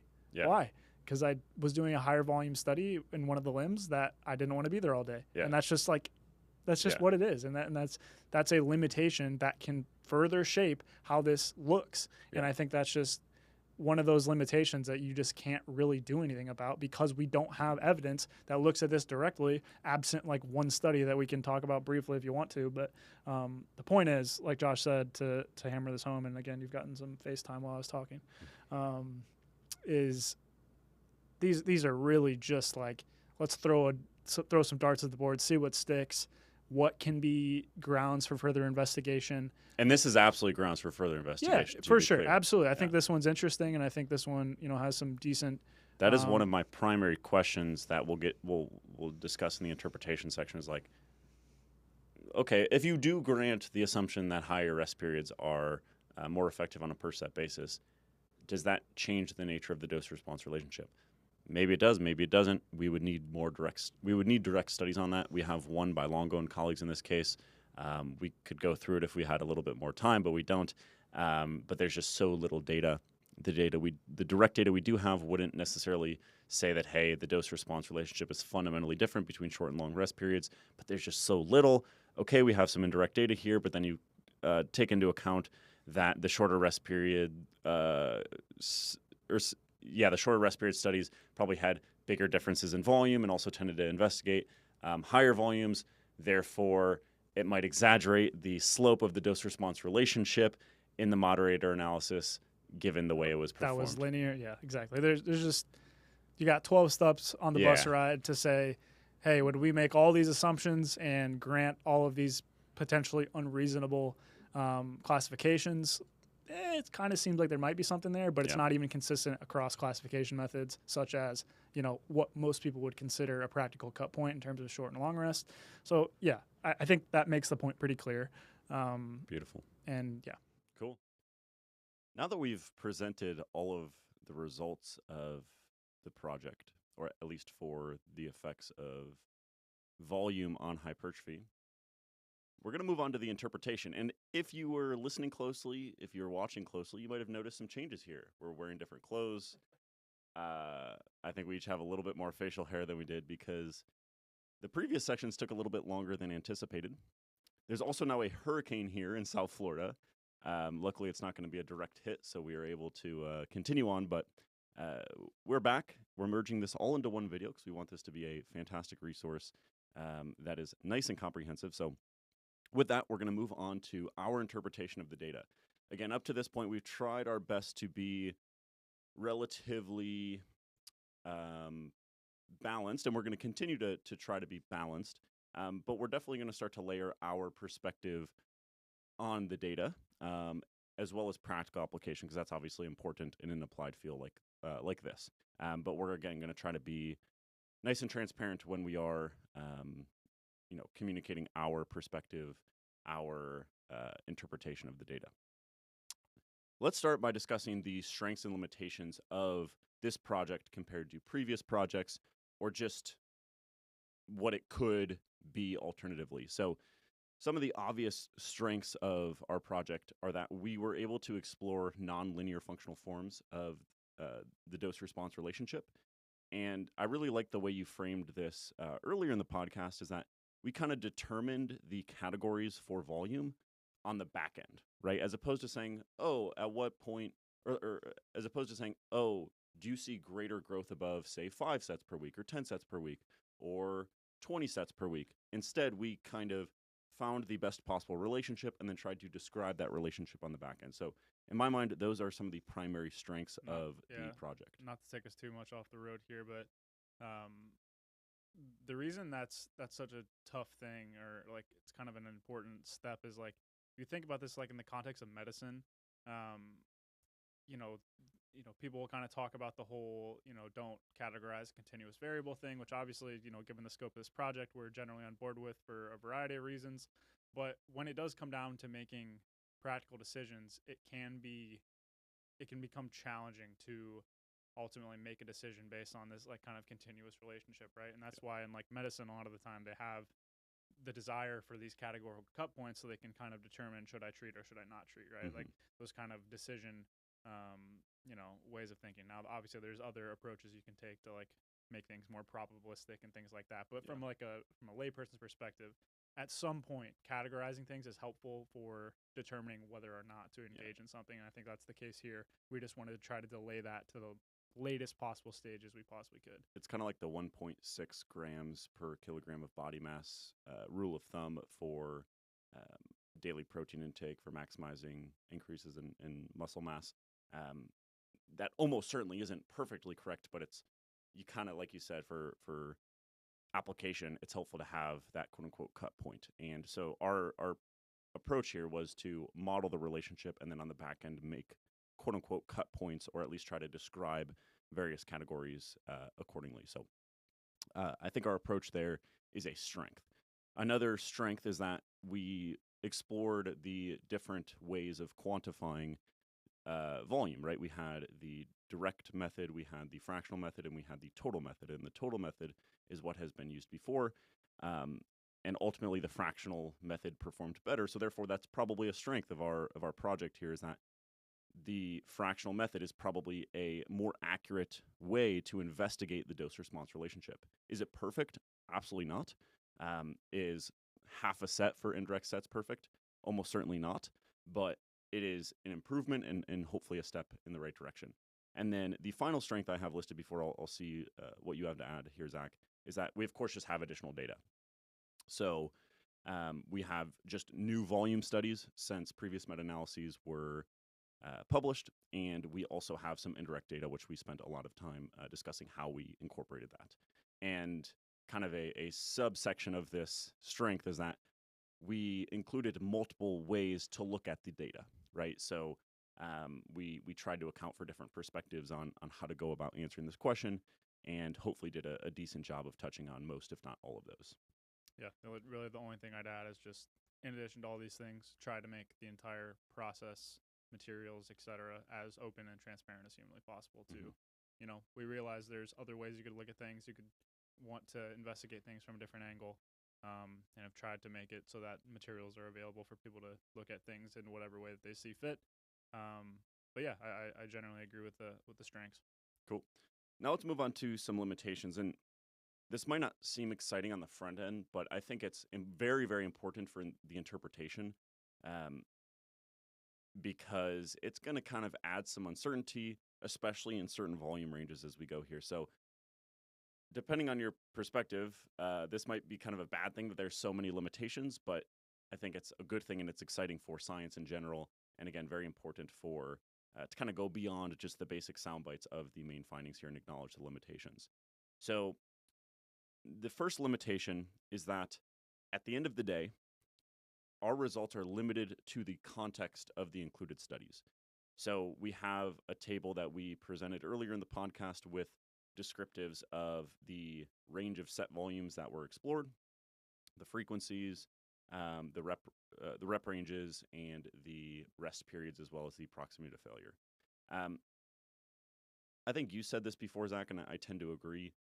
It's probably a pretty good look at just average hypertrophy programs, moderate rep ranges, moderate-ish rest periods, 1 to 3 times per week of training the measured muscle. So take that for whatever it's worth on your end in terms of how you view these descriptives. But nonetheless, we can't necessarily make claims beyond what these descriptives show us. So in this case, we would focus on the blue plots at the top because those are the hypertrophy effects, which look, yeah. Okay. No problem. But hopefully hopefully you get the general idea here is that you can't necessarily extrapolate beyond these. Another thing to keep in mind is that in a way, a positive of this project is that we focused on site-specific direct measurements of hypertrophy. So if I was doing a study investigating the quads, I measured quad size as opposed to some whole body measure of muscle mass or something that's a little bit less site-specific, a little bit less direct. In a lot of ways, that's a positive. But these weren't necessarily balanced programs, and when we see this dose-response relationship, we need to keep that in mind, that we're really talking about kind of site-specific dose response as opposed to extrapolating that to kind of a whole body program where things are balanced. And I'm sure we're going to get into that a little bit more. Another thing to keep in mind with the context of these studies is that the average duration of the training program was about 10 and a half weeks. We didn't extract or aim to describe whether high volumes had higher rates of dropouts. A lot of studies didn't report that sufficiently, and also we just didn't choose to do that on the front end. If I were to do it again, I probably would. But nonetheless, I think it's important to keep in mind that if you have a subject contributing to this model, they had to have completed the study. And that's important to keep in mind, is that this assumes completion. This assumes that you have a pre-testing value and you have a post-testing value. And at the end of the day, there's going to be some limitations that come into that, right? There could have been dropouts in higher volume conditions that just didn't, tolerate the training very well. There could have been some biases in a way in terms of who was accepted to be in the study or what participants were like, yeah, this study sounds cool to me. Because if you know you're not going to do well with a very hard training program, you might not sign up for the study once you learn a little bit more about it. Or maybe the researchers have some ideas of who is going to actually be able to get through that study. And that can, again, lead to some downstream considerations for our interpretation here. So again, this assumes completion, and it's completion over a relatively short time period. So again, we need to be careful extrapolating that to everyone, and we need to be careful extrapolating that to time periods beyond that 10 and a half week mark. Additionally, we had in the descriptives figure, Zach, if you want to zoom in on the top right, if possible, we have a figure describing the ultrasound timelines. And not every single study said exactly when post-testing ultrasound measurements were taken, but we did our best to describe what was reported, okay? So in the top right here, you can see that sometimes a study would say, hey, we measured muscle size 48 to 72 hours after the last training session. Some of them said at least 48 hours after the last training session. Some of them had a more specific indication. So maybe they said exactly 72 hours post. And in a lot of ways, the reporting can definitely be improved here going forward in volume studies. But nonetheless, we tried our best to describe what was reported. And if you really want to dive into these, make sure you check out the caption of this figure in the manuscript because it kind of describes that. But nonetheless, this is a limitation, is that we don't know exactly whether these effects would apply at, say, 2 weeks post-training. And just from a high level, measuring muscle hypertrophy isn't as straightforward as you think. And at the end of the day, there are some systematic factors that personally I can think of that could lead to an overestimation of muscle size from higher volumes. There are some things like connective tissue thickening. You could potentially make an argument with factors related to glycogen. Angiogenesis or the formation of new blood vessels might play a very small role as well. There are things like longitudinal hypertrophy, sarcoplasmic hypertrophy, and then also muscle damage-induced swelling as well, which I think is what a lot of people are going to kind of think of right off the bat with high-volume training programs, and we'll dive into the swelling stuff here a little bit more in a bit. At the end of the day, kind of drawing on a really nice review paper from Cody Hahn from a few years ago, the title is something to the effect of size, muscle hypertrophy size matters, but so does the measurement or something like that, which is just a fantastic title. At the end of the day, I think they have a nice figure in there indicating that muscle tissue is about 75% water and about 25% other stuff. And of the 25% other stuff, about 65% of that is myofibrillar proteins. Yeah, exactly. So at the end of the day, I think that should just humble us in terms of whole muscle measures of muscle size. Okay. Because there are a lot of other things that could kind of shift around as a result of training and as a result of particularly high volume training. My interpretation of this, and we're going to, again, dive into swelling specifically here a little bit further in a bit. My interpretation of this is that these things are unlikely to explain all of the dose-response relationship here, but it should add some uncertainty at higher volumes, especially because we don't have a ton of direct data indicating to us that these whole muscle measures of muscle size are going to kind of properly account for all of these factors, and therefore we might not be able to fully extrapolate these beyond these 8 to 12 week training studies.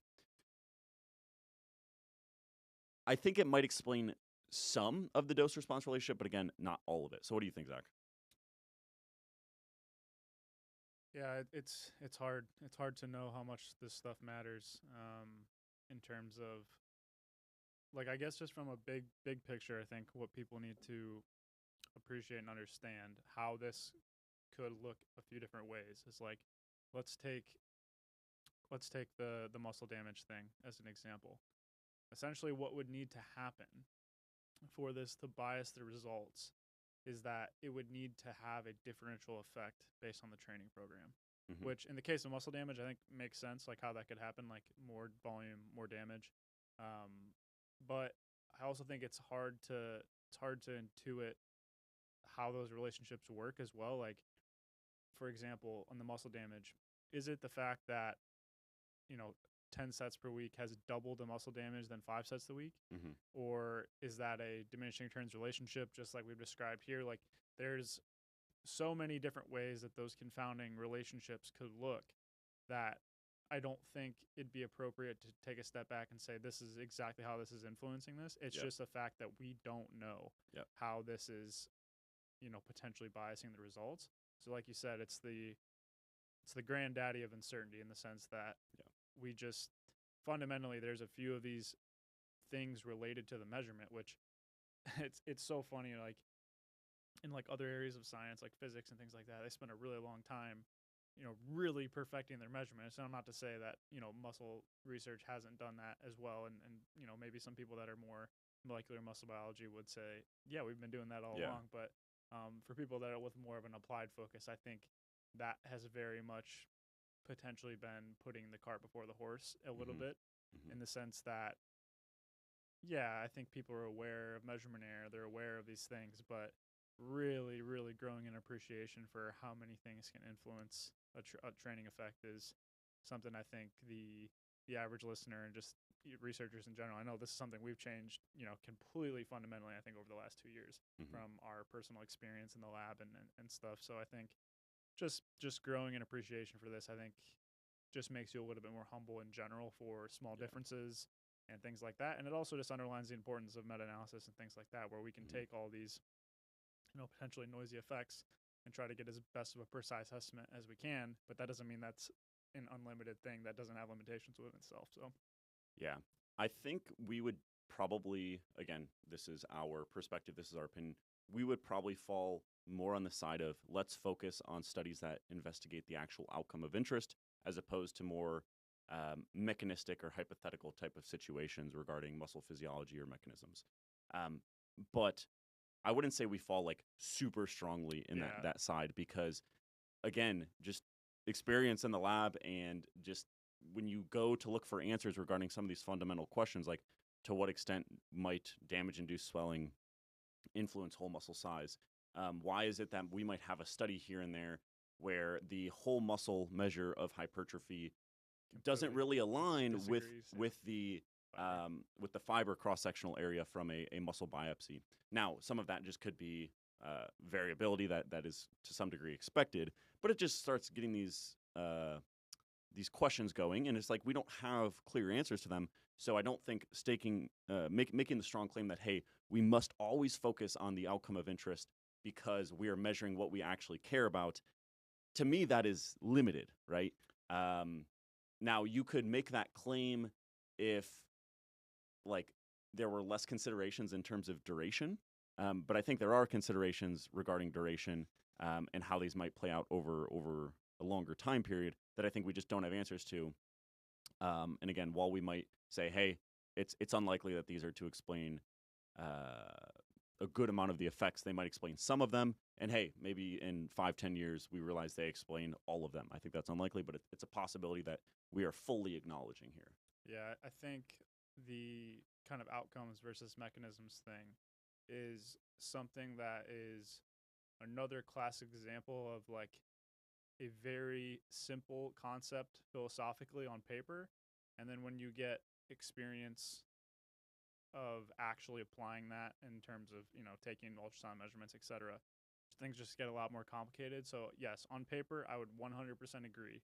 If we could measure the construct that we care about directly, that should be the evidence that predominantly guides your decision making for said outcome. Makes perfect sense. The problem is, are we really that confident that we actually are measuring the construct that we want to know about? Of course, you could say we're probably a lot closer than a potential mechanism, but the point is, like, they're at least theoretically, and I think you could pay credence to the other side of the aisle of people that are a little bit more mechanistically focused, in the sense that if they're really, really confident in their ability to measure things, which I think is a reasonable justification in some cases, like just an example is like being able to work with rodents. Like, you have a lot more control over that situation. That said, there is some generalizability, concerns moving that over to humans, etc.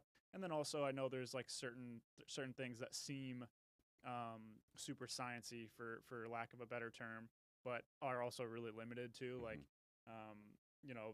even just the biopsies in our field is like something that seems like, oh, that's the way you want to measure muscle size. But if you really think about some of the techniques that go into collecting the tissue, measuring it, the assumptions made to ultimately derive your measurement of muscle size, there's like 6 steps along that process where you're like, it feels like we're kind of missing the forest for the trees here now. Yeah. And the point is, like, there is at least a conceivable point where you think you're measuring the outcome of interest that you want to guide your decision making based upon, but the mechanism actually might be a little bit closer to guiding the correct decision, despite being a couple steps removed from that actual outcome. Yeah. So I think for people who come from our perspective, which I would say for the most part, I generally agree with being a outcome, focused individual in terms of our decision making. But if you are completely unaware in the fact that when we measure an outcome, there's a lot of assumptions that are built into that, I think that can potentially make you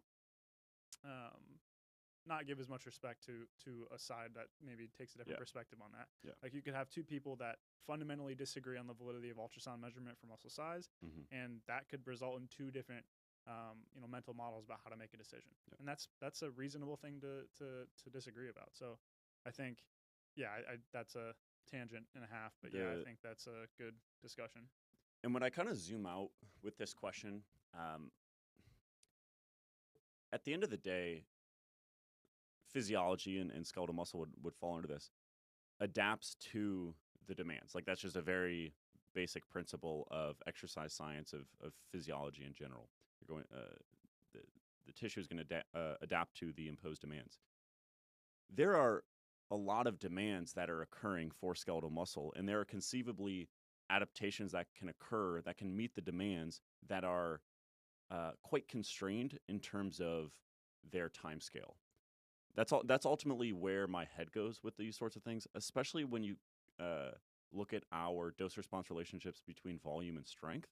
I think things start to get pretty interesting, and I'm sure we'll dive into that a little bit more in future episodes, especially when we discuss the dose-response between volume and strength. But ultimately, the point we're circling around here is that skeletal muscle is going to adapt to the demands. Higher volume imposes multiple additional demands on skeletal muscle. Some of those might carry out for years and years and years. Some of those may not. And the short answer is that we just don't know. And further, there could be some other considerations related to the acute response to a given training program, whether that training program is lower or higher volume. So I think before we finish up the limitations here, we might as well just move on to some more specifics regarding swelling while we're kind of double clicking on this point. Because this is where I think a lot of people's heads are going to go, is like, okay, even up to what somebody might categorize as high or extreme volumes, we see we see additional hypertrophy. Some people are just like, how could that be? That just doesn't make sense. So it has to be swelling, which again, we acknowledge very well might be contributing, if not explaining all of it. So let's dive into what we know, our perspective on swelling up to this point. I think it's important to keep in mind that swelling that increases measurements of muscle size can absolutely occur. And in the context of highly damaging resistance training, it peaks pretty late, right? So you actually do see an increase in muscle size for multiple days that increases for multiple days. And again, if you think back to the typical time periods of the ultrasound measurements following the final training session in the included studies, that could conceivably be an issue because for the most part, these measurements are about 48 to 72 hours after the final training session.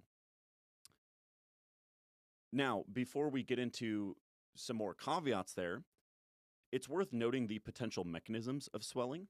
I'll note that there is not necessarily a consensus regarding the exact mechanisms for swelling, but there are, I'll call it 2.5 mechanisms that I'll note. The first is fluid leaks from blood vessels effectively around skeletal muscle fibers, so within the endomysium of the fascicles.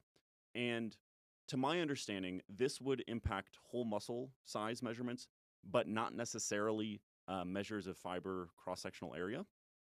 The second mechanism would be intracellular edema. So this is similar to the muscle pump in the sense that there is additional fluid within the muscle cell itself. But again, the time course is different in the sense that if it is due to muscle damage, it'll be delayed. And ultimately, that damage is due to damage of the sarcolemma. And that is probably the most common one. And if you think of our moderator analyses, so we did do a moderator analysis of studies that measured whole muscle versus fiber. And there wasn't a clear indication that one had a stronger or weaker dose-response relationship, but there are so many caveats with those moderator analyses that I don't put a ton of stock into that. But for what it's worth, hey, we still saw a general dose-response relationship between, like whether it was whole muscle size measurements or fiber measurements. There are other things related to muscle damage or kind of in this realm that could influence muscle size measurements, such as extramuscular connective tissue can become thicker from more damaging exercise. So again, point being is there are multiple mechanisms. There's no clear consensus regarding these mechanisms, but nonetheless, there seems to be the possibility that highly damaging exercise can increase muscle size. And again, this has been reported. Zach, there's an image by Casanori, I believe, from 1996. And this is a single subject that was previously untrained. And again, this subject is just for kind of demonstration purposes, and I believe this was reflected on the group level as well. So these previously untrained participants performed 24 maximal eccentric contractions, and the increases in muscle size just from that single damaging bout peaked about 3 to 6 days after the resistance training bout. And on the screen here in a second, you'll be able to see how that muscle size actually increased. So if you look at the distance from the humerus to the superficial aponeurosis of the muscle, you'll be able to see that. Now, to my knowledge,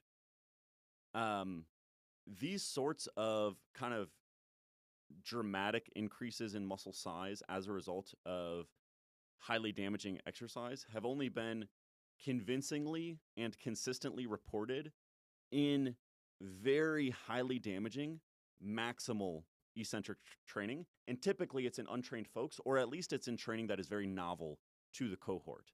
And this is often referred to in these studies as actually muscle injury. Okay. And sometimes this muscle injury is so high that it can cause atrophy. So it has been reported here and there that some of these very, very, very damaging bouts can actually cause atrophy. There's a study from Foley and colleagues. It's a pretty old study, and I believe. Is this the right one here? Yeah, exactly. So basically, what you're seeing here is in the top left. I believe that's the pre. So that's before the bout, and then you can see. If you go slightly to the right, that is post or one day after the bout. And you can see the distance between the humerus and the superficial aponeurosis. That's basically how muscle thickness is measured with an ultrasound. That has increased, right? And it's highly unlikely that that is just hypertrophy from one bout of resistance training. So a lot of, I think this is a great example of, hey, highly, highly damaging exercise can absolutely cause swelling to the point that it increases muscle size. And if you look at some of the following panels, so if you go to day 2, and then day 3, and then day 4, and day 5, I think they have on there as well, you can see, if anything, it continues to increase. And again, on the cohort level, I believe it peaked around days 3 through 6. And you can also see a change in the echo intensity or some of the brightness there in the scans. So ultimately, again, this has a delayed effect that very well could be confounding our results here. Now, again, this is very, very damaging exercise, and I'll get to that next figure here in a second. But I think it's really important to emphasize that in that example of the highly damaging exercise, so leave it on the previous figure, Zach. In that example, basically, this is more along the lines of muscle injury, is what it comes down to. I'll throw a little anecdote in there for myself. This was a pretty long time ago. I think at the time I had been training for probably 4 or 5 years pretty consistently. And I was at a conference, and basically they had this like isokinetic type device. So what that means is it's able to adjust the resistance throughout the entire range of motion so that the speed of the contraction remains consistent. So basically, to put it very simply, the eccentric portion is way harder than if you were to just do like a dumbbell bicep curl. And I think I did like one set on that at that conference, and my biceps were sore for like almost 10 days from like that one really hard set of isokinetic bicep curls.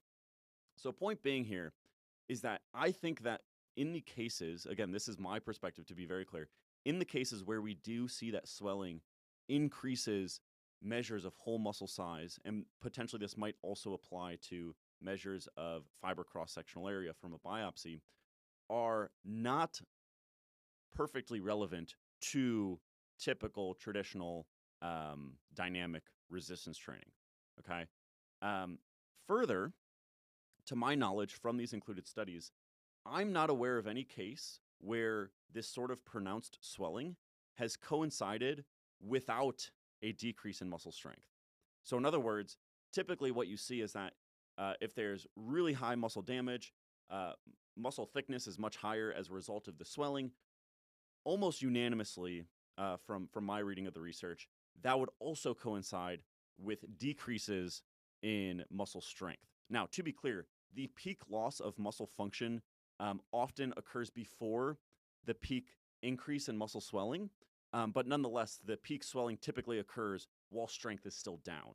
And again, if you look at our dose response plots of the effects of volume on strength, we don't necessarily see like this clear inverted U relationship, which again calls into question the overwhelming possibility of swelling confounding our results here.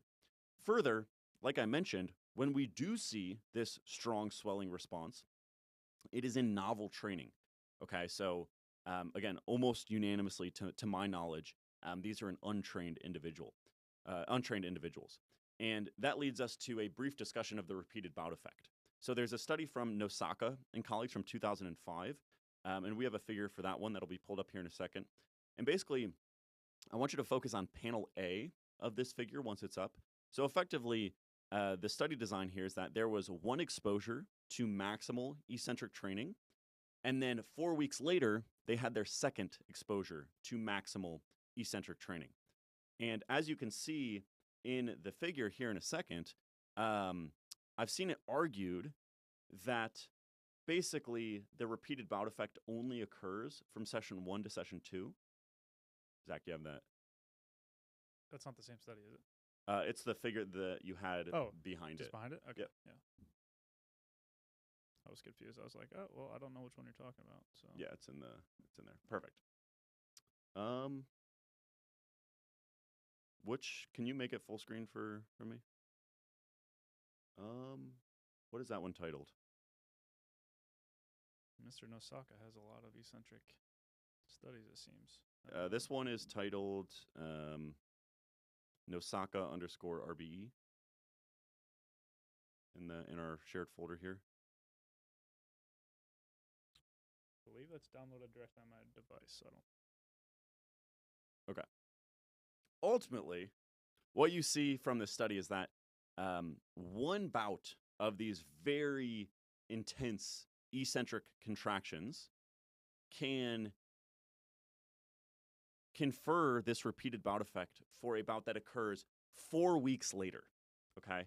So you'll see on the y-axis here in a second that the upper arm circumference slowly increases over the following 4 days from an initial bout. So on the left-hand side here in panel A, if you look at the darker dots here, so from pre to post, cool, we see an increase in arm circumference. And then again, due to the swelling the damage induced muscle swelling, you see that this slowly climbs in the following days. Okay.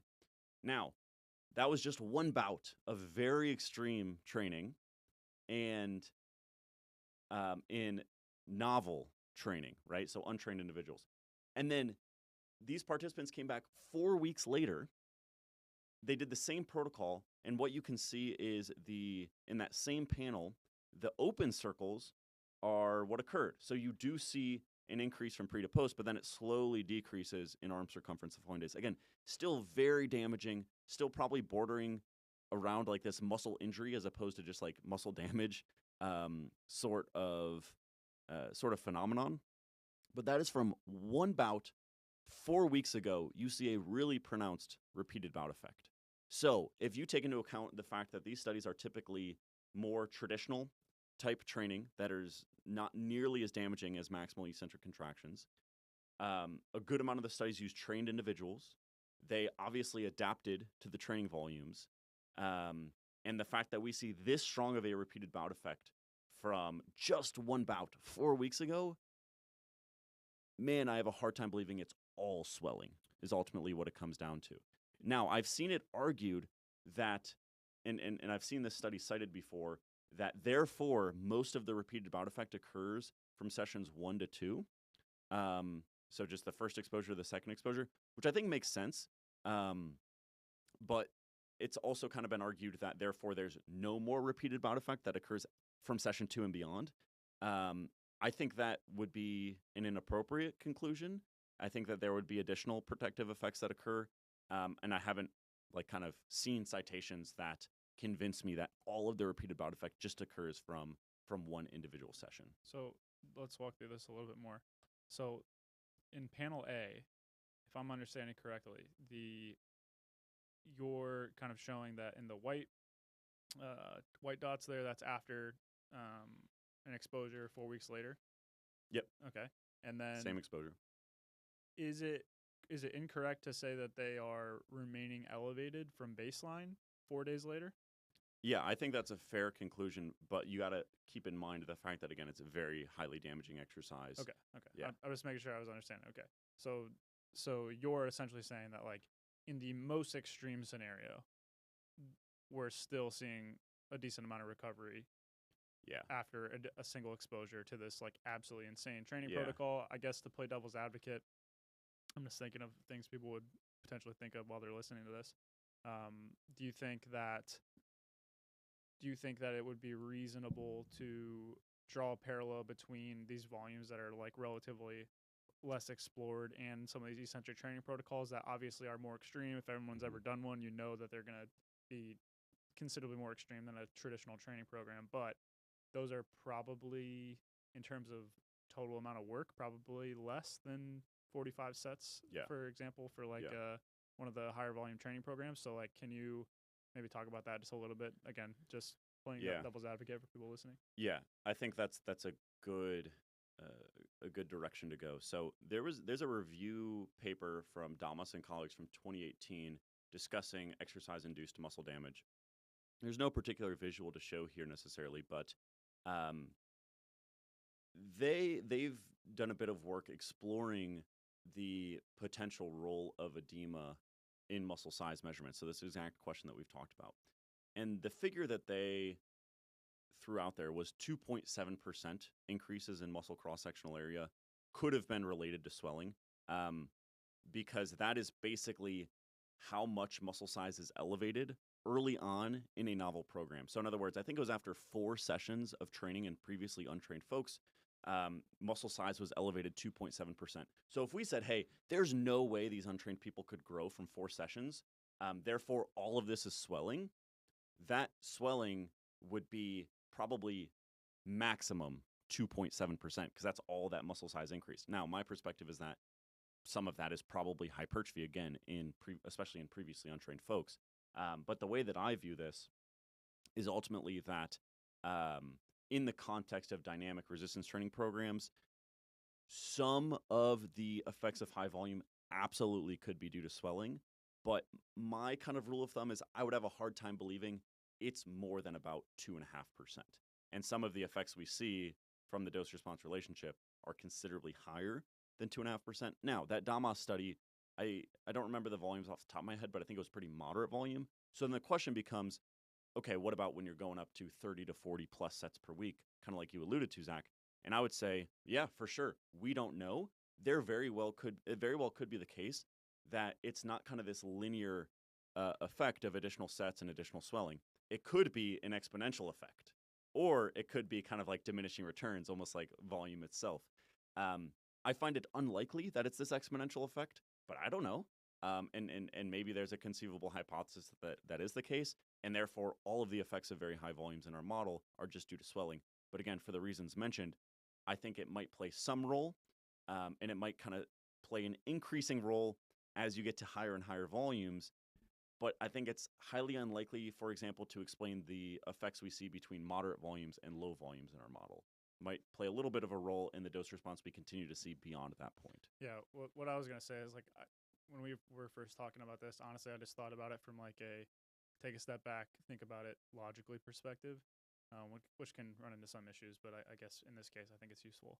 First and foremost, if it is a entirely linear or additive effect, and just to be very clear what I'm saying there is, if every set you perform has additional swelling that comes with it, then essentially what you're saying is if you're doing like a crazy program, your muscles are kind of going to become balloons at some point. Like that's the direct implication there. So I think immediately you're like, that's not what's happening. Yeah. And I think the anecdote, at least I've talked to a lot of people that this is the case, the subjective sense of swelling that you get is definitely the greatest for the first couple sets. And then at some point in a really high volume training session, it may even start to go down in terms of the perception. Now, the perception obviously isn't the objective muscle swelling. You're more so talking about the acute pump, though. Correct. But I'm using that as a rough proxy for edema following damage as well. But let's just think about that for a second. To me, that's potentially suggesting that, at least from the acute pump, like you're saying, that's definitely a diminishing returns relationship that you're kind of describing as like, hey, I'm going to get the biggest pump from the first couple sets that I'm going to do, and that's going to strongly diminish over the course of a training session and maybe even come down a little bit at the end. Now, like you said, the acute pump is not necessarily the same thing as the muscle damage associated with a given training session, and then the edema following that could affect our measurements. But I think if you assume that is a reasonable proxy of a similar construct that's underlying things physiologically, to me that kind of makes sense that like, hey, if I'm doing 24 sets, that's going to be probably a greater amount of muscle damage compared to a program with 6 sets.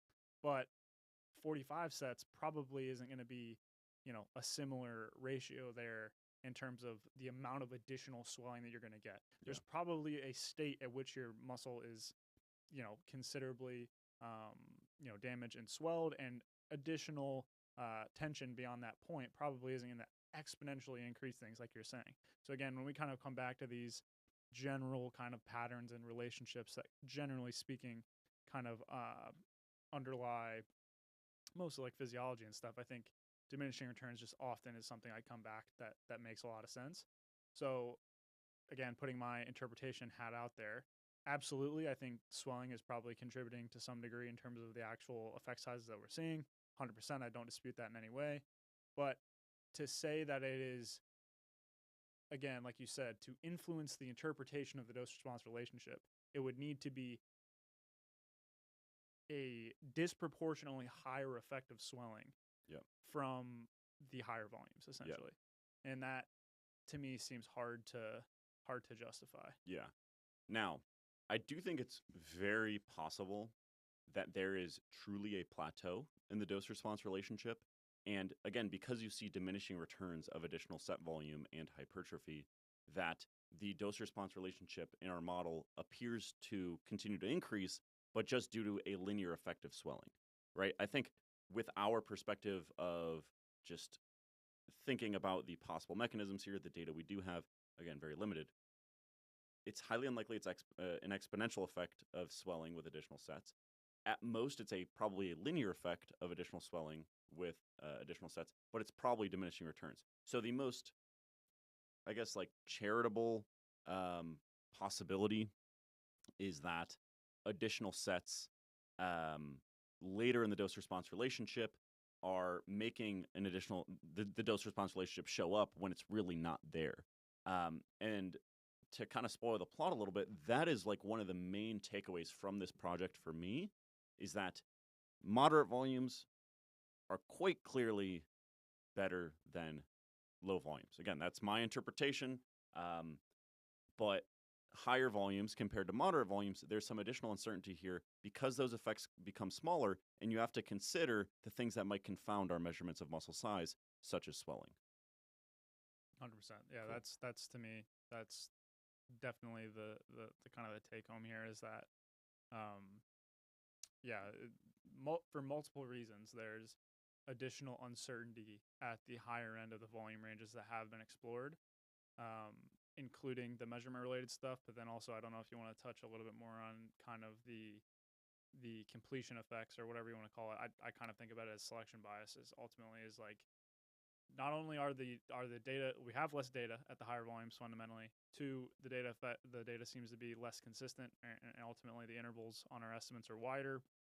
And then also, at the more extreme that you get on the volume, the less that we have confidence in kind of these acute projects that kind of give us some understanding of how things may influence our measurements. So, just as a basic example, like there's a couple studies that look at swelling in terms of muscle ultrasound, but those aren't doing 45 sets per session, right? So or 45 sets per week. So that just becomes less relevant in those cases. So just for a variety of reasons, things get more uncertain at higher volumes, and I think that is something that, in addition to the diminishing returns, is something to definitely take into account when you're interpreting things. And I think to me the kind of the selection bias / effects are interesting to think about as well. That may further contribute to that. But I don't know if that's where you want to go. Yeah. Let's just continue to potentially beat a dead horse with the swelling stuff. I think there's also some indirect evidence here that might be worth considering. Again, putting our cards on the table, our perspective is that muscle swelling might be contributing to the dose response, but it's unlikely to be explaining all of it. And it just adds some additional uncertainty to our interpretation here. And part of the reason we don't think it's playing a massive role is due to the reasons mentioned, and also some indirect evidence, such as the fact that we don't see we typically don't see increases in muscle size as a result of tapers in research. So if you are just kind of at this chronically swollen state, if you will, from difficult damaging training, such as, say, a powerlifter's type training, um, if I were to taper and reduce my training considerably, okay, now the swelling goes, now the muscle size has to kind of continue to increase as a result of the damage from the session, say, a week ago, which we don't really see. If anything, we might see a slight decrease in muscle size from tapers, but typically muscle size is in the ballpark of maintenance. Another indirect thing that we can draw on here is that in studies where you have participants are at a given training volume and then training volume is reduced, that doesn't necessarily lead to kind of this precipitous drop off in muscle size, right? With the idea here being, okay, if I was at a higher volume, and part of the reason that higher volume might have been beneficial is because of the swelling, now I reduce my volume, so now I have less of the benefits of swelling after a few weeks. You would expect to see a decrease in muscle size, but you don't. So again, this is kind of a peek behind the curtain in terms of, hey, how do we consider some of these possibilities with swelling? There are multiple lines of evidence that we think would not explain all of the effects, but at the end of the day, muscle swelling is not well accounted for in the included studies. 48 to 72 hours is, I understand why it's logistically done. If you did it later than that, you'd probably have to have folks come the week after. Now they might be on winter break or summer break or whatever the case may be. And while it's unlikely to be a major factor influencing our results, it should add additional caution, uncertainty, especially with those higher volumes. Money. Cool. Let's circle back to some of the additional limitations when interpreting our results here. We mentioned this earlier in the podcast, but ultimately, when you are modeling the relationship, decisions have to be made. And we mentioned a lot of those decisions. And there are two things I want to point out here. The first is that how you treat zero sets in a dose-response relationship is difficult. One approach would be to just not include control effects. I think that would probably make the dose-response relationship even stronger because you're not really anchoring the initial dose-response relationship. So that is one possibility, but we recognized that would probably misrepresent the dose-response relationship in the positive direction, in the sense that it would probably show less diminishing returns and maybe even be linear. So we said, hey, we think it's the most intellectually honest thing to do is to plot control effects. But then we just didn't have many. So therefore, while we had tried to account for this possibility, there weren't a ton of control effects, and therefore the effect at zero is almost certainly overestimated relative to the lower volumes. So said another way, if I had to guess, the dose response from 0 sets to 1 set and from 1 set to 2 set is probably a little bit underestimated in our model for that reason. We tried to account for that the best we could.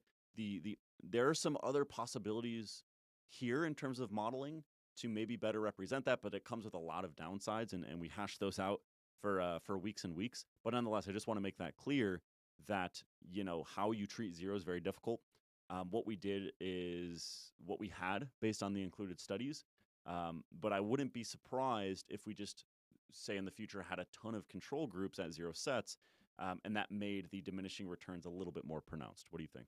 Yeah, 100%. I think that's just a limitation of not having, as many control groups. There's ways that you can kind of enforce that assumption, or basically, in this case, you could just basically tell the model that it has to have the constraint that the effect at 0 goes through 0 sets, but that has additional assumptions baked into it that are generally less reasonable than, okay, let's go ahead, estimate the effect for controls that we have, and then ultimately correct the estimates to be relative to that control that we assume to be 0. So that's the approach that we took. So if you kind of hear what I'm saying, let's just say the dose response relationship was completely unaltered, except for the fact that we're making this constraint that it has to go through 0 for 0 sets. The rest of the dose response relationship in terms of the amount of muscle that you're assumed to gain could be overestimated. So that's the reason we did it this way, is like using what we have, let's estimate what we believe controls to be gaining from the data that we do have, and then you're ultimately making a secondary correction based on that control estimate to make sure everything's on a reasonable scale in terms of the absolute effect. So just like you said, the more control data that we get, and we have a pretty good estimate of what that's going to look like based on the stuff from Steele. Obviously, it's going to be around 0. Just to hammer that home, like And this is a great benefit of this podcast as well, is if anyone's made it this far, maybe there's someone out there with a really good idea for for other approaches. Some things that we've thought about are directly modeling these studies themselves to inform the point estimate.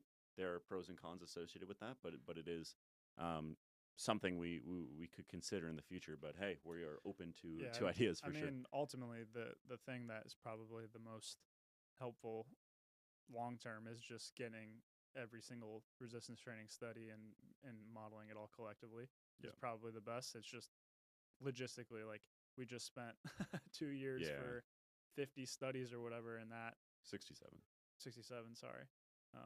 And that, already was a massive undertaking. So getting more studies than that, coding all of those, getting their volumes, correcting for, heterogeneous effects across studies that you would need to consider for introducing more independent variables than just volume and frequency. There's just so many steps. But the point I was bringing up with this plot here is, like, we know, and even just logistically, like, thinking a control group doesn't have a true effect for hypertrophy. For strength, it might have a small one. And you can see that here. They're generally a little bit greater, and that's important to kind of think about. And that's a very good reason why you do want to estimate the control in the first place, because then you can say, okay, the control isn't 0, but I want to know the effects of the training intervention relative to the control, so I actually know the training effect, rather than just saying, what did the training groups see in their increase, right? It's this, again, it's the same exact logic for an RCT. Is I don't necessarily want to say what did the training or the experimental group do. I want to say, what did they do in comparison to the control group that theoretically is absent the actual intervention, but all the other things are still in place. So when we look at these massive estimates of control groups, we're very confident that, as one would expect for hypertrophy, a control group isn't getting any effect, so it's going to be right around 0. So the point of all this is to say, if we had a lot more data for control groups to be inserted at 0 sets to better inform that estimate, in all likelihood, we probably would see a little bit more diminishing returns, I would suggest. Yeah, and but obviously it's impossible to know. But it's more diminishing returns because I think it would increase the effects of the initial sets. So therefore, the later sets would have a smaller relative effect to the initial sets. That could slightly impact the best fit functional form, and therefore have downstream effects on the effects at high volumes. Yeah, that's mostly what I'm thinking. Yeah, and that definitely could be possible, but I think this is important to highlight, because I think Zach and I are on the same page here that we would not be surprised if, with additional studies, especially the control groups and maybe some more higher volume studies, because we just don't have a ton of those, we would guess that, if anything, there's going to be stronger diminishing returns than what we see here. So that leads me to another limitation when it comes to just decisions that have to be made during the research process. Is you have to draw a line in the sand somewhere regarding when to stop accepting studies. A typical approach for this would be, hey, when we do our systematic search, if there's an additional study published, we're not going to include it. We decided not to do that because there were multiple that were published after the fact, and it was a long process, so we included them. But then we kind of had to, like, post hoc draw a line in the sand, because we had rerun the models so many times. We were just like, all right, this is getting ridiculous, because we're redoing the project every single time we get an additional study. This is unrealistic. So we're just going to stop here. And for example, shortly after that, or not that shortly, but after that point, there was a study from Cassiano and colleagues with a relatively high sample size dose response study in the calves, and the dose response in that study was a little bit stronger than what our model would predict. So therefore, again, that's just an example of, hey, additional data might change things a little bit. I'm not saying that would necessarily change our model meaningfully. It might, I don't know. We also have some volume data from our lab, since we kind of had that cutoff. But the point is decisions have to be made, whether it's the modeling itself, whether it is at what point you decide to stop accepting studies and say, hey, we need to stop rerunning this for the 50th time and just finish the manuscript and get it out there. So we've said this so many times, but it's just worth repeating. With additional data, things could change. This is not the functional form. Yeah. These are not the estimates that you need to take to the bank. I wonder if you'd agree with this. So obviously this is a probabilistic statement that you're hedging your bet on. It's not an absolute statement. But if you were a betting man, do you think it's accurate that this project has potentially elucidated that it is indeed a relationship with diminishing returns, or would you not go that far and say it very well could still be linear?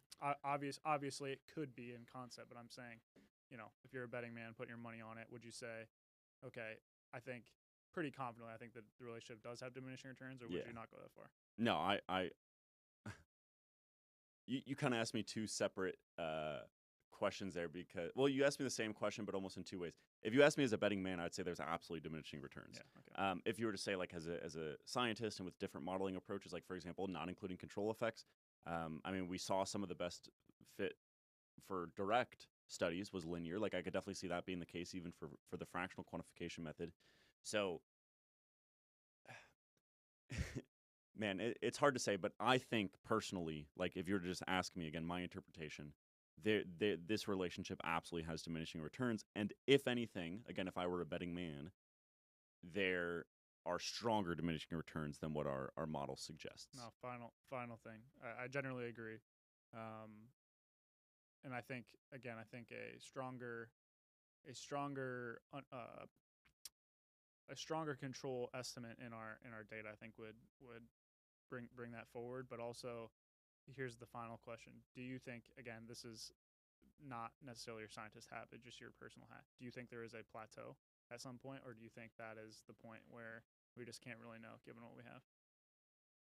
From a physiological perspective or from a practical perspective? Physiological. So that's actually a really good thing to touch on after this, but yeah. From a physiological perspective, again, just to make sure that the listener at home is understanding the difference there. Probably in a little bit, we're going to talk about the difference between these physiological concepts where there has to be a pre-post data point for each individual to be included in the model by definition, and more practical considerations. From a physiological perspective, what I would say at this point is that within practical constraints, there's probably not going to be a clear plateau. So in other words, I think the plateau for most folks practically will be due. Sorry, the plateau will be due to practical reasons. Thank you very much. Now, that's kind of dancing around the question because you asked me physiologically. I think yes, probably.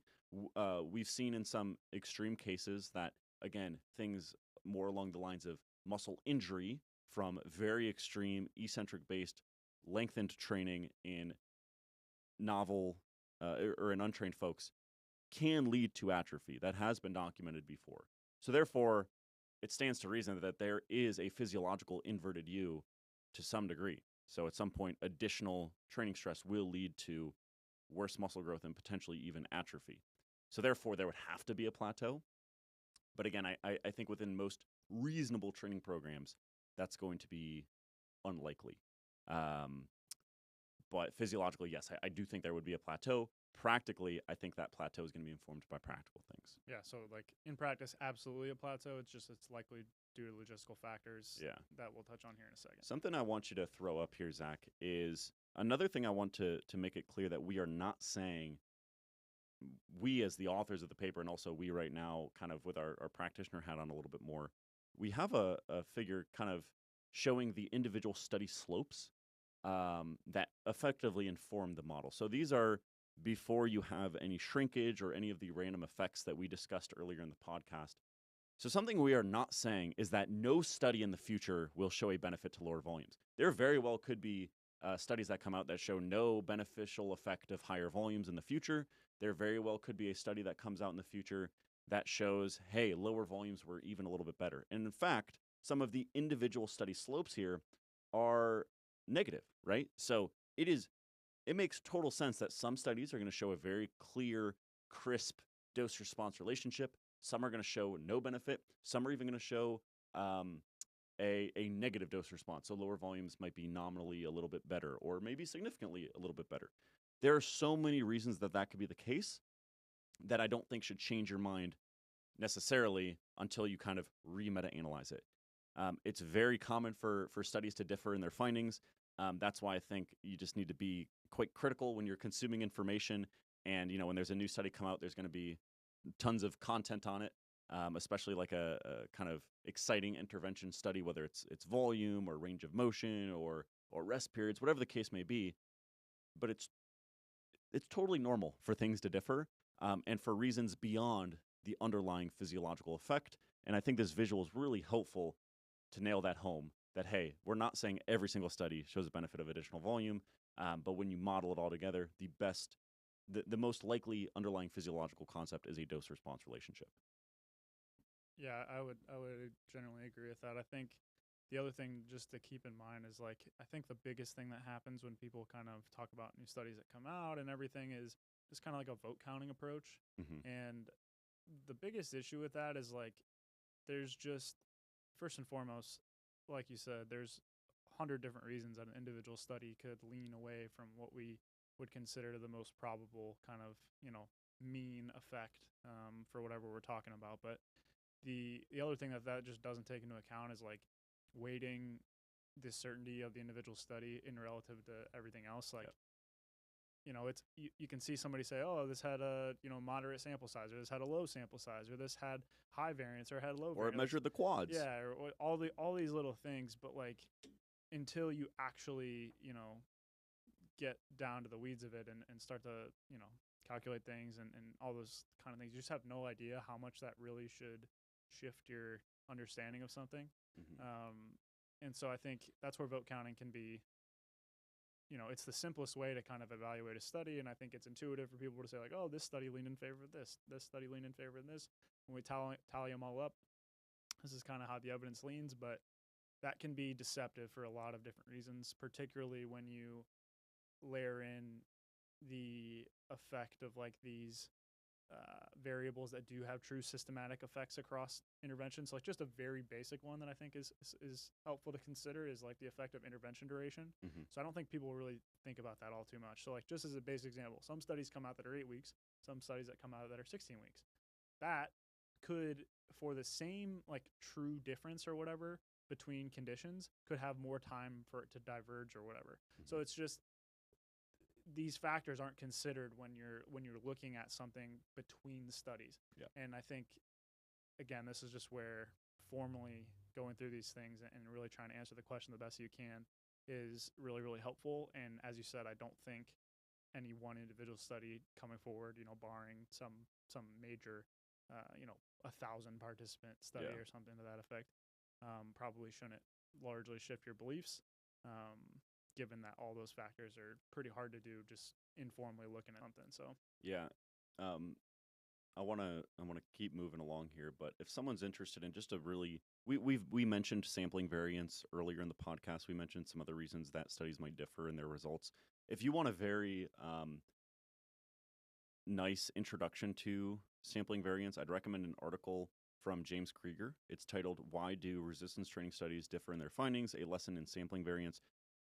This is from 2018. I remember reading it around that time, and this being something I would heard of, but this does a nice job of kind of explaining that, and again, is nice and reader friendly, and can kind of give you a basic understanding of, hey, this is why studies might differ in their results, even though that shouldn't necessarily change our practical takeaways or our view of the literature as a whole, because that is a very normal thing to occur for things to differ. Okay. With that, my friend, Let's move on to, again, our opinions, our practical takeaways. And this is the point of the podcast where probably for the rest of the show, this is our opinions, just that. We've been nice and cautious, but now we're going to probably just be like, hey, when the rubber hits the road, this is where we're at. I mentioned this before, but just to make sure this is crystal clear, kind of our perspective here is that in our opinions, this data and previous analyses that might have had slightly different methods provides pretty clear evidence that moderate volumes are more effective than low volumes.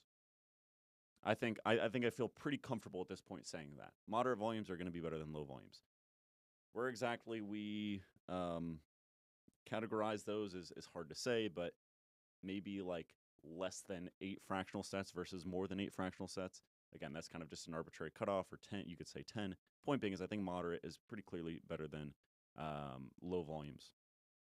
Whether high volumes are more effective than moderate volumes, so once you get to like 25 fractional sets and above, I think that is less clear. I think it is something you could try if building muscle is one of the most important things in your life, but you need to accept the fact that it's probably going to become less and less efficient, and you very well might get no additional benefit from that, given some of the uncertainty we've mentioned, and the likelihood that, or the potential that the diminishing returns from our model may have been overestimated for a few reasons. Yeah, I think that's a really, really good way to summarize it. I think, I think when at first glance you can look at this and be like, okay, volume goes up, therefore largest gains were at the highest volume, and kind of think about it uncritically. But I think that is just short-sighted for multiple reasons. And like you said, I think I very much view this as like, first and foremost, there is a positive dose-response relationship that seems to be best characterized by something with diminishing returns. So that is communicating that every set you perform is increasingly less efficient to some degree. Mm-hmm. And so those are the two big factors. And then when you layer on, hey, we can only detect certain differences, the amount of sets that you need to kind of bet on at higher and higher volumes gets pretty large in order to see one of those kind of meaningful increases. So to me, this is absolutely kind of just made me considerably more cautious in like a capital V recommendation of high volumes at the higher of what's been explored. And so I think I very much view it as like, okay, pretty darn confident in the dose response relationship up to, the moderate volumes that you mentioned, some diminishing returns there. But beyond that, that is where you're kind of just saying, I'm hedging my bets that this is an accurate representation, but the uncertainty that we have there is just so much higher than I think is often kind of communicated. So yeah. Now this might come as a pretty like high volume perspective, and I'll not acknowledge that on the front end. But I mentioned at the very beginning of the show that ever since we've been aware of these results, it has changed things pretty fundamentally for me. And while we've acknowledged that, hey, there's diminishing returns, and hey, there could be more like stronger diminishing returns than what we see here, at the same time, things are not leaning in the direction of an inverted U being a thing within what has been studied in what is reasonable to study within a resistance training study, ultimately. So at the same time that I don't have confidence for high volumes always being better than moderate volumes, I do think another really big takeaway for me is that the kind of physiological inverted U is unlikely within the constraints of a typical program, even if it's quite high volume. So another way to think about this is you're just going to kind of roll the dice if you decide to go to these higher and higher volumes, even what's in the plot. You're going to kind of roll the dice that might give you no additional effect from a physiological perspective. We'll layer in some of these practical things here in a second. But again, if we're to just say in a vacuum, more sets, I don't think that even once you start to get to like 30 plus fractional sets a week, that you're running the risk of starting to come to the other end of the inverted U. So I view volume as, just by its nature, it is kind of infinitely modifiable, right? With something like range of motion or rest periods, you can only probably get so much benefit from that, if there is a benefit to be had. But with volume, you can scale that a ton, and that's why I think people focus on volume so much. But ultimately, it is very clearly a troubleshooting tool, and it always has been a troubleshooting tool. But to me, the risks of higher and higher volumes are more and more clear because they're more tangible. It's additional time, potentially additional fatigue, potentially additional injury risk. We could debate that, and potentially some indirect practical things. But those are relatively easy to monitor. Whereas in the past, I was like, maybe this person's inverted U occurs after 6 sets, and therefore they need to do 5 sets per week. To me, it becomes a little bit more flexible in the sense of you could probably get really good gains at low to moderate volumes. You could probably get better gains at moderate volumes, and you might get better gains at moderate to high volumes. And if you're really struggling, you really need to troubleshoot. It's unlikely that there's going to be kind of this inverted U effect. Worst case scenario is that it's a plateau. Communicate that to the individual. Communicate that to yourself if you're applying it to your own training, and realize you might just be wasting your time with additional sets. I think that's very much a possibility, but it's unlikely you're going to get worse results. So to me, that is a pretty paradigm shifting in my practice in how I view volume prescription. Is that, again, that inverted U is pretty unlikely. It just might be a difference of where that plateau occurs. So you just kind of need to hedge your bets based on really your values, your time availability, what you care about, to what degree maximizing hypertrophy is at the top of the list in your day-to-day schedule. Yeah, no, I agree. I think ultimately what you're saying is that we have the most confidence in the lower end of the plot, which obviously demonstrates the things we've already said. At the higher end of the plot, if you interpret it literally, it doesn't seem like it's very probable that there is a inverted U, at which point you'd be making worse progress with higher volumes. So the biggest risk that you're associating with training with higher volumes, at least from a physiological perspective, and again, just to hammer home what we're saying there, is like you can have a theoretical effect on your muscle, but when you layer in on all the practical things of your lifestyle, your preferences, all these kind of things, that can lead to different, quote unquote optimal programs depending on the context of all those additional factors. But if we're kind of purely looking at your muscle and like the effect that would receive from a given training stimulus, it's unlikely that it's going to be something that's going to end up decreasing the stimulus or making your results worse. Yeah. It's just that we are not really sure how confident to be that it's going to be. First and foremost, doesn't seem to be a massive effect necessarily. And we're just not sure how confident you're going to be in terms of, is that additional time investment worth it? Like you said, the worst case, it seems, from what we have, in a muscular sense and not a logistical sense, seems to just be you might be wasting your time. Yeah.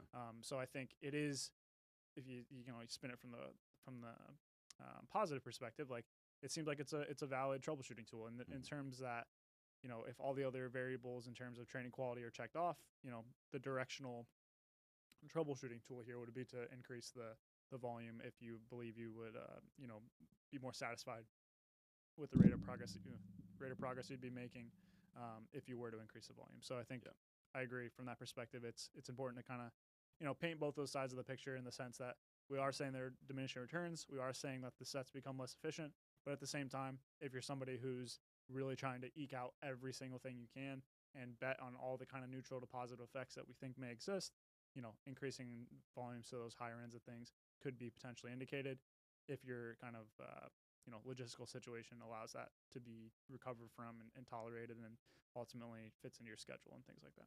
Yeah, and Zach and I have both really emphasized that, like, when we're just zooming in on the muscle, when we're just talking about this physiological relationship, I think it's important to emphasize that there is a high likelihood that there is a practical inverted U.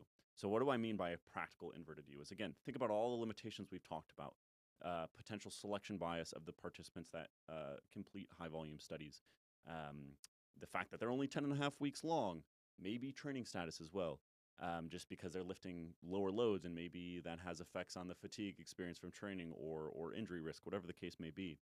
The way the term that we've landed on is that there can be indirect negative effects from high volume training that could indirectly cause there to be an inverted U. So things like injuries, things like psychological burnout, things like having to deload more often because, hey, if you're deloading every 3 weeks now or every 4 weeks instead of every 8 weeks, that's changing your total volume over a longer time period. So I think a really important practical interpretation for me is that zoom out when you're thinking about this dose response relationship. Don't focus on, hey, how much volume am I getting in this block? Think of what are the downstream effects on how much volume I might get in over the next calendar year as a result of the decisions that I make, because I think that's probably a reasonable approach to say, hey, what is sustainable? Because ultimately that's going to give me the net most dosage over a given period of time.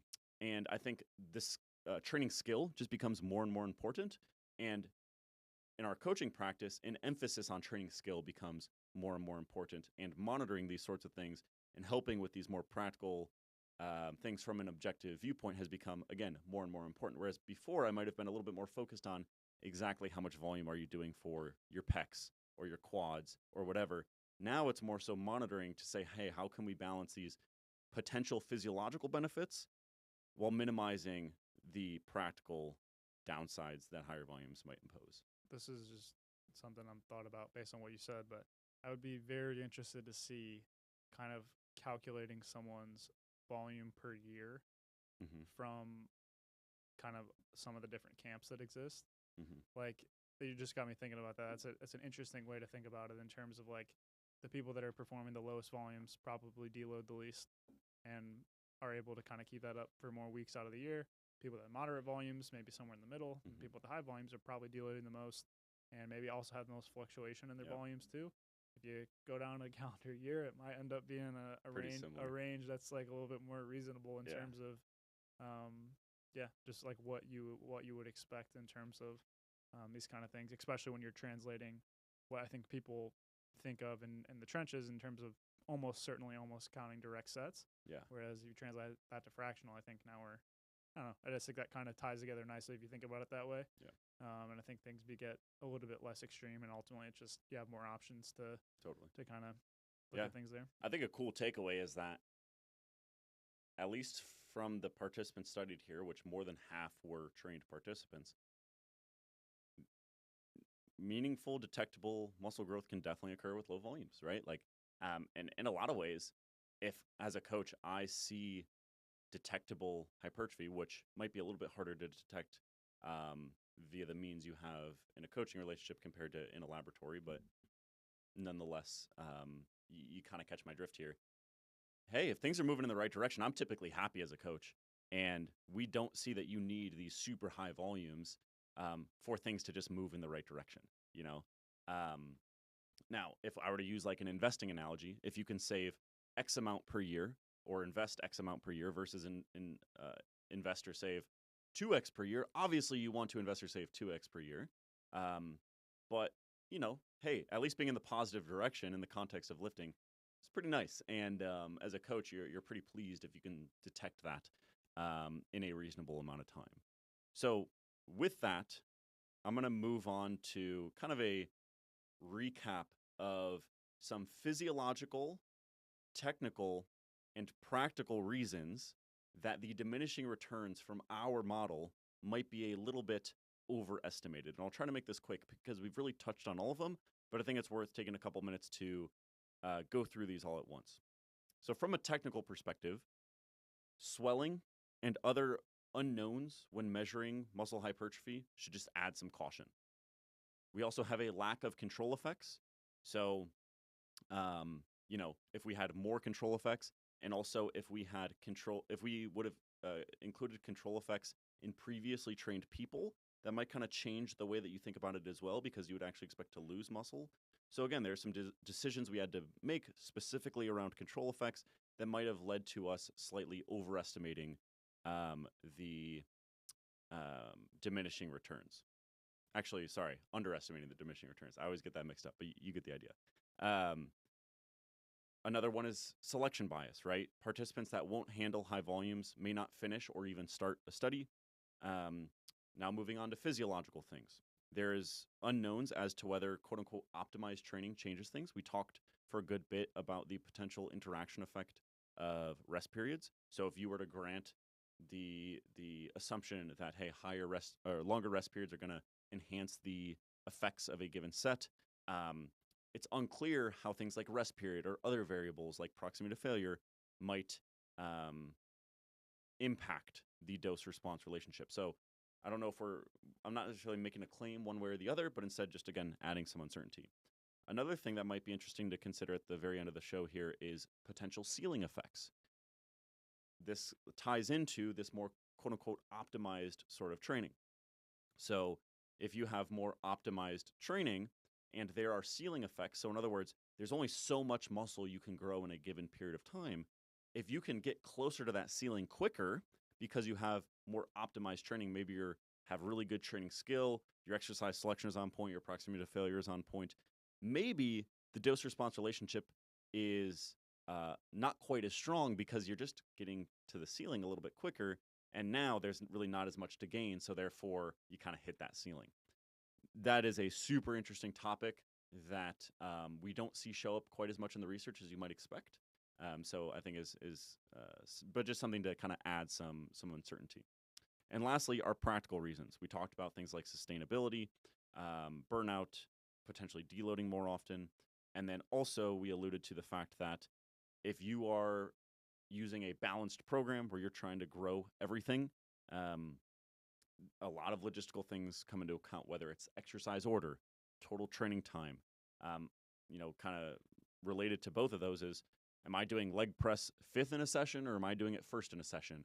And that can have effects on just what is practical, what is sustainable, and what is reasonable to give to someone in kind of a balanced program where you're not just measuring 1, 2, or 3 muscles. So that's where I'm at.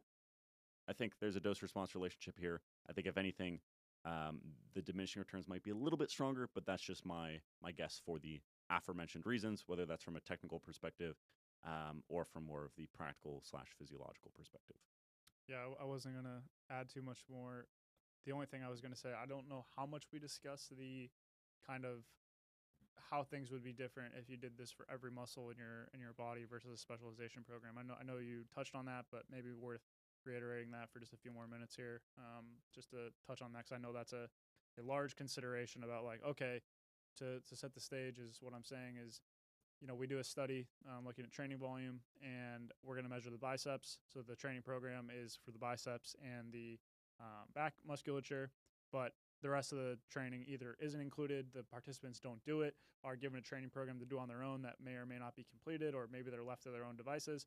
Any of those options, the point is you're not performing necessarily the super high volumes for all the muscle groups in your body or multiple. Do you think that has any implications on how things may look, or is it more just a logistical consideration that kind of further adds color to the uncertainty in practice?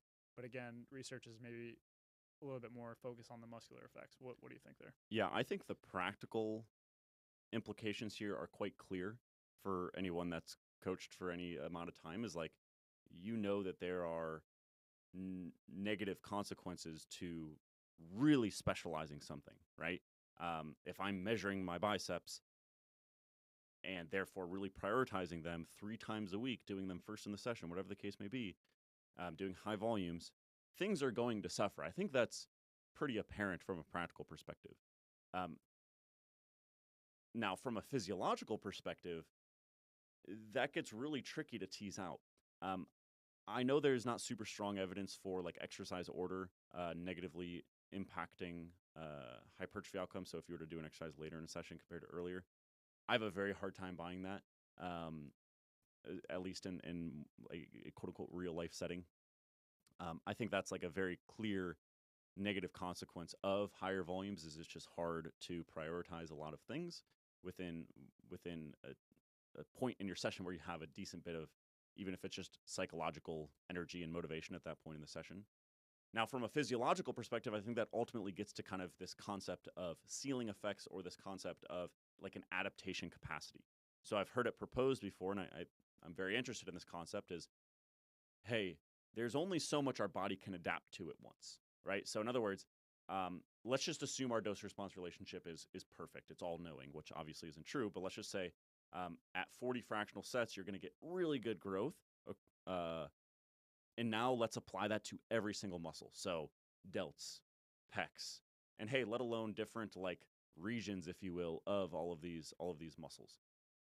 If I were to do it for every muscle, would I see the same dose response relationship? Well, good luck studying that. I'm not going to volunteer to study that. That's going to take a really, really long time to do those training sessions to do a study like that.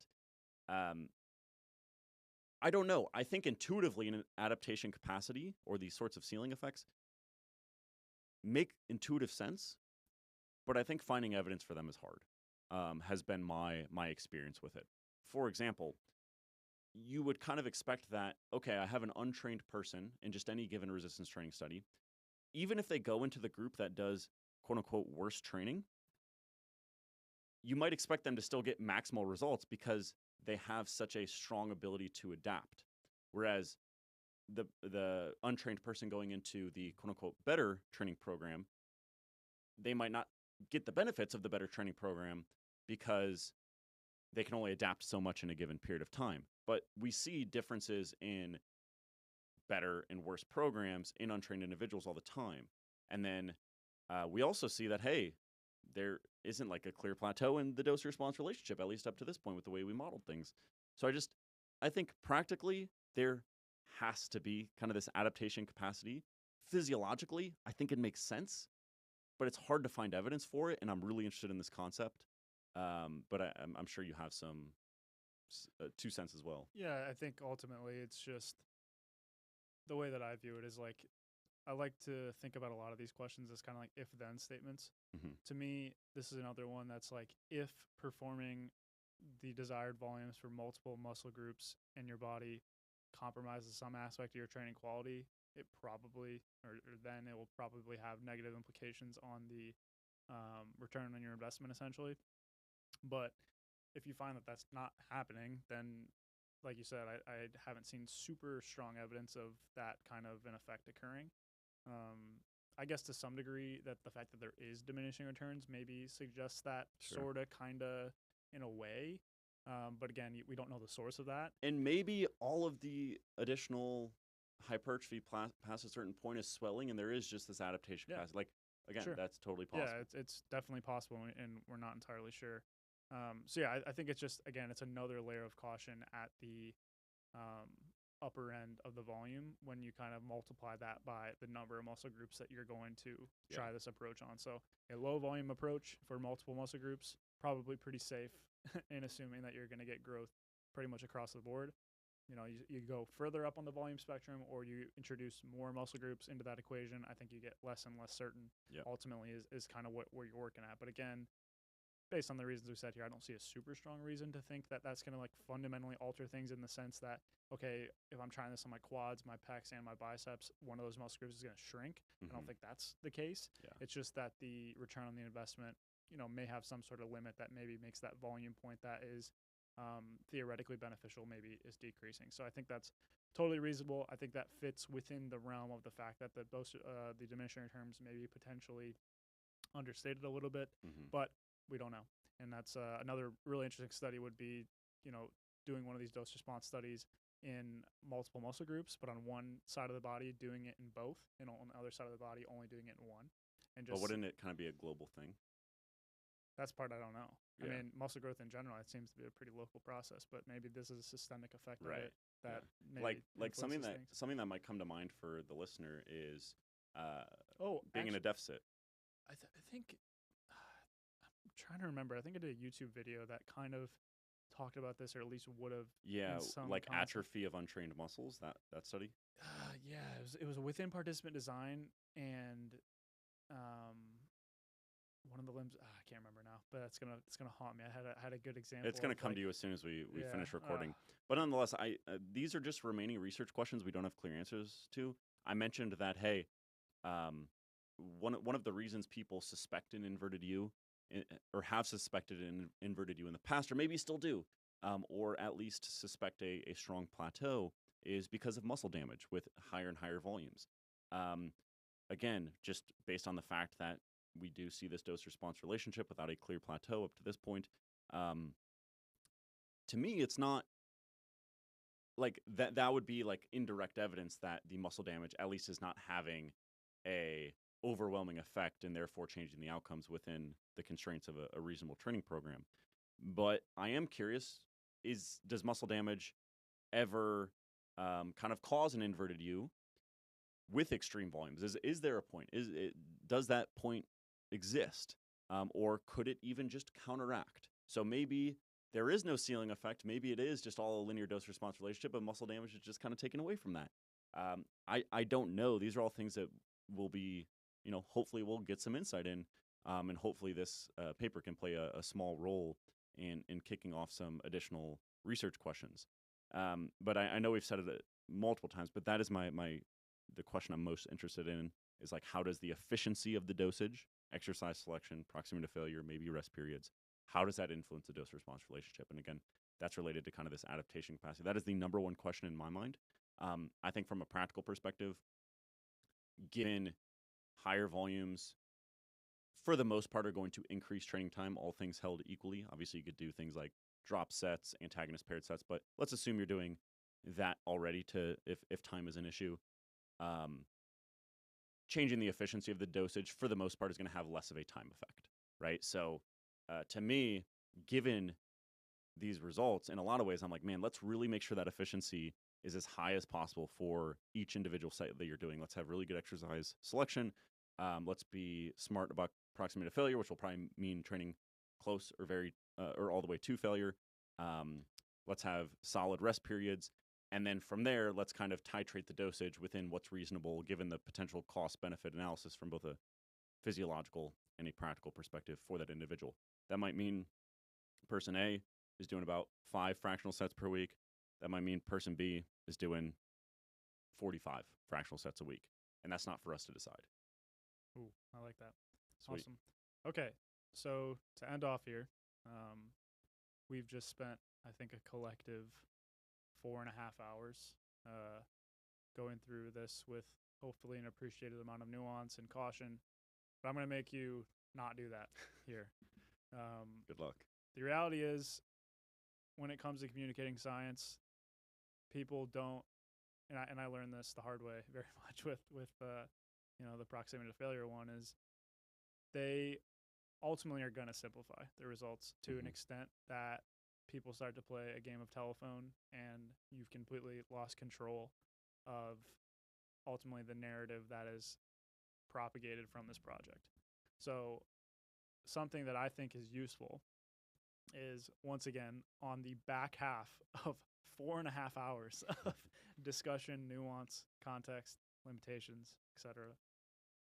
If you had to boil this down into kind of the new soundbite recommendation for set volume, hypertrophy, and generally thinking that on a weekly time frame, how would you? So essentially, what I'm trying to compare this to is, if anyone has looked up a YouTube video on training volume recommendations for hypertrophy, they've probably heard somewhere in the range of 10 to 20 sets per week per muscle group and blah, blah, blah, blah.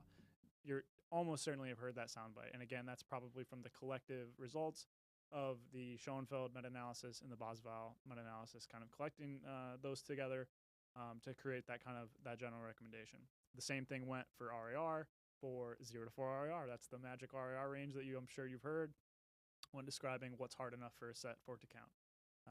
And that concept is going to happen whether we like it to or not. Yeah. So my goal with this question is, being the lead author of this project that put a lot of time thinking into this and ultimately trying to chew the food before people get it ultimately, and give that recommendation that you think is the most appropriate in terms of the representation of the results, what would you say to that question? Yeah, I think all that context is important, and I think all of the 4.5 hours before kind of this quick takeaway portion is very, very important. There's a lot of uncertainty here. There's a lot of decisions that had to go into this, and we really value transparency and trying to give the best answer to the question and also point out all of the limitations. And in a lot of ways, when we think back to the previous recommendations of 10 to 20 sets per muscle group per week, I understand where they came from. But I also think there are some meaningful limitations to that recommendation and recommendations like that in general.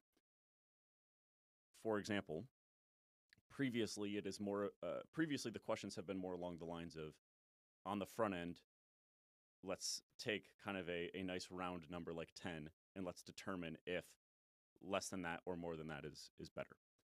I don't want to straw man previous approaches, but like that's directionally correct, I think. Whereas our approach here is to not necessarily come in with priors about exactly what cutoffs there might be, and instead try to establish some cutoffs on the back end based on what the data say, and try to be very cautious with how we're producing those cutoffs, and communicating those cutoffs as well, because they're definitely not perfect cutoffs. All of that is to say is that the previous recommendations, such as 10 to 20 sets per muscle group per week, ultimately, in my opinion, there should have never been a recommended volume range. And I think there isn't, and there never should have been a volume recommendation range. That is my opinion, because that is not for us to decide, like we've mentioned before. Instead, we can provide an analysis that describes the nature of the dose-response relationship. In this case, you can make fantastic muscle growth progress from low volumes, and it is probably better. Your muscle growth progress will probably be better with moderate volumes, and it might be better with high volumes. So ultimately, I don't think it's our place to make volume recommendations. And I don't think, in a lot of ways, I don't think there ever should have been volume recommendations. So we still need to come up with recommendations, because a lot of people will come to us for practical recommendations, and practical recommendations are helpful. So instead, the recommendation that I've landed on is more conceptual in nature and leaves the door open for all of these different factors, primarily related to an individual's values, their goals, and time availability, how they might tolerate a given set volume, and keeping in mind that this is a continuous variable. This is not a categorical variable. You can select any volume you want. It's not a volume range. It's not low, moderate, or high. It's not 9 sets or 11 sets. So ultimately, what we've converged on is that more volume is better with a smaller and smaller payoff until it starts working against you. We see a positive dose-response relationship, right? More is better.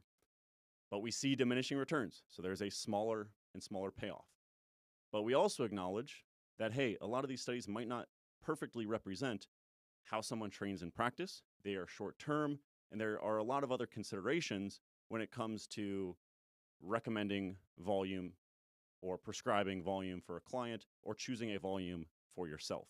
So therefore, you need to think about some of those indirect negative consequences, such as deloading more often, psychological burnout, and ultimately just keeping the long run in mind. So therefore, you need to keep in mind that more is better with smaller and smaller payoff until it starts working against you. Beautiful. I think we're done. Yeah, I think that's it. Let me finish by saying, and we probably didn't emphasize this, or I didn't emphasize this enough on the front end, that this whole project was was absolutely a team effort, and we are standing on the shoulders of Dr. Zordos, in the sense that he has given us like the freedom to study what we want to study, which is not something we take for granted, and is not always the case for PhD students, and you now having finished your PhD. Like I mentioned before, Jake has been absolutely integral throughout this entire process, and we'll be having him on soon. And also other people in the field that have, communicated ideas, whether it's publishing papers, whether it's communicating ideas on the internet, that have not only inspired us, intrigued us, but also given us ideas to kind of integrate into our mental model. We probably disagree with a lot of them. We probably agree with a lot of them. But there's no reason that influences how we think about like the character of the person, even if we, in the very back end of this podcast, might fall in line with some people more than others. We really appreciate all perspectives. We value all perspectives, and multiple perspectives are vital to learn more and more about this. Fundamentally, I think they improve the trajectory of the project. Absolutely. Like, I think one thing that I've seen from afar, and I've tried to do it myself as well, but I know you have for sure, is try really hard to go and seek out different understandings of this topic to make sure that, like I said in the first part, like every perspective that we tried our best to acknowledge in some way, include some sort of information that would at least that person might be looking for because of the fact that they have a certain position or a certain view or a certain contextual factor that they may think is important to understanding this question. You've tried really hard to understand those at a very deep level, and hopefully that's reflected in the materials that are available for everybody and the nuance that has been communicated over the last 5 hours. So, I think this is I'm really excited for this to be out there to hopefully guide interpretation. I'm sure things will get a little bit rocky along the way, as they always do, but this is out there, and I think it's a really cool thing. Yeah, and lastly, not to butter up my my business partner too much, because I have a clear conflict of interest. The whole reason for looking at this in a continuous manner is kind of a not necessarily a follow-up, but like similar to the project that you did on proximity to failure, and your kind of reconceptualizing of how to look at meta-analysis in our field to inform practice has been your doing, and this is an extension of that. And if you hadn't kind of come with all of these different perspectives and built these statistical skills, because Lord knows all of these considerations and the thousands and thousands of figures and models that have been produced along the way to make sure we understand this have been from your end, and that has been absolutely vital to get this paper to where get this project to where it is. And so the execution, but also the synthesis, and it's an honor to, I guess, have my name first, but it's, in my view, pretty inconsequential given it is such a team effort. And again, huge props to Jake, Seth, Dr. Zordos, and especially to you, because without kind of your trailblazing, if you will, in terms of how to think about these questions, how to answer these questions, this absolutely would not have occurred. And fun fact, this is Zach's birthday, so wish him a happy birthday. Wish him a happy birthday in the comments. Make sure you subscribe on YouTube. That's probably going to be the best place going forward to keep up with the podcast. Subscribe on your podcast player of choice. And we're going to have a lot more episodes coming out in this general area related to this project, because this was 1/4 of the outcomes, ladies and gentlemen. And I will shut up. Let you close it out here, Zach. Yeah, thanks for everybody for tuning in. Give us feedback in the comments. Obviously, new setup with the show. Very interested to see what you guys think, and yeah, I'm excited for this to be out there. Guide interpretation, and obviously put any comments or questions or follow-ups that you have in the comments below, so we can make sure that we have something out there to address anything that's inevitably going to come up. So, without further ado, thank you for joining us for, I think, officially approximately 5 hours, and Let's go. We'll see you next time. Take care.